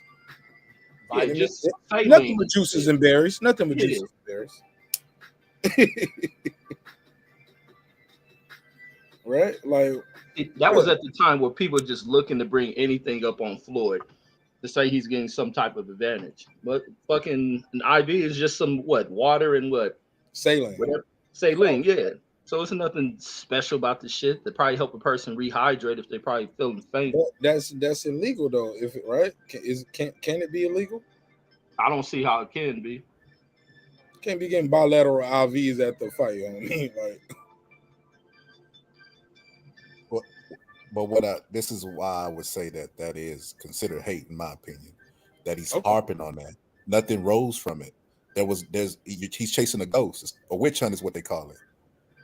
Even if he did use it, it was only for that one fight. What about the other 49 people he beat the fuck out of? Or 48? And what performance enhancing an IV is gonna give you? It helps you replenish yourself. Like in the fight, Reggie, in a real fight, if I was to give you some Gatorade and the other guy's only drinking water, you're gonna have a boost. Man, I can give you some Sprite or some Coca-Cola, and then you got some caffeine. Now you're gonna say, Marq Nash, how does that help me in the fight? So in between round 1 and 2, they put the little medical shit and put in his arm. No, Reggie. Hold up, Reggie. Without the jokes, I'm gonna give you some real shit. After the weigh-in, though, and before the fight, I can give you back things your body naturally would lose if you was running on a treadmill. And like you can give somebody an IV with nutrients and minerals and things like that. Now, granted, it's not a performance enhancing drug, but it's quote unquote not a quote. I shouldn't even say that, but it's the Victor Conte way. It's like you pushing the limits of what's legal, what's not legal. You get what I'm saying? Yeah, you right. After a weigh-in, after the weigh-in, everything's about replenishing yourself.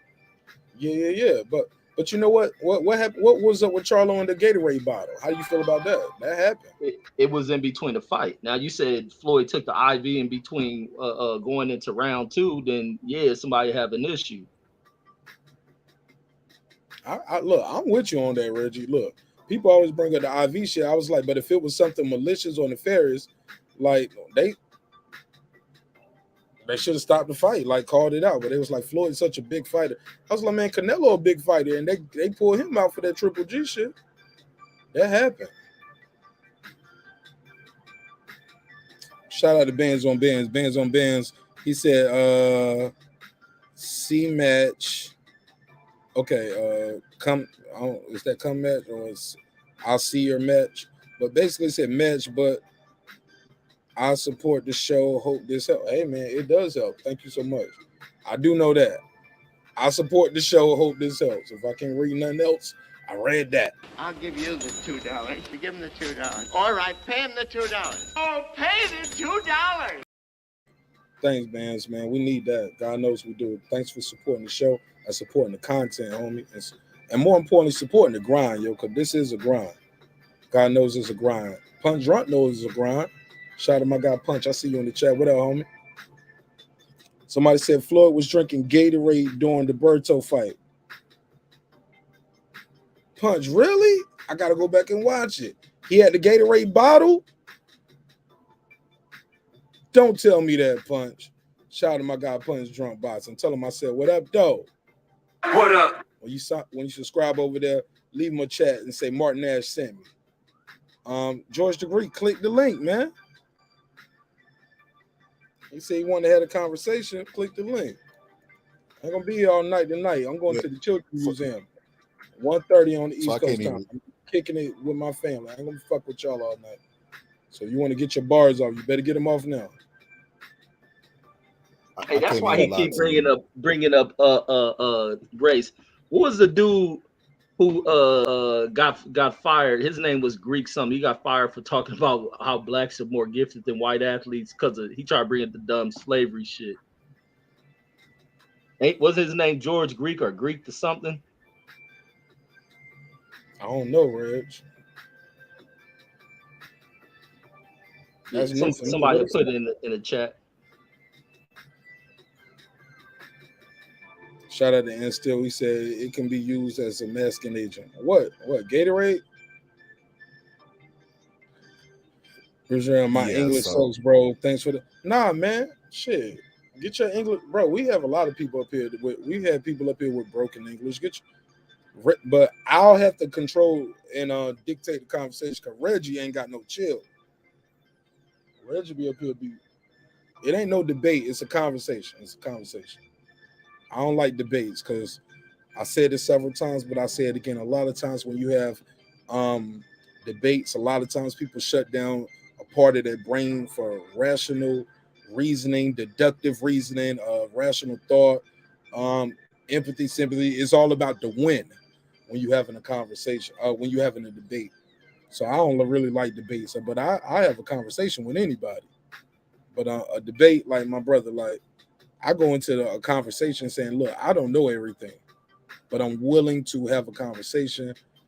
And shit, if you're right, you're right. You'll see me mid-show. I'll be up here like, oh, you know what? I never thought of it that way. Good point, my brother.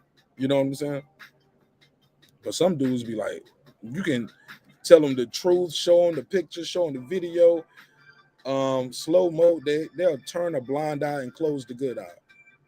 You get what I'm saying? And it is what it is. But go ahead, I'll pass the mic. Go ahead. Turn a blind eye and gouge the good eye. They ain't gonna just close it. They gonna gouge that motherfucker so they can't see it. But I'll never see anything else again. Go ahead. But hey, Mark, this is, I was really mad about this. So was Floyd's daddy, man. When he started working with Alex Ariza, I get it from a chess move because he didn't want Pacquiao to get him, but I knew it was gonna put an asterisk by his name because now we talking about the IVs and the Gatorades. Man, Floyd ain't never been beat. That's all I gotta say. There's a lot of people who've been putting a lot of shit in their bodies and they still went out there and got their ass tore up. Floyd ain't no major killer as far as punching power. He went and beat people with his feet, his eyes, and his skills. So I don't know how Gatorade would help that, but okay. Yeah, Punch said Floyd took Gatorade in the Berto fight. Floyd could have went in there, dehydrated 2 pounds, and still beat Berto's ass. Yeah, Floyd was in there stunting on Berto at one point. There was a time where Floyd started that shit, like when people start looking at the rope and saying, what was that? We saw Canelo do it, Billy Joe Saunders do it. Like that, like they be stealing his moves. And people ignore the fact he almost could have knocked Berto ass out too.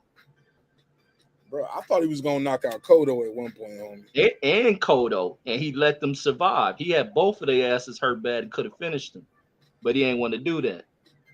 Nah, I ain't gonna think he didn't want to do it. He just hurt hands in the Berto fight. He just didn't get him. But he wasn't about to risk nothing neither, though. He didn't take the risk. In the Berto fight, I remember him going to the corner and his daddy telling him, and he said, I hurt my hand. He said he would have stopped Berto. Like he wanted to stop him his last fight, but he hurt his hand. But even in that fight, man, I remember he looked at Berto's girlfriend, stuck his tongue at her, and said, what are those? Yeah, because Berto had missed by half a city block. And Floyd was like, and you can hear the kids, and you can hear, I thought that was Floyd kids saying that. It was his kids going back and forth. Kids, and his kids, the room was so quiet. Like sometimes the room be so quiet when Floyd fighting. You can hear his family and his audience. You can hear the uncle, you can hear the kids saying, let's go, daddy. Man, and you know what's so crazy you bring that up about Floyd was when he was on his way up, when he was still praised by HBO. It was one day, it was Jim Lampley, and he was talking to somebody. I think this is when Mike Vick was about to go to the playoffs. Roy Jones. And Jim Lampley was like, and Jim Lampley's like, when I call his fights, he sits there and he talks to me when he hears us doing the commentary. He'll say stuff to us. So he moving around the ring, he heard them talking about the playoffs. And he said, I got Mike Vick, woo woo. And they was sitting there laughing. He came back around and was, communicating while he beating on his opponent and shit. And it's like, man, this dude was just in there just styling on cats. What did he have Gatorade that fight, Reggie? Man, I think he had Powerade. Yeah, he got an IV with Powerade in it for that fight. That's why he won that fight. Right, and some headphones. Nah, I'm gonna chill on that. I don't even think that's the real Punch Drunk, homie. I don't even think that's him, homie, talking that shit. Like, I don't think that's him. Because we don't have a fake Reggie, a fake Major Key, fake Punch Drunk. So I wouldn't be surprised if a nigga who got 40,000 subscribers got a fake version. You know what I'm saying? I seen a fake Marq Nash out there. I'll shoot him some bell. I'll shoot him some bell. But if it is the real Punch Drunk, he can call the number or he can click the link. He know how to do that. It's my guy. He knows it's all love over here. He got a wrench. That's him. Oh, it got a wrench on it. See, I don't see the wrenches. I'm on the I'm looking at the StreamYard camera. He got a wrench, so that's really him. Oh, Punch, don't do that. Don't do that. Damn. But look, I gotta go back and watch the footage. Maybe shit. Where my email scrolling at the bottom, Punch. Let me go to this Birdo fight real quick. Mayweather in the corner. Let me pull this up. Floyd Mayweather drinking the Gatorade. Put a case on him. I might have to put a case on him. Let me see. Let me see Mayweather Berto. Hey, Mark, at one point in that fight, he was clowning with the kids, but I remember Berto's girlfriend, he looked at her and stuck his tongue and she flicked him off. Oh, yeah. Yeah, Floyd was stunting on. He was stunting on Berto ass. But shit, he always stunted on these dudes. He was always stunting on these dudes, yo. Certain fights he took more seriously, and he just didn't play around in there. But for the most part, especially in his later age, he took this shit more serious. But when he was younger, Floyd, oh man, it's footage of Floyd asking. They talking about the fight. Floyd is beating. Was it Sean Bay Mitchell? Who was Floyd beating so easy? And they started talking to him about the Eagles. Yeah, that's the game I'm talking about. He was going for Mike Vick or some shit. Yeah. So what? That's what I was just talking about. Where he talking to Jim Lampley and them. Yeah, man. Was it Sean Bay Mitchell? I can't remember. I just looked this fight up today. I made it a short about it the other day. Hey, when I try to click the link, Punch, that you put in the chat, it's saying, oops, something went wrong. Let me try to refresh it. Let me try to click it on my YouTube over here. Yeah, see, I can't even play that on my show. But I can see it over here. But let me try to send it to myself. Okay, I see. Wow, he's drinking Gatorade. He's drinking straight up fucking Gatorade, a green Gatorade. Wow. Now, what is Berto drinking? I got it, Punch. I'm gonna pull it up now. I'm gonna delete the link because I don't allow links in my chat. Damn, I'm gonna have to take all the wrenches away. Not because of that reason. I want people to join or either email it to me. I don't want people to send my audience away from my show. Does that make sense? Yes or no? Y'all feel what I'm saying? Because I ain't like I got 300, 400, 500 people in here. You know what I'm saying? So I can't afford to have links in my chat sending my audience away. But ain't like I got 300, 400, 500 people in here. You know what I'm saying? So yeah. But I got it though. I got the link though. So now it's in my YouTube history. So let me pull that up. Shout out to Punch. Punch, you right though. It ain't no cap. He's straight up drinking Gatorade. Let me put the link up here. Oh. But go ahead. Reg and Boxing Scholar, get your bars off real quick while I pull this clip up. Because I don't understand why this. Can you hear me? Go ahead. You said you don't understand what? I don't understand why this is important. It's illegal. It's important if it's illegal. I don't even think it's illegal. I think Tony Harrison made the issue out of it when it was supposed to be water and then. But you only supposed to have water in your corner though, bro. We know that. Well, unless the commission passed it, they should. But that's the thing. No, that's been passed. We all know that, Reggie. If it's in a regular, I don't know that shit. If it's in a regular Gatorade, the commission who sits in the corner between rounds should have said something. I'm just saying that shit is illegal. It is what it is. We don't like it. Last round, Tom. Oh, let me get it. Go ahead, Boxing Scholar. That shit is illegal, right?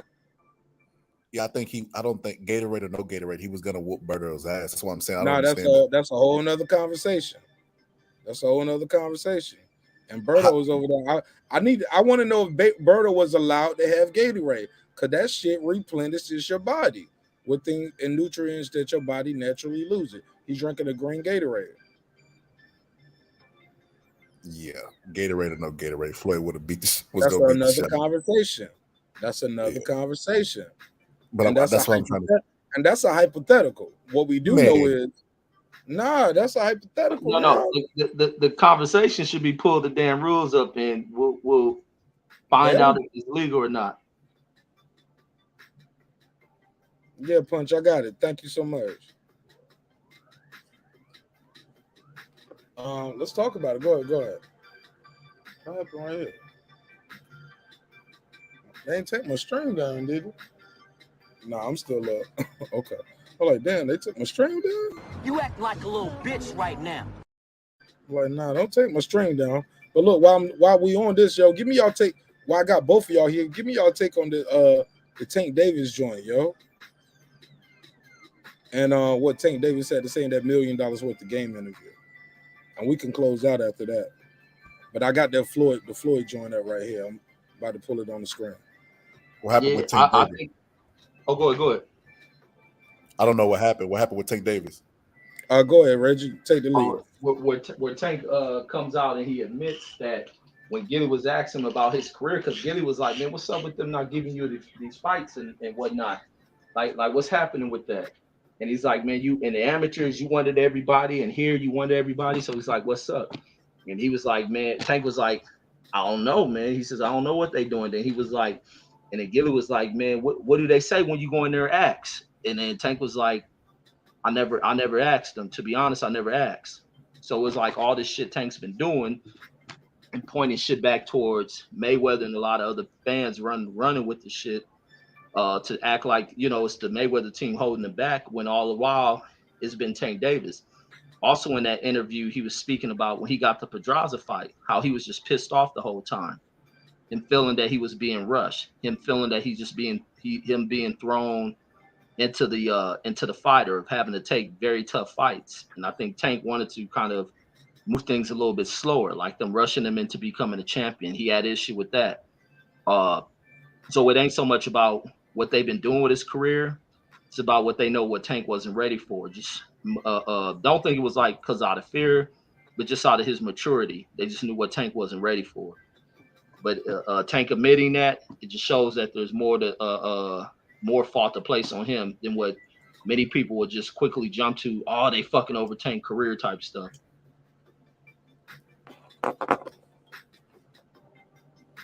Damn, that's crazy. I didn't even know about that. That just happened today. Yeah, I got you right here. Here you go. Horseman and Teofimo Lopez, for me, won me easy 5,500. So for me, we want to see you fight Lomachenko. We want to see you fight Devin Haney, Teofimo Lopez, motherfucking all the top who they say is the 4 horsemen, and they anywhere around your weight class. We want to see it happen. When we gonna see it happen? I'm not sure. I That's real shit. That's some real shit. I don't know. That's like, how many times you don't went in there and said, I want these niggas, man? To be honest, I ain't never said it. Yeah, I don't even. Once they call me and be like, you might be fight, or after the fight, like after I won, they call me, let me know like, you might be going back this time. All right, boom. So they called me around that time and like with a name. Yeah. But this time it's already situated. Yeah, roll it. Yeah, you gonna ice him though. You putting that nigga out. I already know it. I already know it. But I'm gonna keep it all the way real. That fight's gonna do really fucking good. Yeah. It's gonna that fight's gonna do. All right, let's stop it right there. But that's what he said. That's what he said. And then a lot of people. I heard the other clip. It was chopped up a different way. The version that Ty sent me and you, Reg. But that's the full clip with his full response. Cause the clip you and I, Reg, you still there? Yeah, I hear you. All right, the clip you and I heard, it didn't have his full response. It was just more like, it was just like, nah, I don't even ask him. But to hear it, that was real shit. That's some real shit. The top, see you fight Devin Haney, Teofimo Lopez, motherfucking all the top who they say is the 4 horsemen, and they anywhere around your weight class. We want to see it happen. When we gonna see it happen? I'm not sure. That was real shit. That's some real shit. I don't know. That's like, how many times you don't went in there and said, I want these niggas, man? To be honest, I ain't never said it. You know, And one a of them lot of said, I people want that, these niggas. and a lot of clips there. That clip ended there. To be honest, I ain't never said it. Yes, man. I appreciate Tank's candor and honesty. Some people don't like that part. Look at Gilly though. Look at Gilly. Gilly look like, nigga, what? you ain't asking for the fight, nigga. Bro, I feel Gilly on that, but let's keep it a bug. Homie said what he said. He said, I ain't, be honest, I ain't even asked him. That's why Floyd don't let him talk in the interviews, because he says stupid shit. He fucking up the money, I'm just saying, but look, also too, Tank Davis, they asked him how much he weighed, because bro, you supposed to be fighting at what, 135 in less than 30 days? Look at his face, homie. He was 147. I don't believe that. I don't believe that. Reggie, this look like 147. I got to go off of what he say. This is what 147 look like. Now, granted, this is a taller guy. This is what 135 look like.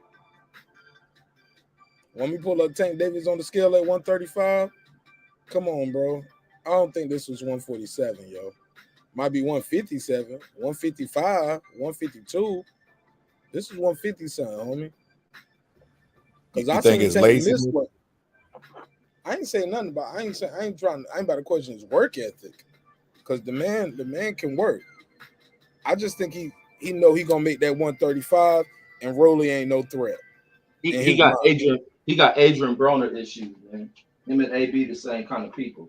Bro, if this look, and that's what made me ask Shelton Moore, like, when was this interview? He said, does it matter? I said, not for that statement, but it does matter for how fat his face look right here. About to make 135. Because when he make 135, it ain't like he make 135 and his face still be round. When he make 135, this motherfucker be looking like Skeletor, yo. I'm just keeping it above. Look, I think the issue that he's having with Floyd is Floyd and him had a real one-to-one with him and talked about the seriousness of his career, because Tank, to be honest, should be fighting at 130 pounds. He's blowing up all the way up, fighting in all these 3 different divisions. The same mistake, the same error we seen in Adrian Broner career. And Adrian Broner is a plague to the damn sport. Even in watching one of them, he made a lot of people a lot of money. He's a plague in the sport. He blew his money. He fucked off a lot of other people's money too. Nah, he brought a lot of casual fans to the sport, homie. Like I say, he's a plague to the sport. Even Errol Spence stated when he was doing his thing, when he was fucking up, he brought up, rather than Earl say he was fucking up, he said, yeah, I was hanging with Adrian Broner. And it was just showing that Adrian Broner's been a bad influence. Like, everything surrounding him is not always for the up and up for a fighter that hangs around this dude. You see certain you see certain patterns with fighters that gravitate towards wanting to party and have fun and enjoy, being around a crazy motherfucker like AB. It's probably fun, but it ain't the lifestyle you should be living. And Floyd and them know that shit. And it's gonna be hard to see if Tank can go independent. Like, some people just want to say, yeah, break away from Floyd type shit. But his best place for his career is probably gonna be with Floyd. Because he get out of that situation, I guarantee he probably fucking spirals downhill from there. Hey, Reggie, if they that weak-minded, bro, they'll do cocaine. If Errol Spence is weak-minded enough to be like, well, it was because I was hanging out with AB. If AB is that much of an influence on you, he can get Errol Spence to do cocaine. That's crazy, man. I can't believe they were blaming on another person. I get what he's saying to a certain degree, but I done been around people that smoke weed all my life. I ain't never tried weed, man. No. You're a square. No, I'm joking. Go ahead. But no, I just think that it's, everybody can't even smoke weed neither. Statistically, the biggest leads for people going to shit is peer pressures. Sometimes there's socialization with people and shit. You pick up a bottle, get to drinking, socializing, picking up weed, socializing, and then you gravitate from further shit than that. Yep. Indeed. Yeah, I just have to go ahead and be the weird nigga at the party that don't do none of that. I guess I'd be the Edward Scissorhands. Nah, you good. I ain't doing none of that shit. Nah, man. Live your Man, life. You know what's best for you. Look, I got a cousin, but he was perfectly, bro. He was tight, real homie for the longest, homie. Got Pretty Boy tattooed on his back, like he was just like he was that nigga, bro. Like, and for a long time we thought somebody laced his weed, but as time got older, like we many of us come to believe that he just had a chemical imbalance, and that marijuana just triggered something in his brain, especially smoking marijuana at a young age while he was a teenager and his brain hadn't fully developed, and you know some of that should be hereditary, and everything ain't for everybody. What's the cure for somebody else might be poison for you. So, you know what I'm saying? But I digress on that. But go ahead. Do y'all think this might be like a strategic thing where Tank's the A side and he's gonna make a majority of the money, so he's trying to come in more strong, or maybe he's not trying to peak too early, or he's just gonna pay the fine and come in bigger and whoop his ass, knock him out? Nah, he gonna get stripped though. It's a belt on the line, right? Yeah, it's some dumb shit for him to do that. Like man, Tank be exercising some very poor qualities about himself. Like all the shit like he been doing about with the Floyd thing, like him thinking he gonna air Floyd out, talking about he jealous. That shit is a bunch of dumb shit. Like it does nothing to benefit Tank. It may have some fucking YouTube channels or Twitter people to you know attached to that drama and shit, which really doesn't do anything to move Tank forward. Tank doesn't have the clout to even be able to take down a Floyd Mayweather. Tank is who he is because of Floyd Mayweather, and he has to realize that if you don't like the contract, you do what Bud did. You live out the contract, you satisfy your end, then you take Floyd to court. It's simple as that. You don't air him out, think you're gonna get something done from it. If I was them, I would tear his contract up, say, man, all right, you free. Go do your own thing. Let's see how that works. And you best believe you'll see him running back through the front door trying to get back in there, like a child who runs out the house, try to run away because you're trying to clean the room and shit. I'm sorry. He'll be coming back. Go ahead, Boston Scholar. Yeah, man, I'm not big on Tank Davis, man. To be all the way honest with you, I'm like Reg. Reg is more so his.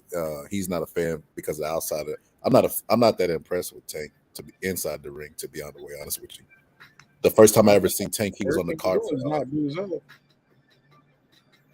Yeah, no, I like Tank. I like Tank, but you can see that these are the dudes. These kids are the effects of when they come from fucked up upbringings, where they got parents who ain't raised them right. And when these kids come into great opportunities and success, like I don't look down upon him, but I know he's a product of everything he's been through, the fucked up childhood, dysfunction in life. And now he has so much. And that shit fucks, because when you hear a lot of these people who come from that and they have attained riches and how quick they go about fucking their money off because they're not accustomed to this shit. They don't know how to live this. They're probably taking on so many burdens from people who wouldn't be shit in life in his family, who he's probably having to buy houses for, buy cars and shit for friends. And it's a lot to be put on a dude like that. So he doesn't know how to deal with that shit. He'd rather probably be in the hood. Like he even spoke where boxing was fun back then. Like all this shit now, it ain't fun. It ain't like how it was. He just wanted to get in there and fight. Now all this other shit is compounded on it. And like I say, they don't know how to deal with this shit.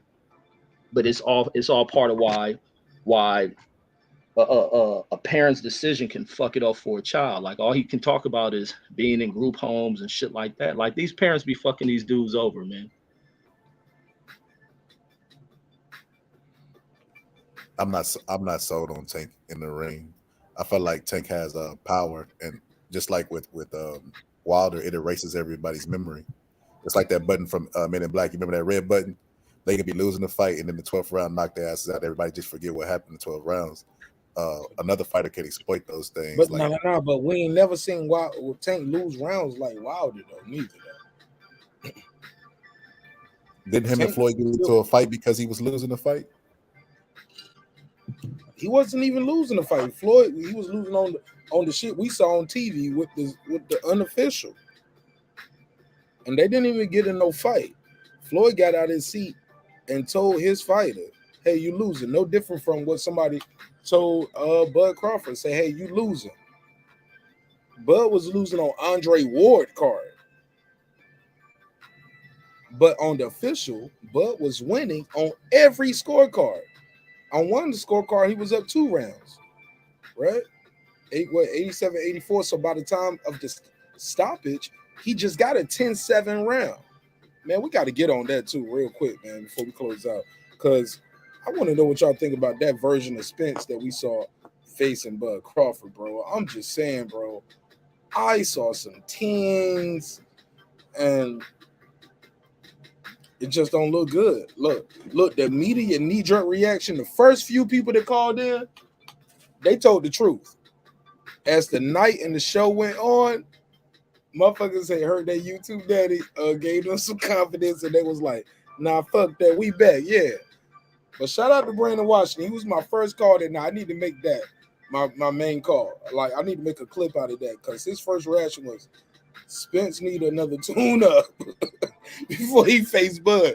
He said, and he was at the fight, and we all know Brandon Washington lives in Dallas. He loves him some ERROL Spence Jr. But even he was like, man, I don't want to see him in there with this dude right now. Hey, because that view from the ring, from inside the arena, was a completely different view. When I went back and watched on TV, it was like 2 different fights. Yeah, it was. You could see when he was struggling and he was having problems at times with Ugas. And when he got hurt, like he said, but man, he took over though. Everybody was like, when he got hurt, everybody was like, what the fuck? Did he stop the fight? Like, did Spence just lose? That was the feeling that everybody got. They didn't know what was going on. Kyle said the same shit too. He said, y'all thought, he said in the arena, bro, we thought they had stopped the fight and it was over. Like, yeah, but go ahead. Man, I thought I had hit the jackpot, man. I'd have made $2,000. That's how good the odds was for the knockout, for the late knockout for Ugas. I was just throwing money at the wall, Mark. I almost hit the lottery, bro. Yo, I had somebody pull up on the show one night who made some racks off that Tyson Fury and Wilder, and I was like, damn, bro, you had to put money up to win like that. Tyson Fury was the favorite at that point. That motherfucker made some money, but I found out he's like one of those YouTube millionaires, though, from what I heard, or from what I believe from what I heard. But I appreciate him supporting my show. That motherfucker was like, man, I appreciate you over here keeping it real tonight. Wilder got his ass kicked. I was like, yeah, he got washed tonight.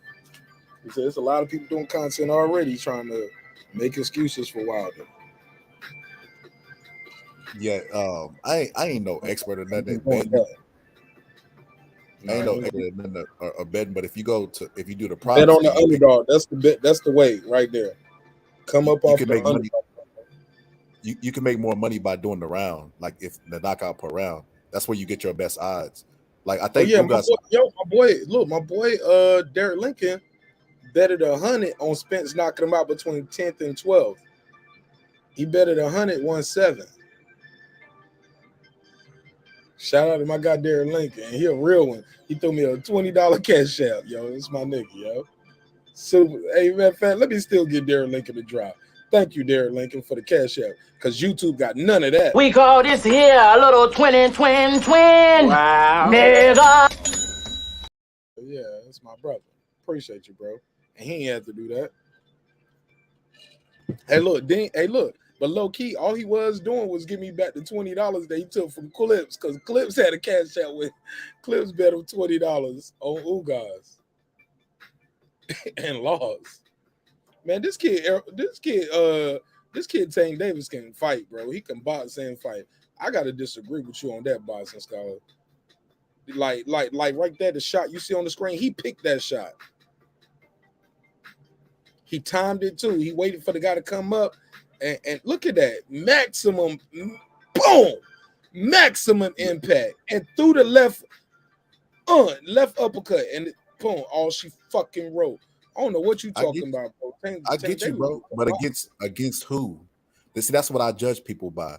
I want to see them do that shit to man, elite. I don't care if it was the nigga on your block. You ain't do it like that to him. You ain't beat up your baby daddy or your girlfriend's other boyfriend or baby daddy like that. No, man.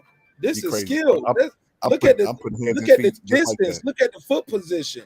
The torque, not the twerk, but the torque of the hip movement.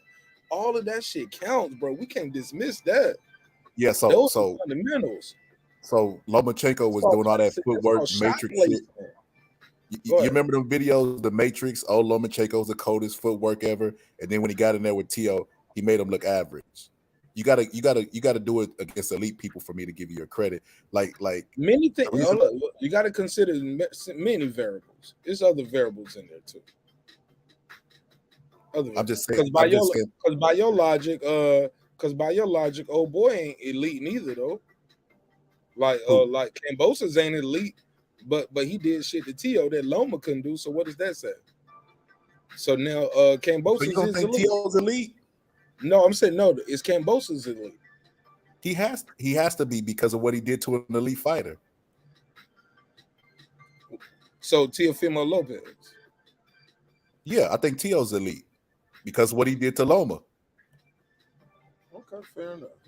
So basically, what I'm saying is, I'm not saying I'm with you. I'm just playing devil's advocate because I believe it takes a lot of courage just to sign the contract and get in the fight and to train for the fight. So once you get in that fight, I don't believe in lucky punches. A lucky punch is me knocking you out at the gas station, my nigga. If I knock you out in the ring, it ain't no lucky punch. Does that make sense? Perfect sense. They Yeah, train. no, it ain't no lucky punch. Once we sign the contract, train for the fight, and then we in a fight. Oh, it was a lucky punch. Nigga, I'm in there. I trained for this. I worked for this. I caught you slipping. I'm tired. You tired. But I threw the shot. It ain't no lucky punch in boxing, homie. If it was a lucky punch in boxing, Mayweather would have been knocked out. A lot of these guys should have got a lucky punch. No, man, the other guy trained harder. The other guy might be more God gifted, might have better head movement. But like it's skill sets too. Like so many things go into this boxing game, but I digress. Go ahead. Yeah, it's funny that you say that because a lot of times I hear people say, yeah, this person got a lucky punch off. Like when Hakeem Rockman knocked out Lennox Lewis, and then you go back and you look at him in a training camp practicing that same punch that he knocked Lennox Lewis out with. How is that luck? If you practice, he changed his training camp for the next fight too, though, right? Yeah, like he didn't have what's the good brother? Damn man, I'm losing his name. Train Mike Tyson, Holyfield. I did an interview. You sure that wasn't after the first fight? Too. I just had a brain freeze. I did an interview with the brother though. Didn't he change? Oh, you talking about that black guy? Yeah, he's a black guy. He's an older guy. Tommy Brooks. Tommy Brooks. Thank you, man. Shout out to Coach Tommy. Thank you, bro. Yeah, Coach Tommy. Coach Tommy said I got two game plans: A plan, B plan. B plan don't work. Go back to the A plan. We won't be doing all that C D plan. Nah, ain't no A B C D. It's an A plan and the B plan. You ain't trying to confuse the fighter. That's some good shit right there. That's some good knowledge that he said. But as far as fighters go, I always try to look deep before I leap, man. I feel like too much times, like, you know, everybody is always crowning somebody as you know, the next this or he's did that, but I always look at who they did it against. That's how I look before I make my judgment. Like before this fight, everybody thought I was hating on Taylor because I was like, Taylor might be a little overrated. Oh man, you're hating this and that. And then when Taylor gets in there and he gets his ass whooped, it's like, well, you might have been right. Fans, you feeling like you not getting the best fights you supposed to. But we know Tank can fight anybody. For me, we want to see you fight Lomachenko. We want to see you fight Devin Haney, Teofimo Lopez, motherfucking all the top who they say is the 4 horsemen, and they anywhere around your weight class. We want to see it happen. When we gonna see it happen? I'm not sure. I don't. That's got nothing it. to do. I can't. That was real shit. That's some real shit. I can't. I don't know. That's like. How many times you don't went in there and said, "I want these niggas, man"? To be honest, I ain't never said it. Since a youngin'. And you see, and I hate the way they cut it, cause that's not being fight anybody. You get what I'm saying? I don't think that's fair because I like the fact that we played the rest of the clip over here, cause the rest of the clip is saying like they just bring me a name after every fight because I believe he everything he said he was, homie, and I think, but it just don't look good for him because it looked that clip that. You know how people do the sound bites. And not to mention, he ain't no fast talker. He could have started off with, he could have led with, man, I fight whoever they put in front of me. So I ain't never went in there and said, like, he didn't have to say, to be honest, never. Because that looks bad. It sounds bad. It's a sound bite. It's catchy. It's the headline. But what he could have said, what led with, was what he said after that, and we'll play that part of the clip again to give context to the content. He said, man, I fight who they put in front of me. That's like, how many times you don't went in there and said, I want these niggas, man? And this is the full clip to give context. I want to be fair to Tank. I want to be fair. So let's play the rest of the clip. That was real shit. That's some real shit. I don't know. That's like, how many times you don't went in there and said, I want these niggas, man? To be honest, I ain't never said it. I don't even. Once they call me and be like, you might be fight, or after the fight, like after I won, they call me and let me know like, you might be going back this time. All right, boom. So they called me around that time and like with a name. Yeah. But this time it's already situated. Yeah, Rolly. Yeah, you gonna ice him though. You putting that nigga out. I already know it. I already know it. But I'm gonna keep it all the way real. That fight's gonna do really fucking good. Yeah. It's gonna that fight's gonna do really good on pay-per-view because one thing about Rolly, he gonna talk to motherfuckers into watching that shit. No, he is. Trust me. And he knocked shit out too, so people gonna believe in it. They gonna hold on. And Tank Smiley was like, yeah, he do be knocking shit out. And he's undefeated. He's an undefeated guy. So supposed to be a knockout artist. All the motherfuckers that don't know about it, he push it out too. He bigger than Tank. You ain't see that shit. You see the last nigga he knocked out. And the rest of this is Gilly just trying to clean it up a little bit, in my opinion. Respect to Gilly. But Tank did. That's how the business of boxing goes, though, guys. Right, Reggie? Right, Boxing Scholar? They tell you who you're going to fight. I don't care if it's, say, GTD Promotions. Bro, yeah, you're a co-promoter of the co-promoter. It's like having a record deal with the record label who got the distribution deal. Does that make sense?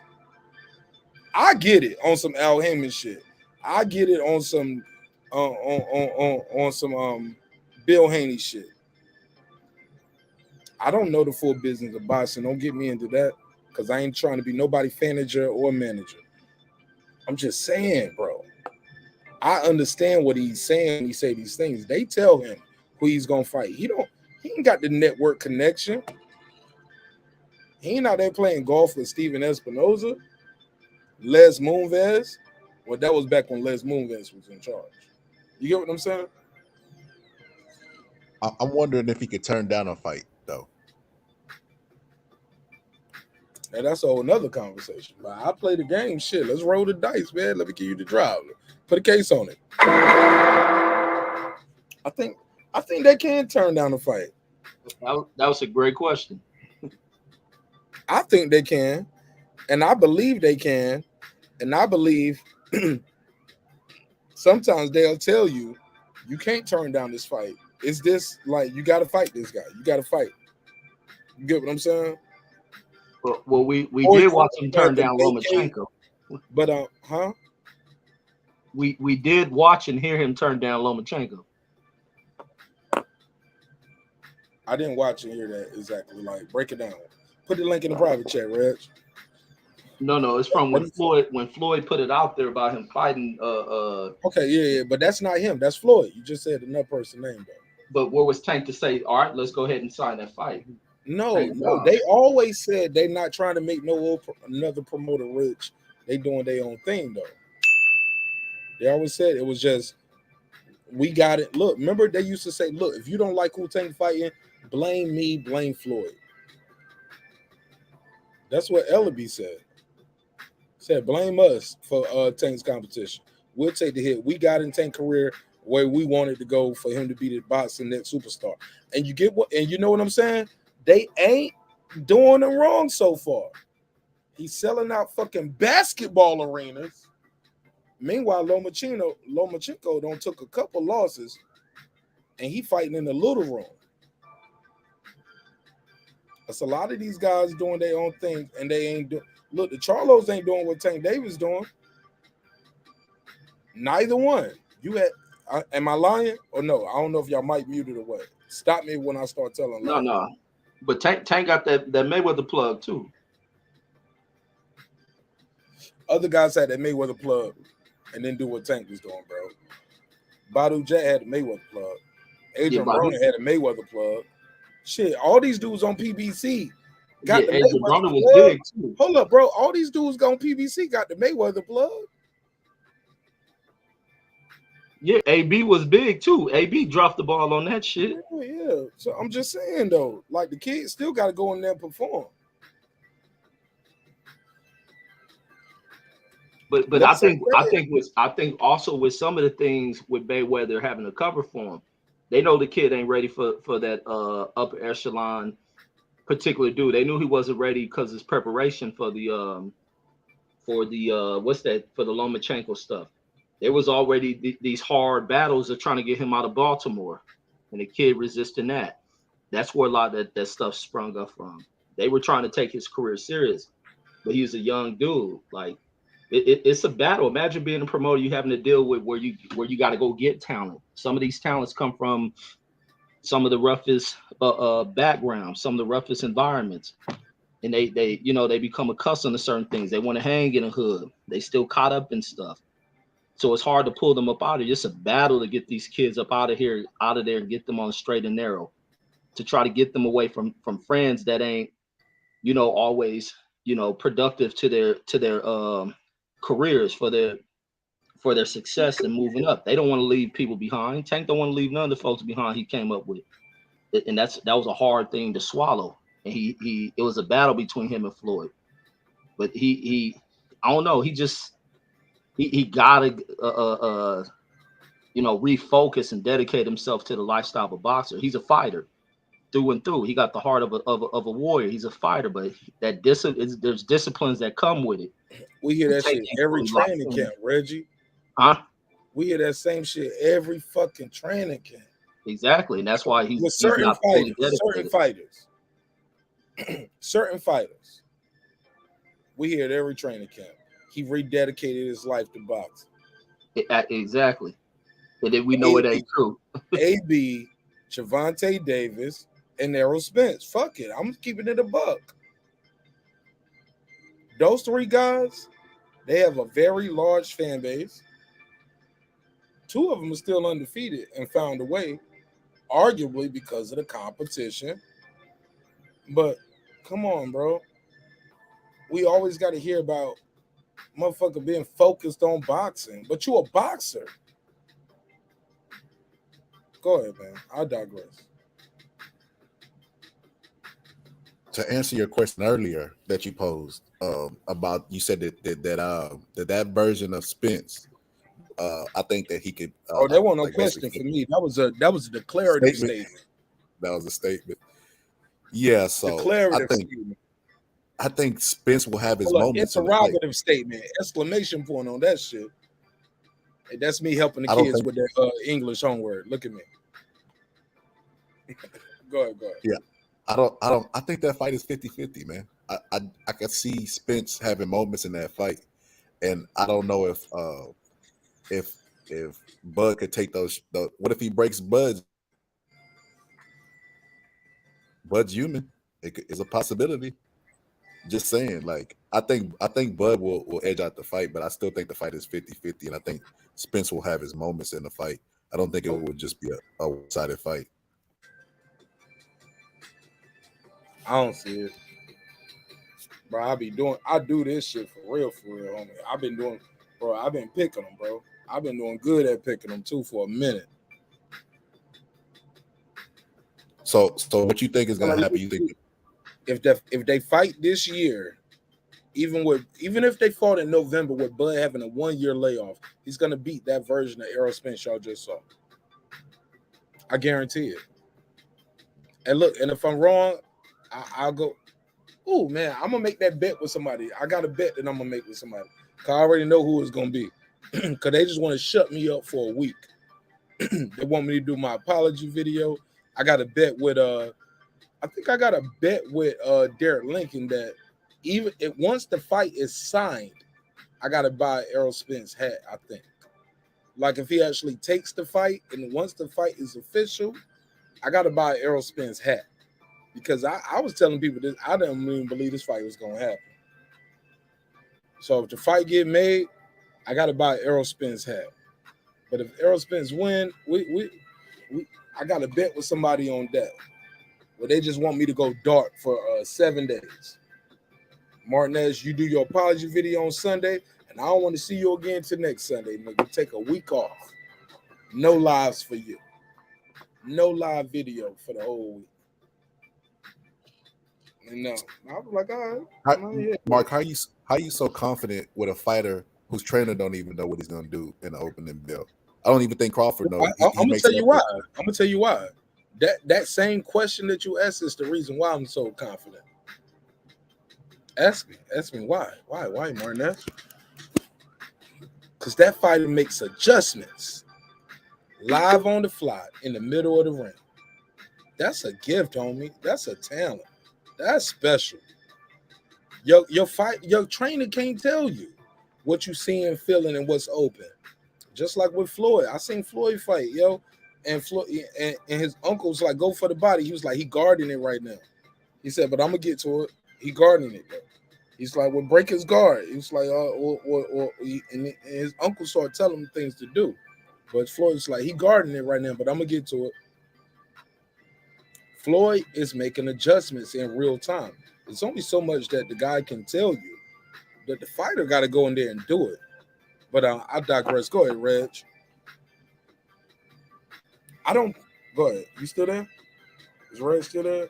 All right. Yeah. No, I'm still there. But go ahead. Go. I got nothing to add to that. But I pose a question to you, Reggie. It's not an Achilles heel that when Terrence get hit with a shot, he attacks. I think that makes him special. One, he goes back in there and lets the other fighter know you're not going to be the boss tonight. I'm in charge. That's a good thing. That should be championed by fans, not saying that's a flaw. But especially when the guy goes in, especially every time he does it, he goes in there and stop the guy. There's never been a time where that happened and the fight didn't get stopped. To this day, like for all the fights we got on camera, but he's not the same fighter as when he fought Ugas. Because that's what the people keep attributing this fight to. Well, Ugas beat him in the amateurs. The guy who beat Roy Jones in the amateurs ain't gonna beat him. Won't gonna beat him in the pros. ERROL Spence lost in the amateurs too. Shit, Mark, don't bring that up. The guy who beat Floyd Mayweather ain't gonna beat him in the pros.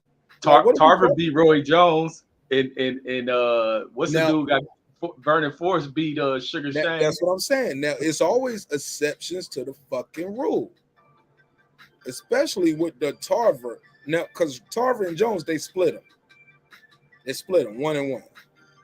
But if you count the amateur, Tarver got 2 up. But in the pros, the first fight, Roy Jones won. But I ain't trying to make no excuses, but come on, Roy Jones shouldn't have even been in there with Tarver if your last fight was at heavyweight. You get what I'm saying? You shouldn't be jumping right back down in weight fighting this guy. And it was a rematch. And it wasn't even no big payday. It wasn't no big massive payday, but you're right though. Sometimes the guy got your number. But Vernon Forrest, Shane Mosley, oh, we call that checkmate, baby. I beat you in the amateurs. I took your belts. Then I beat you again the second fight, Lil Eve. Sometimes the motherfucker got your number too, bro. And then I never understand how. I think Bud Crawford got ERROL Spence number before the car accident and after the car accident and after the eye surgery. But he ain't gonna get his credit. They're gonna say he stayed at 147 too long. I said that before Bud said it. But go ahead. I digress. No, I was gonna add to that Vernon Forrest. I never understand how the fuck he let Mayorga always whoop his ass. That shit was the weirdest shit in the history of boxing to me. But this thing about made fights, Reggie, and look, and Shane Mosley beat Mayorga ass every time. He beat him as a young man. He beat him as an old man. Every time. Wait, did Mayorga smack his girl on her ass? Yeah, I heard that on stage though. Oh, okay. But that was a crazy motherfucking dude. But I just never understood Vernon Forrest losing to that dude, man. It was almost like he took Vernon Forrest's heart. But back to the Terrence Crawford shit is where a lot of people bring it up. Oh, Crawford's a dog and he stands in there and get hit. It was some shit that I was happy to hear Tank say in that interview, because also where he spoke about wanting to feel a person's power. Because I used to always, when I used to fight on the street, I used to want to feel what they punch like too. Like you may Tank said, you may take a shot on the arm, or if they connect on you, want to see the power. And sometimes Crawford is in there doing. You want to get a feel of who you in there with. Every boxer does that, whether they admit it or not. Shane Mosley did it too. Exactly. This Brandon Washington on the phone. Yes, sir. What's up, B? Man, bro, I've been waiting for you all night, bro. You came in on the home stretch. You came in on the last hour, bro, right here on home stretch. How you feel, my brother? I've been listening. I've just been listening to y'all. You know, sometimes when I don't really have nothing to add, I don't want to force it. You know how you just yeah. But pull in just to say good show, Mark. Don't pull in just for bullshit, Brandon.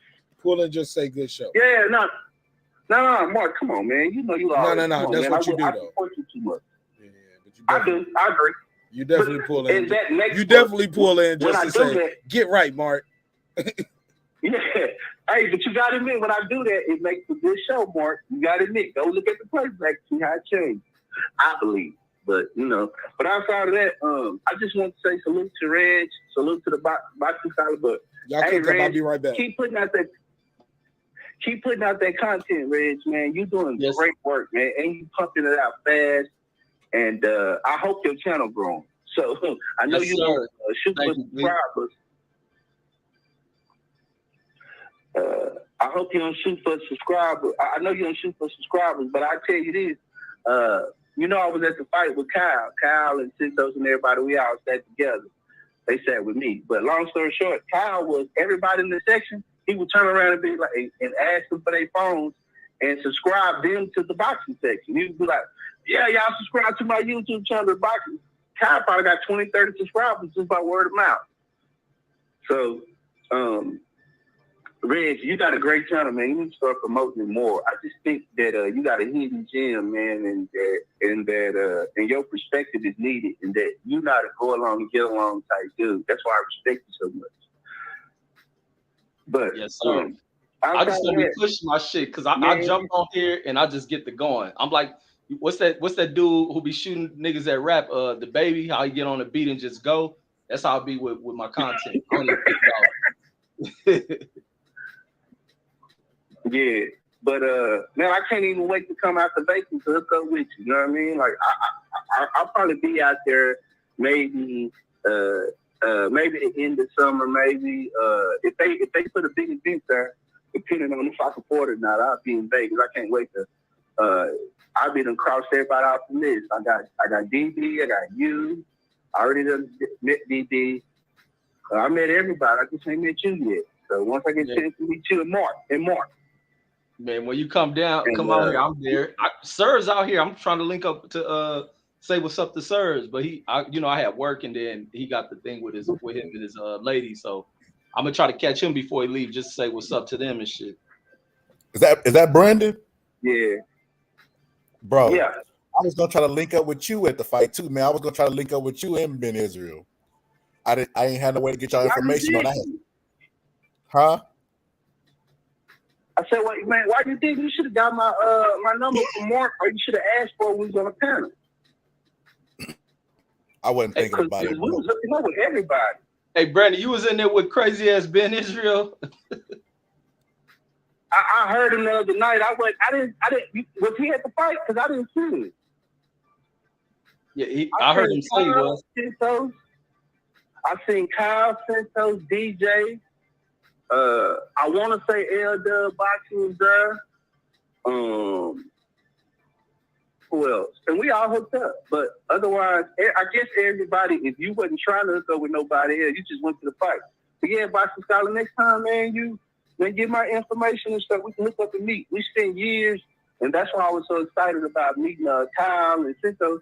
I've been talking to these guys. How long we been on YouTube? 3 years talking to each other. Yep. Like, I've been talking to these brothers for years.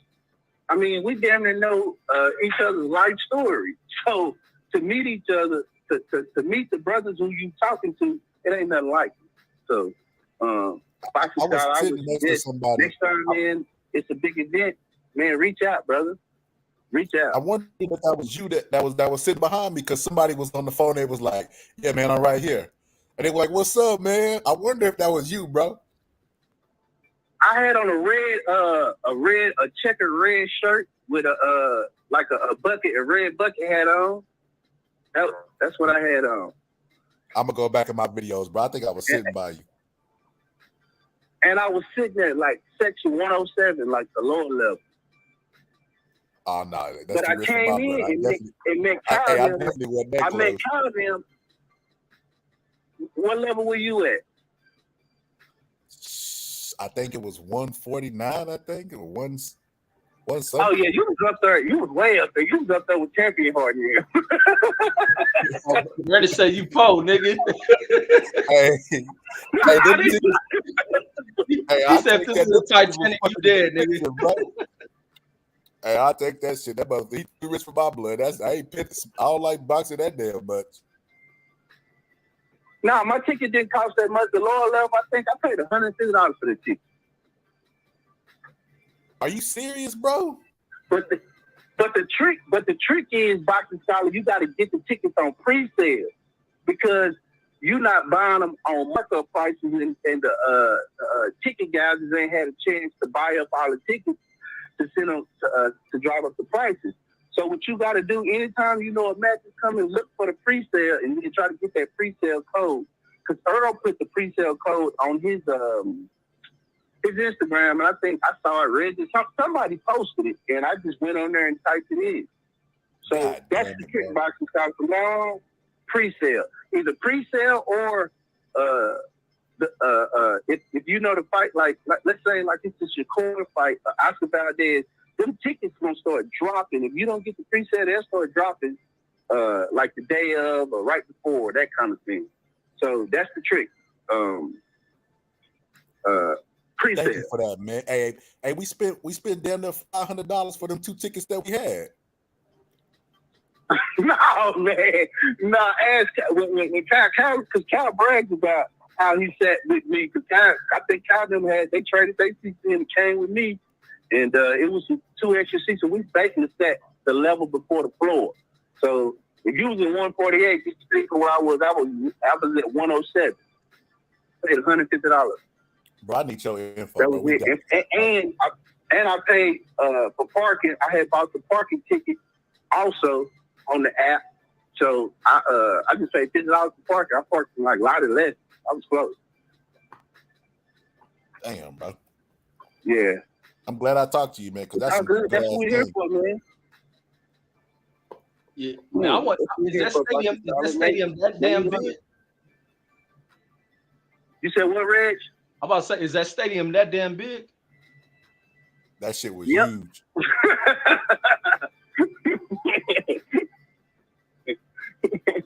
Yeah, like it's so huge. I mean, you can walk in the center part. It's like a club on the inside, like a lounge type of thing, where people are sitting at tables, watching the screen, and then you can walk downstairs at the gift shop, and they got an art part. It's crazy.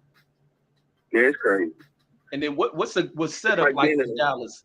Like as far as like if like hotels and shit, can y'all accommodate a lot of people like Vegas? That's the only thing special about Vegas. It's like hotels. Dallas is a metroplex. Dallas is a metroplex. So you got Dallas, Fort Worth, all of the surrounding suburbs like Plano, Richardson. So yeah, I mean Dallas is fucking huge. I mean Dallas Fort Worth metroplex is huge. Like it's spread out. Everything is spread out. So yeah, you can. I mean. But I mean, do y'all got the hotels to accommodate, like if you got a mass amount of people that flew in for a fight? Can y'all accommodate it? Yeah, you know they do a lot of the college bowl games here. So you know that most of the big colleges, like they've had the national championship game a few times at Cowboy Stadium. So yeah, they had an NCAA tournament here. Yeah, shoot yeah. But I think Vegas, I just think they're gonna take their Bud fight to Vegas because I can't see Bud coming here to fight. I mean, you gotta give Bud extra $2 million to do that. Yeah, the plus the money you make going back this way, like out west, the money is much bigger than back there. Like somebody got offended from Texas when I said that. Like going west is where the money at, outside of like going to New York, but the west is where the big money at, especially Vegas. You don't deal with all these wealthy ass people that want to come for a fight. Yeah, you got all these people to come. I mean, you got people to come across the world just to gamble. Like, you got people coming from different countries, rich Africans, rich Asians, rich, you know what I mean? And then you got organized gambling. So you can gamble on the sport that you're going to watch. I mean, Vegas has got a lot more to offer, and it is a lot more money flowing as far as revenue to be made, different options, different. And then Vegas got different venues. They can, I mean, you got the MGM Grand, you got the T-Mobile, you got the new stadium now. So yeah. I think Vegas is an elite sport and gambling city. They'll have a lot of. Hey, Brandon, why you didn't tell me about as far as Bud? Go ahead. I'm sorry. Why you didn't tell me the parking was $50 there, man? Damn. How much you pay? How much you pay? $50. How much did you pay? I paid Yeah. That's standard though. To park at the stadium? I didn't know you didn't know all of it. It's $50 to park at the stadium? Yep, just the park. Yeah. Man, these motherfuckers is greedy in this country. God damn. Yes, they are. Hey, Reg, and that's the cheap parking. Not even parking close to the stadium costs you $75 to $100. I was in lot 11. You got to remember, it's 14 lots. And so if I pay $50 to park in lot 11, you know how much it costs to park in lot 1 or 2. Man, I would cancel my ticket. They try to nickel and dime me. Like, I'm a candy fiend. I stopped eating candy when they start nickel and diming for that shit. I can't stand nickel and diming ass rich motherfuckers. Like, I would get back on a plane and leave over that shit. Like, God damn. Nah, everything costs dollars. Bro, when I was in LA last year, when I went to LA last year, I stayed at the Sheraton by LAX. They charged me $100 a night just to park in the parking at the hotel was $100 a night. Yeah, LA got that shit bad as fuck too. And it's almost like you forced because they make it where you can't park no fucking where. Like these motherfucking man, this country too fucking greedy, man. God damn. Hey, not to mention, my brother, like, he drank alcohol. I think he paid $18. I think he paid $18 for a beer. I want to say he paid $18 for a can, for a regular can, for a cup of beer, not a can, a cup. Oh fuck no, man! I see why back in the day they used to.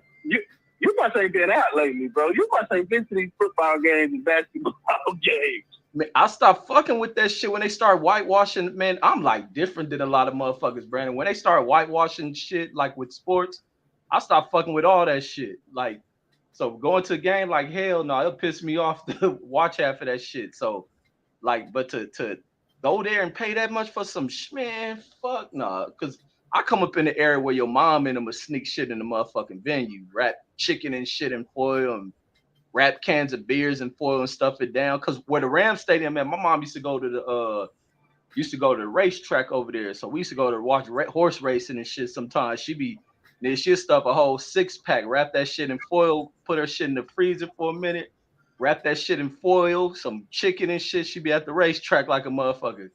So it's like now, man, these motherfuckers hustling you like that shit crazy as fuck. So if it's $18 there, that shit a beer got $50. You can't bring water in. I had an Ozark of water I was drinking walking in the stadium. They made me throw it away. And how much bring my water in? How much was the water in there? I don't know. I didn't buy one. I brought one and they made me throw it away. I wasn't buying shit. I didn't buy nothing. I wasn't hungry. I wasn't thirsty. I wasn't nothing. Yeah, fuck all that I shit. just came to watch the fight. Yeah, I ain't even trying to act like no baller or none of that shit to buy none of that overpriced shit. That's the one thing I factor in. I ain't about to be on no, you about to overprice me on some shit. Like, fuck that, nigga. Like, hell no. Nah, I wouldn't. I ain't doing that either. Because I would have been, you know what would have happened when I do that? Because I've done that. Spent money on a night out, and then when you get home, you be like, man, I just spent all my money on nothing. For real. Nothing to show for it, none of that shit. Nothing. Not even a chick at home laying in the bed with you. You like, damn.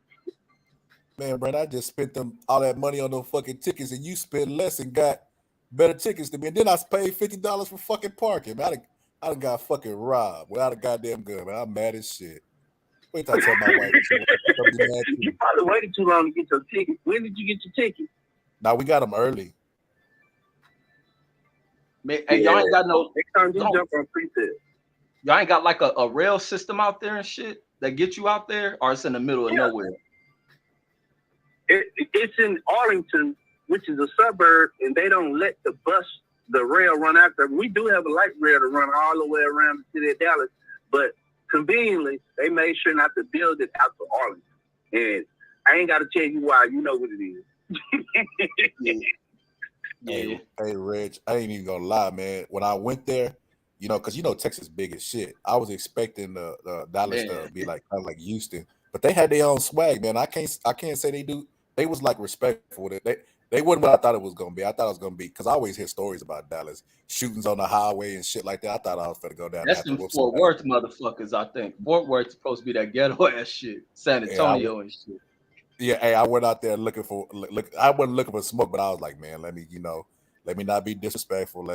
Excuse me, sir. Let me be polite because I don't want to end nobody's life or have my life end in Dallas. You know what I mean? So I'm gonna say this about Texas. Texas, they some hood motherfuckers because Texas motherfuckers crazy as fuck. I don't know what they teach y'all in them schools, Brandon, but they got y'all fucking brainwashed about Texas out there. Oh, Texas pride is real, bro. It's real. They'll die behind that shit, bro. That Texas pride, that is a real. I already know. That's why I be talking about when he come to sports and somebody from Texas. I be like, a person from Texas, the last motherfucker I listen to with a sports related opinion when it's somebody from Texas. They crazy as fuck. Brandon, what they be teaching y'all about that shit out there? Y'all be having to learn like Texas history. Yeah, they get what it is. I don't know if y'all got it in California, but we have it here. When you get to the 7th grade or 8th grade, you got to take a whole semester, damn near a whole year of Texas history, where you take nothing but Texas history, where you learning about the Alamo and they instill that Lone Star State Texas pride. We really our own country. They instill that in here, down here.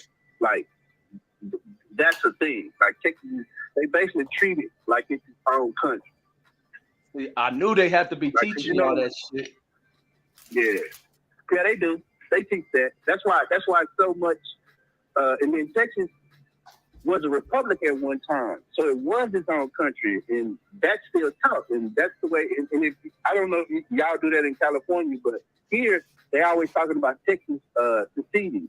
Texas is gonna secede. Texas is gonna secede from the, and we could become our own country. So that's what it is. It's just that stuff has trickled down, and then you got to know that Texas fought Mexico. It's just a bunch. So, but that's where it comes from. They teach that shit in school, Reg, for sure. See, I knew that. That's like the white homie, my white homie, Drake, where we used to be in the army. You know how you got to put your race? That nigga would cross out white and put Texan. And it'd be Texas this, but everybody knew from Texas. I'm like, man, y'all niggas crazy as fuck. Like what the fuck they teaching y'all about Texas? Like, god damn. And Cali, we just on some Cali divided because we be like us in LA, we this, and those in San Diego this, those in Oakland this, San Francisco. Like we just so segmented and shit. Like y'all just love the whole fucking state. Like it's Texas, Texas.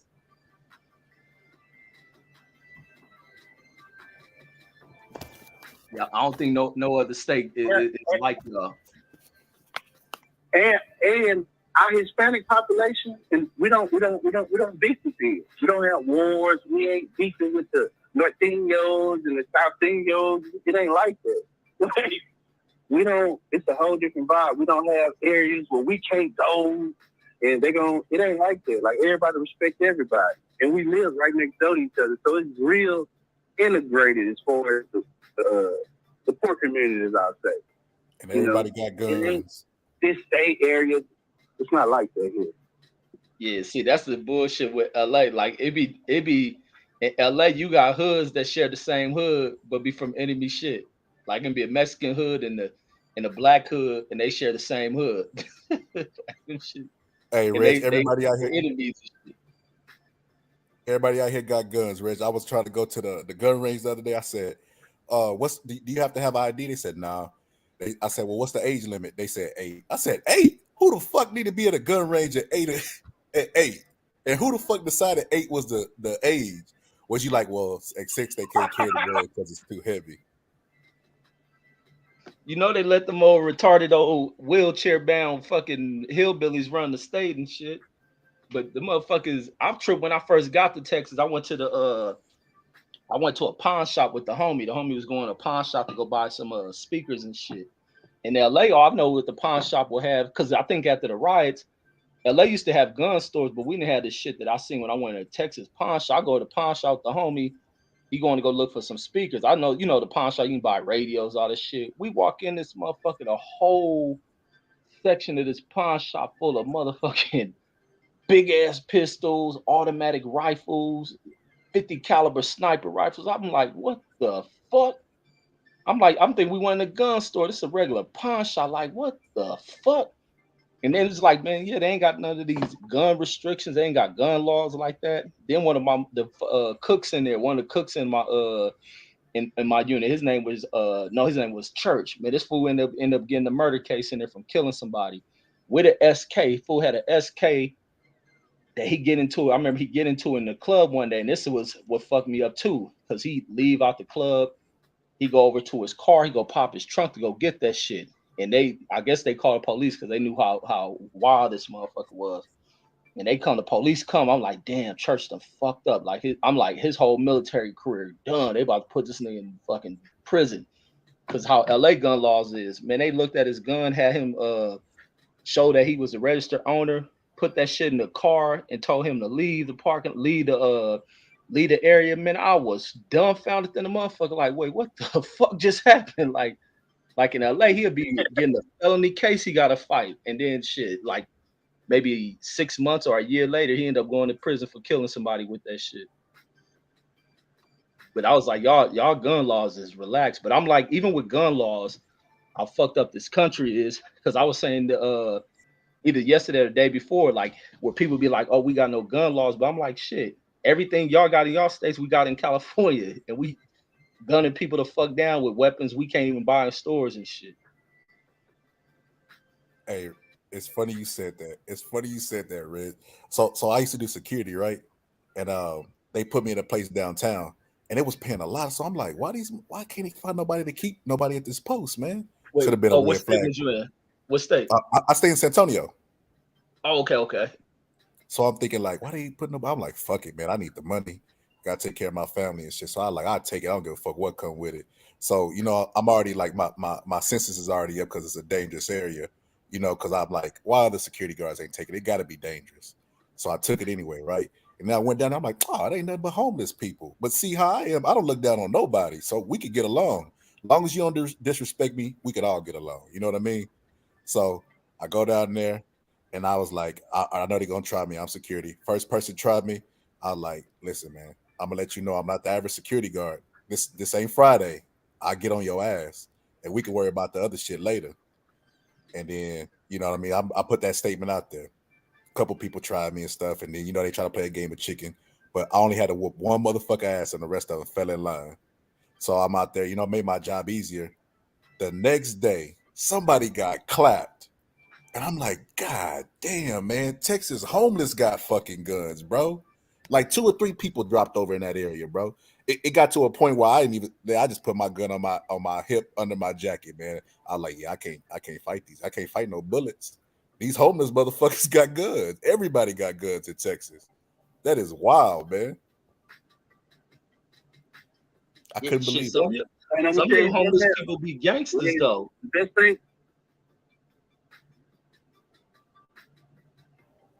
You right. Some of them was, and you know what? That's why I knew I wouldn't have any problems. Because most of the gangsters, I would just tell them like, look, bro, I ain't no police officer. I just want my job is to keep these people safe. I don't give a damn what you do, no drugs or nothing, because that ain't my job. You know what I'm saying? I ain't gonna call the law on you or nothing. I just want you to treat me with respect. If I ask you gotta leave, just leave, and we won't have no problems. So most of the real niggas that was out there would be like, he doing his job. He doing his job. You'll have an occasional asshole who want to give me a hard time. You know what I mean? And when I would put his ass in his place, they would be laughing like, the nigga told you to leave, bro. He wasn't even yelling at you or nothing. He asked you politely. But like when nobody started dropping, I was like, man, fuck that. Ain't nobody getting the drop on me. Got me fucked up. But that was crazy. I could not believe. I was like, damn, the homeless is killing each other. And you know the police ain't really investigating because it's like they homeless. Some of them weren't even from Texas. They was like a lot of them were from New York and different places, and they had no family that, you know, really cared to bring them to justice. So it was just like the wild, wild west down there. That area was fucking crazy wild. And the ironic thing is, I'm subscribed to True School Sports, and he came down here for a fight. He was in that area. I'm like, bro, you better be careful in that area. His body's dropping over there.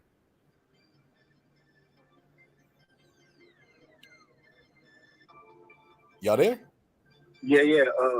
We here.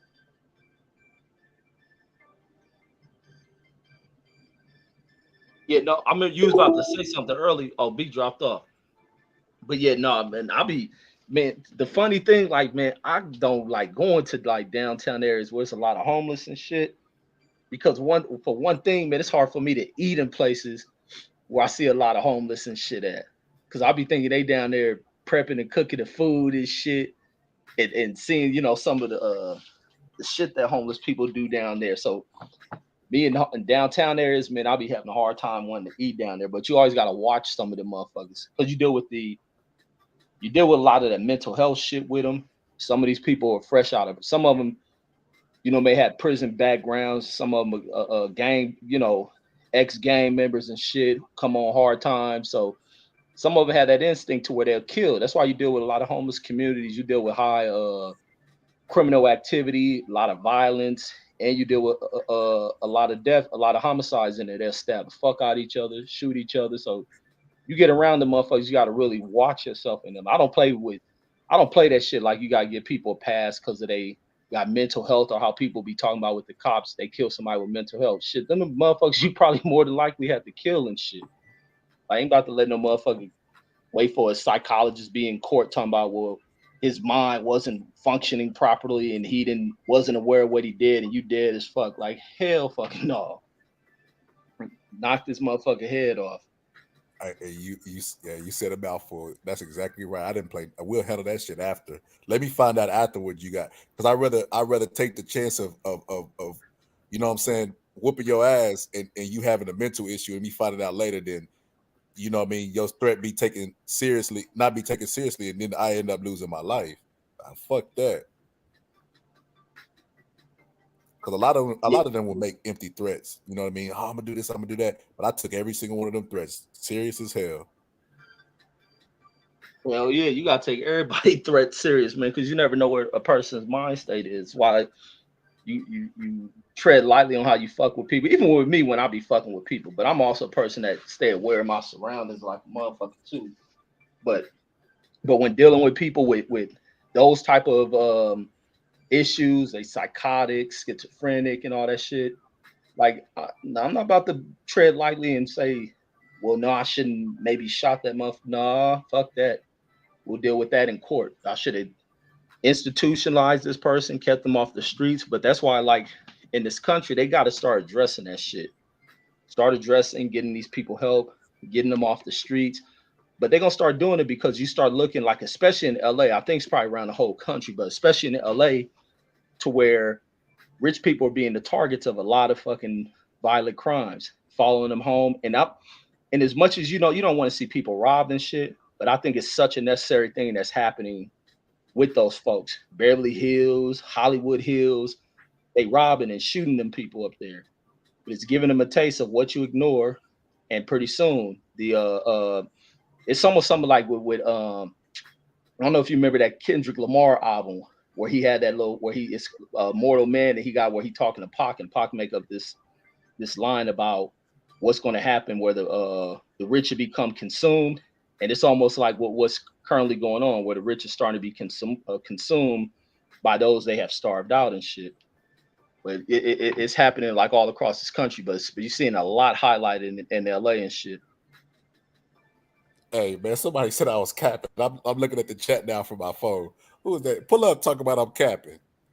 Nah, I don't cap, bro. Like sometimes I bullshit around. Like I've been telling Reg, because I know Reg be going hard on Fred. I told Reg I always fuck with Reg that that's my uncle, but nah, I don't really cap, especially if it ain't gonna benefit me. How it benefit me? I ain't even got my picture up here. Who I'm trying to scare. Another point. You know, I don't normally talk about race.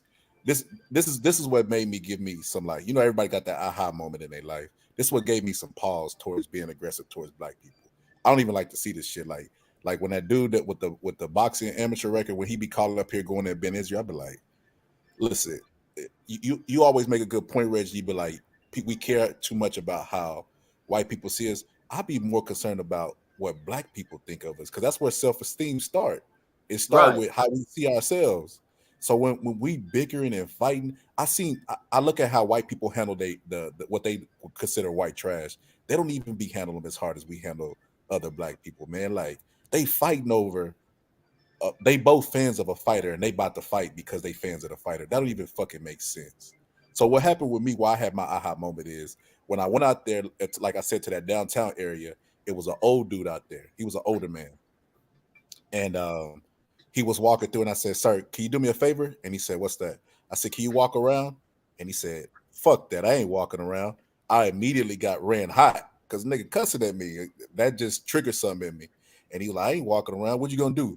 I know you ain't finna lose your job, and I know you ain't gonna call the cops." I ain't gonna lie, Reg. I started boiling. I hopped up, and I went to his face, and I was gonna ask him calmly again, and I was gonna remove his ass if he didn't want to walk.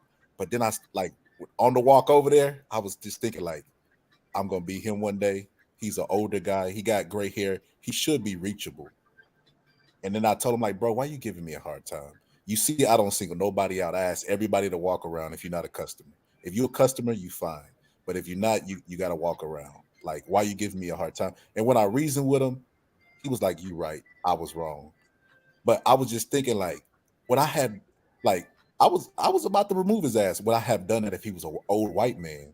That's what gave me pause. I was like, I might have did it, but I would have paused before I did it. I wouldn't have been so quick to jump up and meet that aggression. I was like, it's because we got too many years of mental abuse. We've been in America, what, 400 years of just getting shit taken from us, fighting for resources, all this stuff. It has to have an effect on our mental. So that's why I don't even like to see that shit. Like them going back and forth, all that shit. That shit like makes me uncomfortable. I don't even respond to it. Like even when Troy come up here, sometimes he come up here just mad and he'll call names. He call me names. I don't even respond to that shit. I'm not gonna go back and forth, especially like about an opinion. It's just somebody's opinion. We all live and die with our opinions. That's the only thing that we really have that's ours. And people try to take it away from you. That's crazy to me. Yeah, that's why I'm always on here debunking a lot of people's shit and talking back about the shit that they spew. Like especially black folks. Like we on one end will be talking about the black this and pro black that, but then come right back around with an attack on somebody's black. And it ain't even just to play the racial thing, but it's like sometimes be mindful of how you go about it, the attack on a person. But that's why I'm like, people hear me say that and be like, well, you're doing this to Fred. Like, you can't put that shit about what I'm saying about Fred. Not once do people ever hear me threaten Fred, do none of that shit. They hear me come from a comical standpoint of clowning him, debunking him, and also saying about the brother needs some fucking help, needs to be evaluated mentally. But the other side of it is because of his attack on positive black people, not to just throw off a spin of being biggity black is that. It ain't even about that, because the people we attack aren't just, overboard black type people. It's like sometimes you just got to focus in on the progression of things. And even like you were saying, it's like not always about where we worry too much about how other people view us. And that shit has always bothered me, even as a young kid, hearing about black folks. Like, you go to an event and certain black people, like, the one thing about me, I can't stand fucking loud ass black people. I can't stand that shit for shit. And it's like, well, you get around in the community, they loud as fuck, confrontational as fuck, get drunk, ready to fight, be loud, out talk one another. And then we can go into a white neighborhood to go to an event, and it's all about, let's show them that we can act better than what they think we are. Let's not give them what they think we're gonna behave like. Like, why the fuck is it about what they think you're gonna behave like? And that's slave-minded bullshit. Come here to learn how to behave like black folks are supposed to be, like in the essence of being black. Like, that don't mean you gotta be confrontational, ready to fight, ready to swing and knock a motherfucker head off. Like, it ain't about that. Like, but we be so lost, and then it's like, even in this era, I be tripping off of the fact that you still got to teach black people how to be black people. And some black people, even in their 40s and 50s, are still discovering how to be black. And that's why I always tell people, sometimes people got to know who their audience they're speaking with. And me, sometimes I feel I don't fit those audiences, because I never in my life had to be taught how to be black. Because even in the environment I come from, I'm probably one of the only or one of the few motherfuckers in a whole community of probably 100,000 people.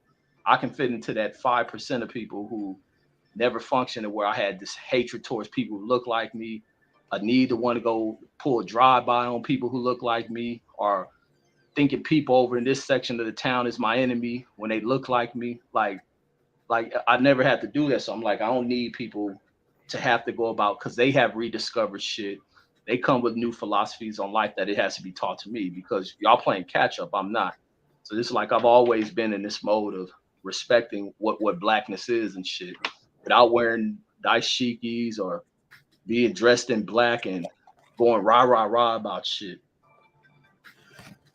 Hey, and you made some good ass points just now, man. Like, I get on my friend about this shit all the time, bro, because of course he's dating a white girl, so he always feels the need to care about. He'll say something like, yeah, man, I was there and these two black people was embarrassing because they felt like, bro, since the beginning of time, human beings fight. It ain't a black thing. Why the fuck we got a tightrope when it come to violence? I done seen videos of white people fighting and doing crazy stuff. Why they not judged based off of that? Why we got to get judged by, you know what I mean? Some stuff that's totally human, in my opinion. I was like, brother, you care too much about what people think about you. Fighting is natural. That's why we pay to do this shit.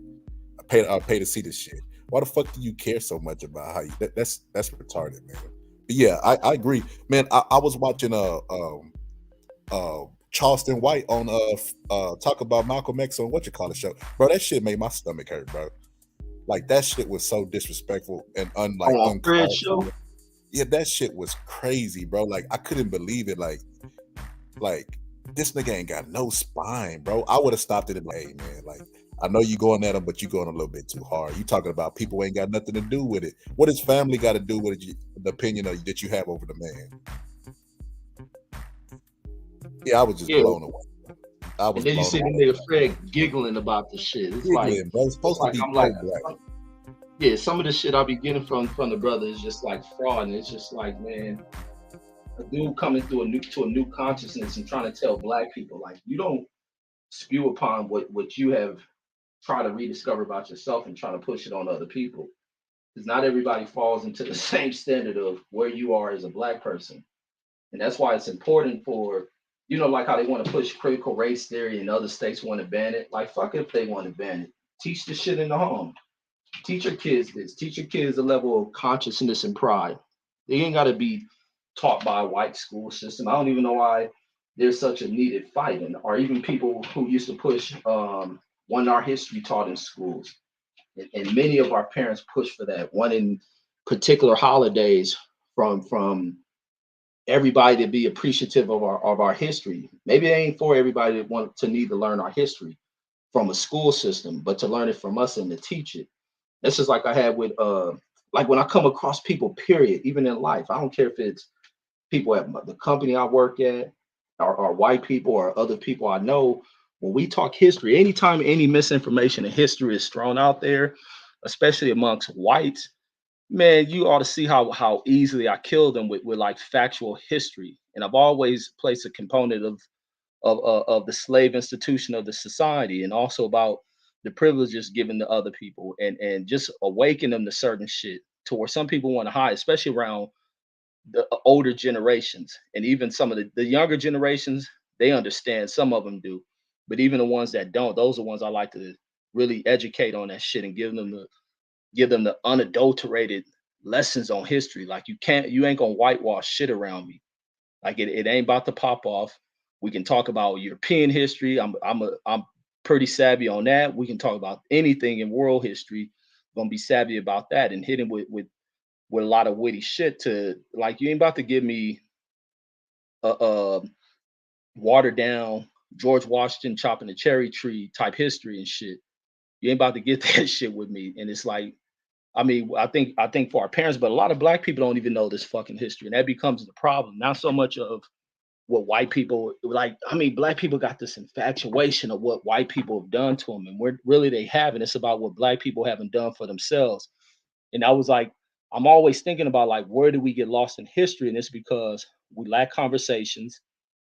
Many of the older generations coming out of slavery, a lot of those elders weren't able to pass on them stories because a lot of them were very uneducated, unable to speak or articulate their stories and their histories and their experiences and shit.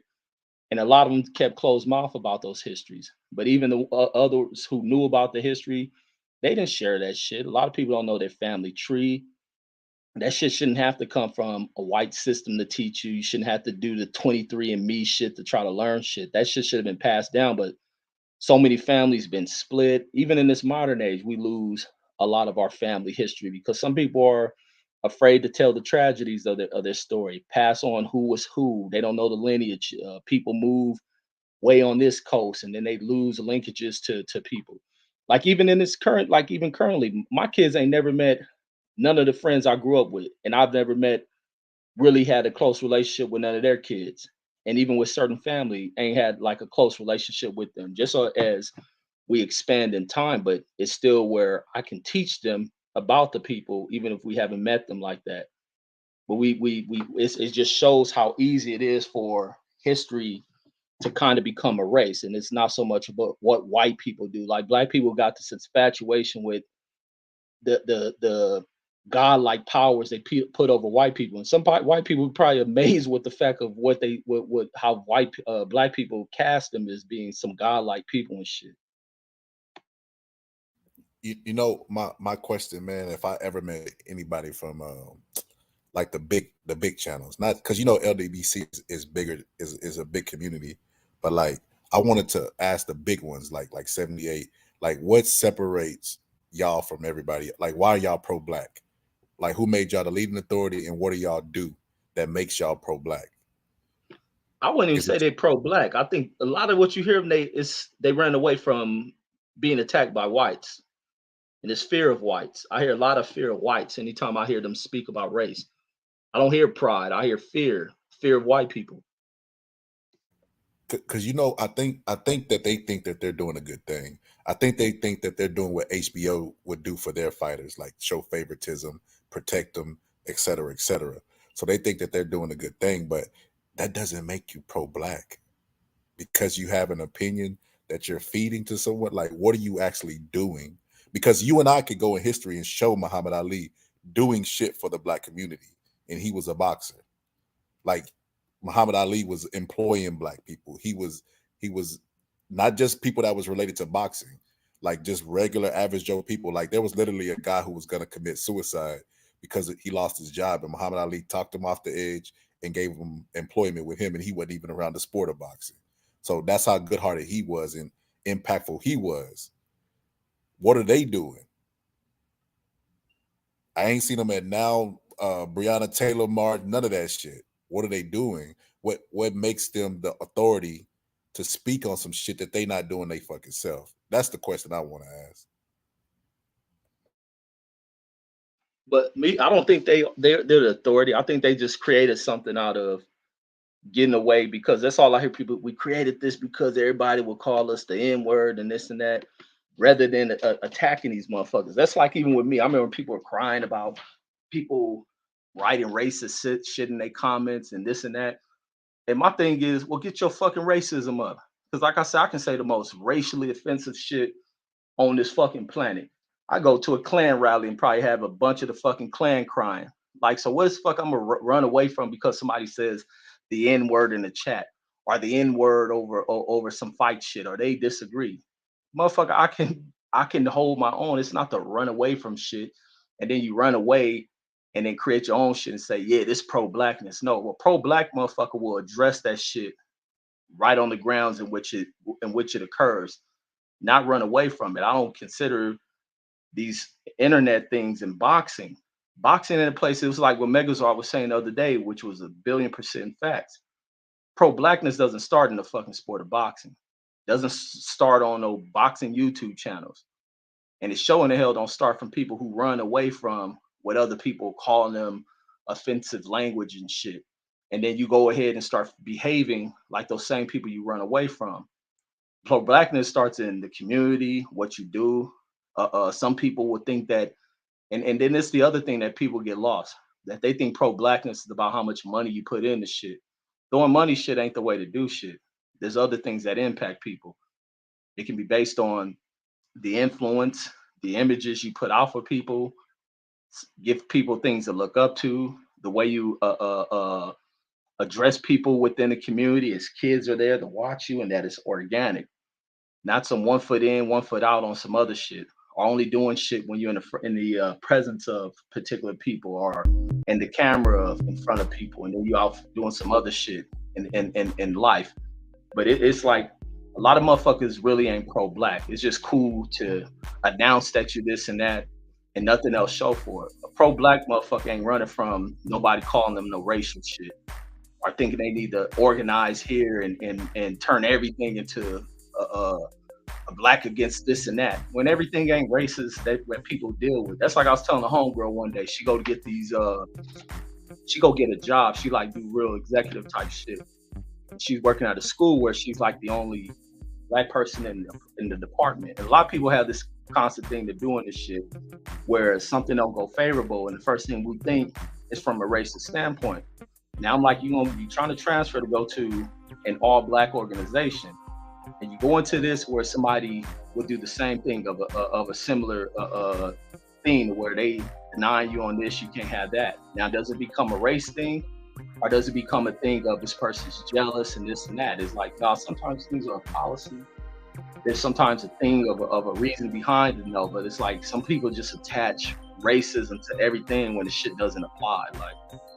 Like motherfuckers going stir crazy with this race shit, especially in boxing, man, where you don't really see it that much with these privileged ass fighters. Like we brought up in a board where there's 3 fucking this is crazy shit that debunks a lot of that bullshit. We come up in a moment where there's 3, what was this shit posted on 3 undisputed fights, and all 3 of them have fucking black fighters there fucking in these fucking fights. So it's like, what are people fucking crying about? What are they talking about? There's black fighters who take opportunities away from one another.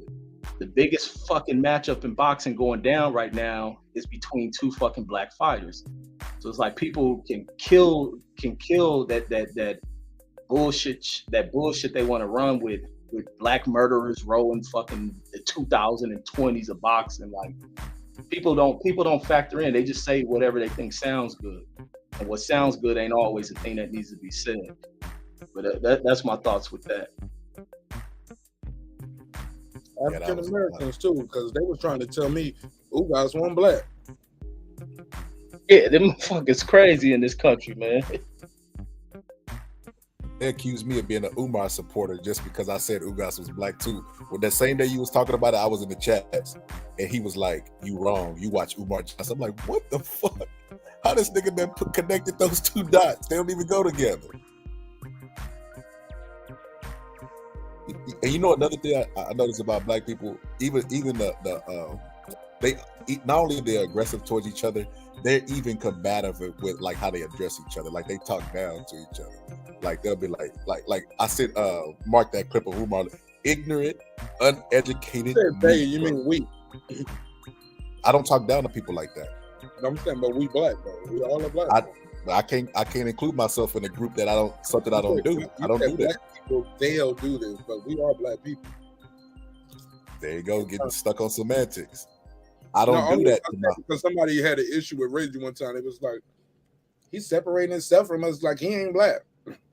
I'm definitely black, but I'm conscious enough not to down talk somebody, especially one of my own. I've always made it a conscious choice. I tell you, I don't know if you was listening. I said I had my light bulb moment where I was like, I'm gonna treat black people. I've been here the whole time. I'm just eating nachos and I want to punch in y'all ear.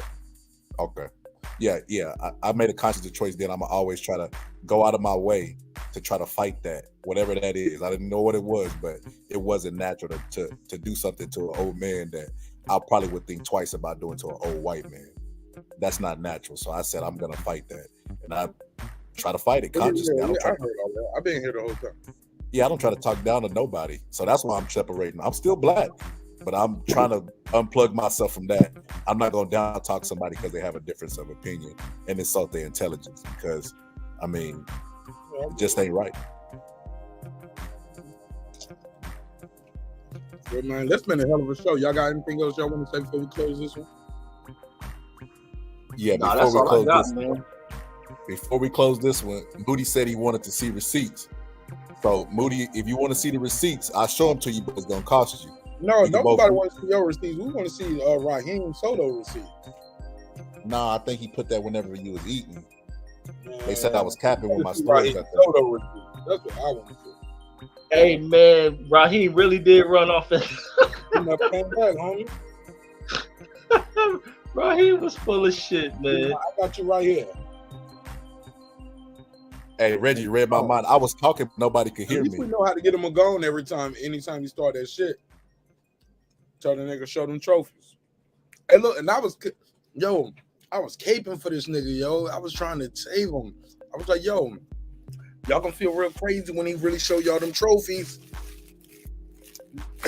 Hey, Reggie, his trophies?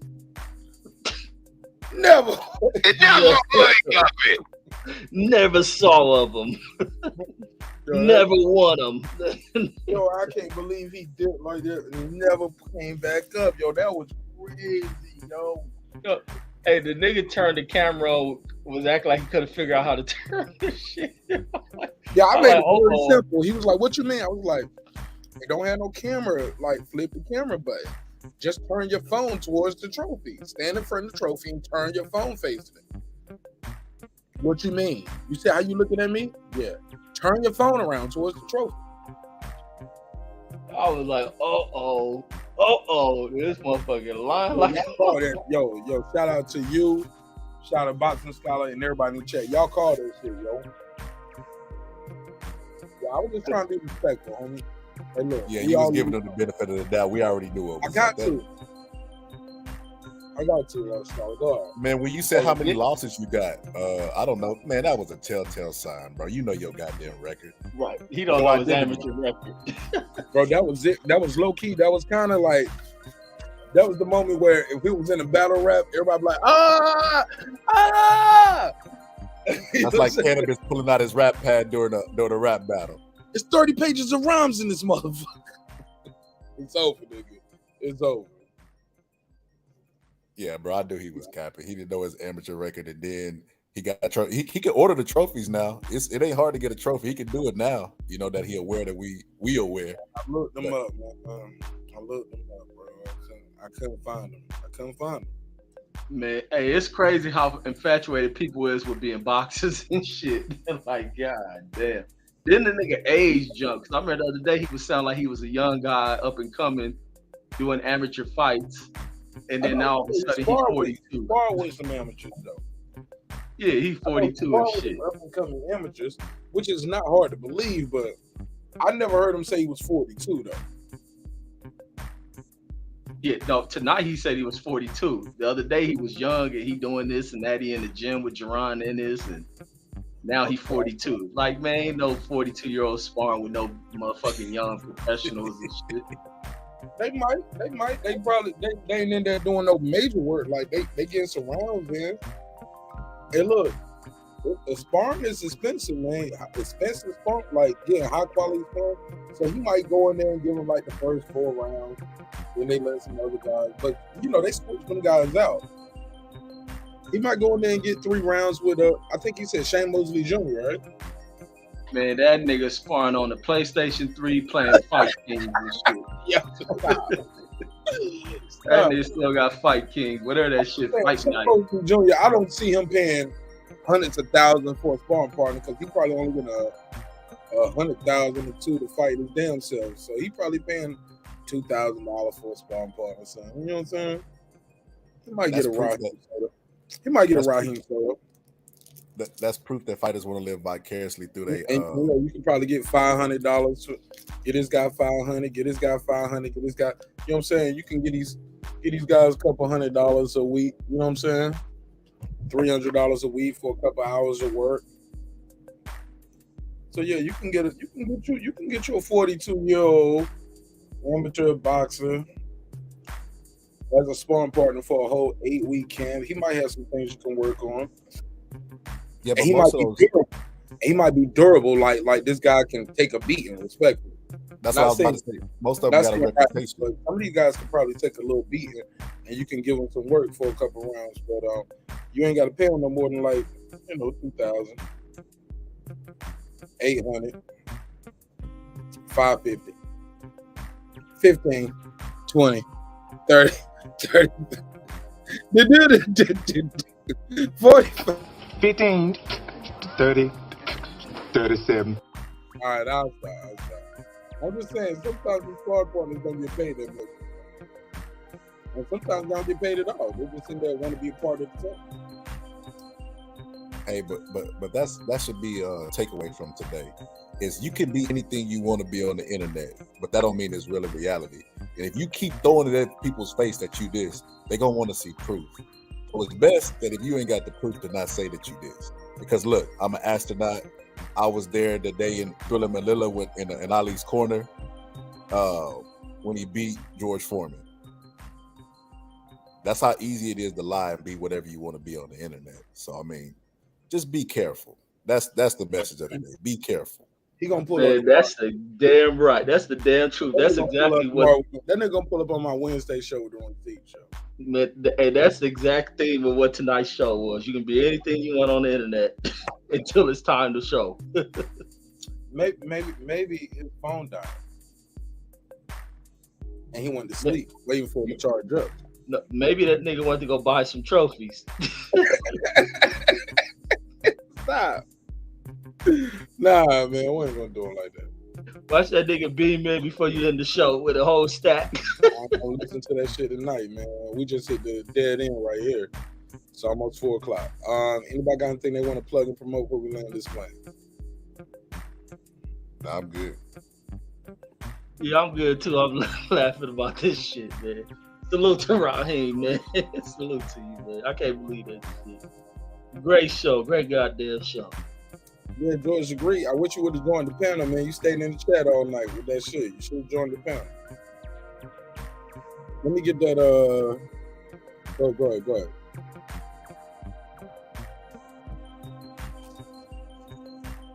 All right, y'all got anything else? Y'all want to plug? Please plug your channel.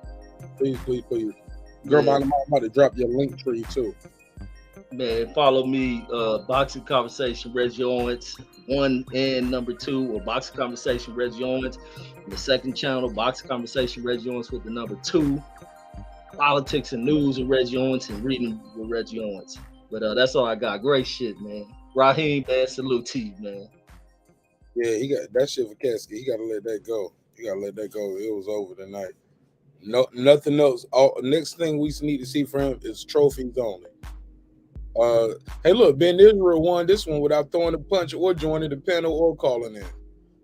Ben Israel, 1-0. He's a 1-0 without even having to fight. Damn, that's bad. God damn. He kept. Hey, look, and I kept. He the GOAT. Huh? Ben Israel the GOAT. Yo, I kept telling him, let that shit go, man. That man ain't here to defend himself. I said that several times, right? Facts. All right, man. I'm fair, bro. I try to keep it fair. You kept summoning that dude's name and talking about fighting him and make the show about you, and then the panel just said, well, nigga, where your stats at? And you don't have no stats. Shout out to no, Ty. No. Shout out to my sister girl behind the mic. He said 10 more hours, please. Keep this shit going. Nope. I'm good. Shout out to my sister girl behind the mic. Please support girl behind the mic. I think she's truly phenomenal. Reggie, I'm gonna send you one of her books too, man. She sent me a couple of them. I'm gonna send you out one of them. All right. It's a nice quick read too. It's about 80 pages. That's light, right? Yeah, you can get that done in a 1 hour show. Get a channel on there, get through it. Yeah. I'm gonna have her up here, man. I want to try to read through it with her. Read through it and like, kind of like as I read some, get her breakdown on it. You know what I'm saying? Like, or I'll probably read through it and just, how they get those little. I think I'm gonna go buy me some of those little bullet point tabs you can put in the book, so I can have my spots. But I'm gonna read through, highlight, and I'm gonna just, ask her some questions about the books. Cause she sent me a couple of them, but I already know the first one I'm gonna read is about addiction. Cause I think a lot of these dudes up here are addicted to bullshit, and we try to say what? No, I said that's a damn fact. Yeah, man, they're addicted to bullshit, man. Sometimes we're addicted to hate. Sometimes some of these dudes are addicted to their favorite YouTuber, and they can't go against the fighter that their favorite YouTuber say, because then they're gonna get blocked and banned. And if he interviews with their favorite fighter, they can't join the panel or call in or beam in. So, man, that shit it's a vicious cycle. But through my sister girl behind the mic, we're gonna break that vicious cycle of addiction to fame, to jealousy, to hate, to drugs and alcohol. Because some of these people, I seen them, they can't get through a show without drinking some alcohol, getting high, drunk. So that's a whole nother conversation. But Boxing Scholar, you want to plug with Jim? Or did you do it already? Yeah, you could subscribe to me at the Boxing Scholar DA, Boxing Scholar, like it is on. Is it on the screen? I can't see the screen. Nah, just give it up. I got you. I'm moving it though. I'm squaring your way, but go ahead. But I got you. Boom. There it is. Just like you see it on the screen, just type it in like that, and it'll pop up.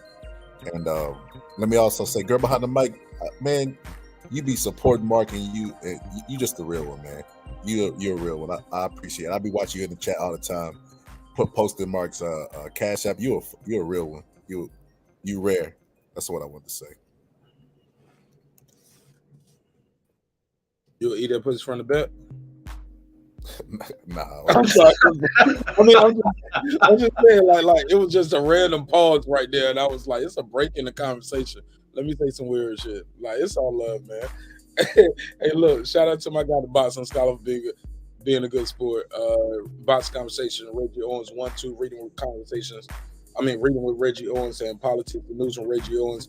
Again, so please support my sister girl behind the mic. Click her link tree.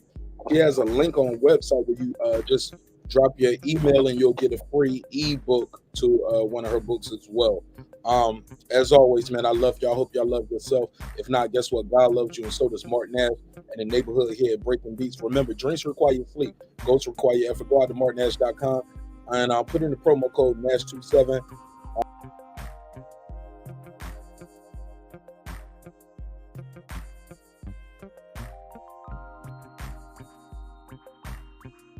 Yeah, put in that promo code marqnash27 at Gmail and save yourself 15%.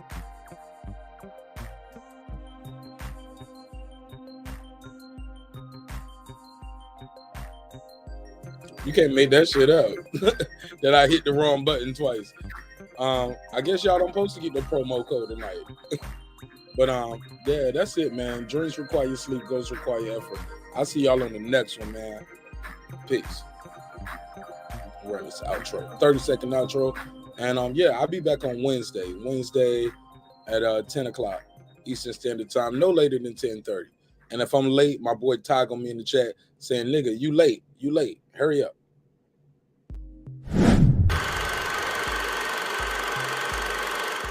This that squad sound. This is madness.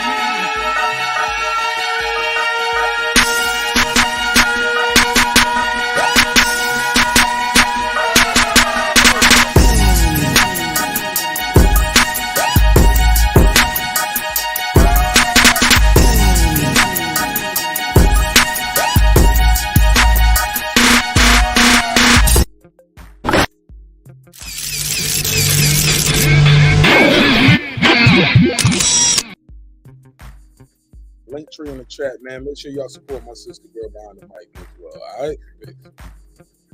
Girl Behind the Mic, I got a good topic, too. I'm going to email you. We're going to switch it up before this fight this weekend.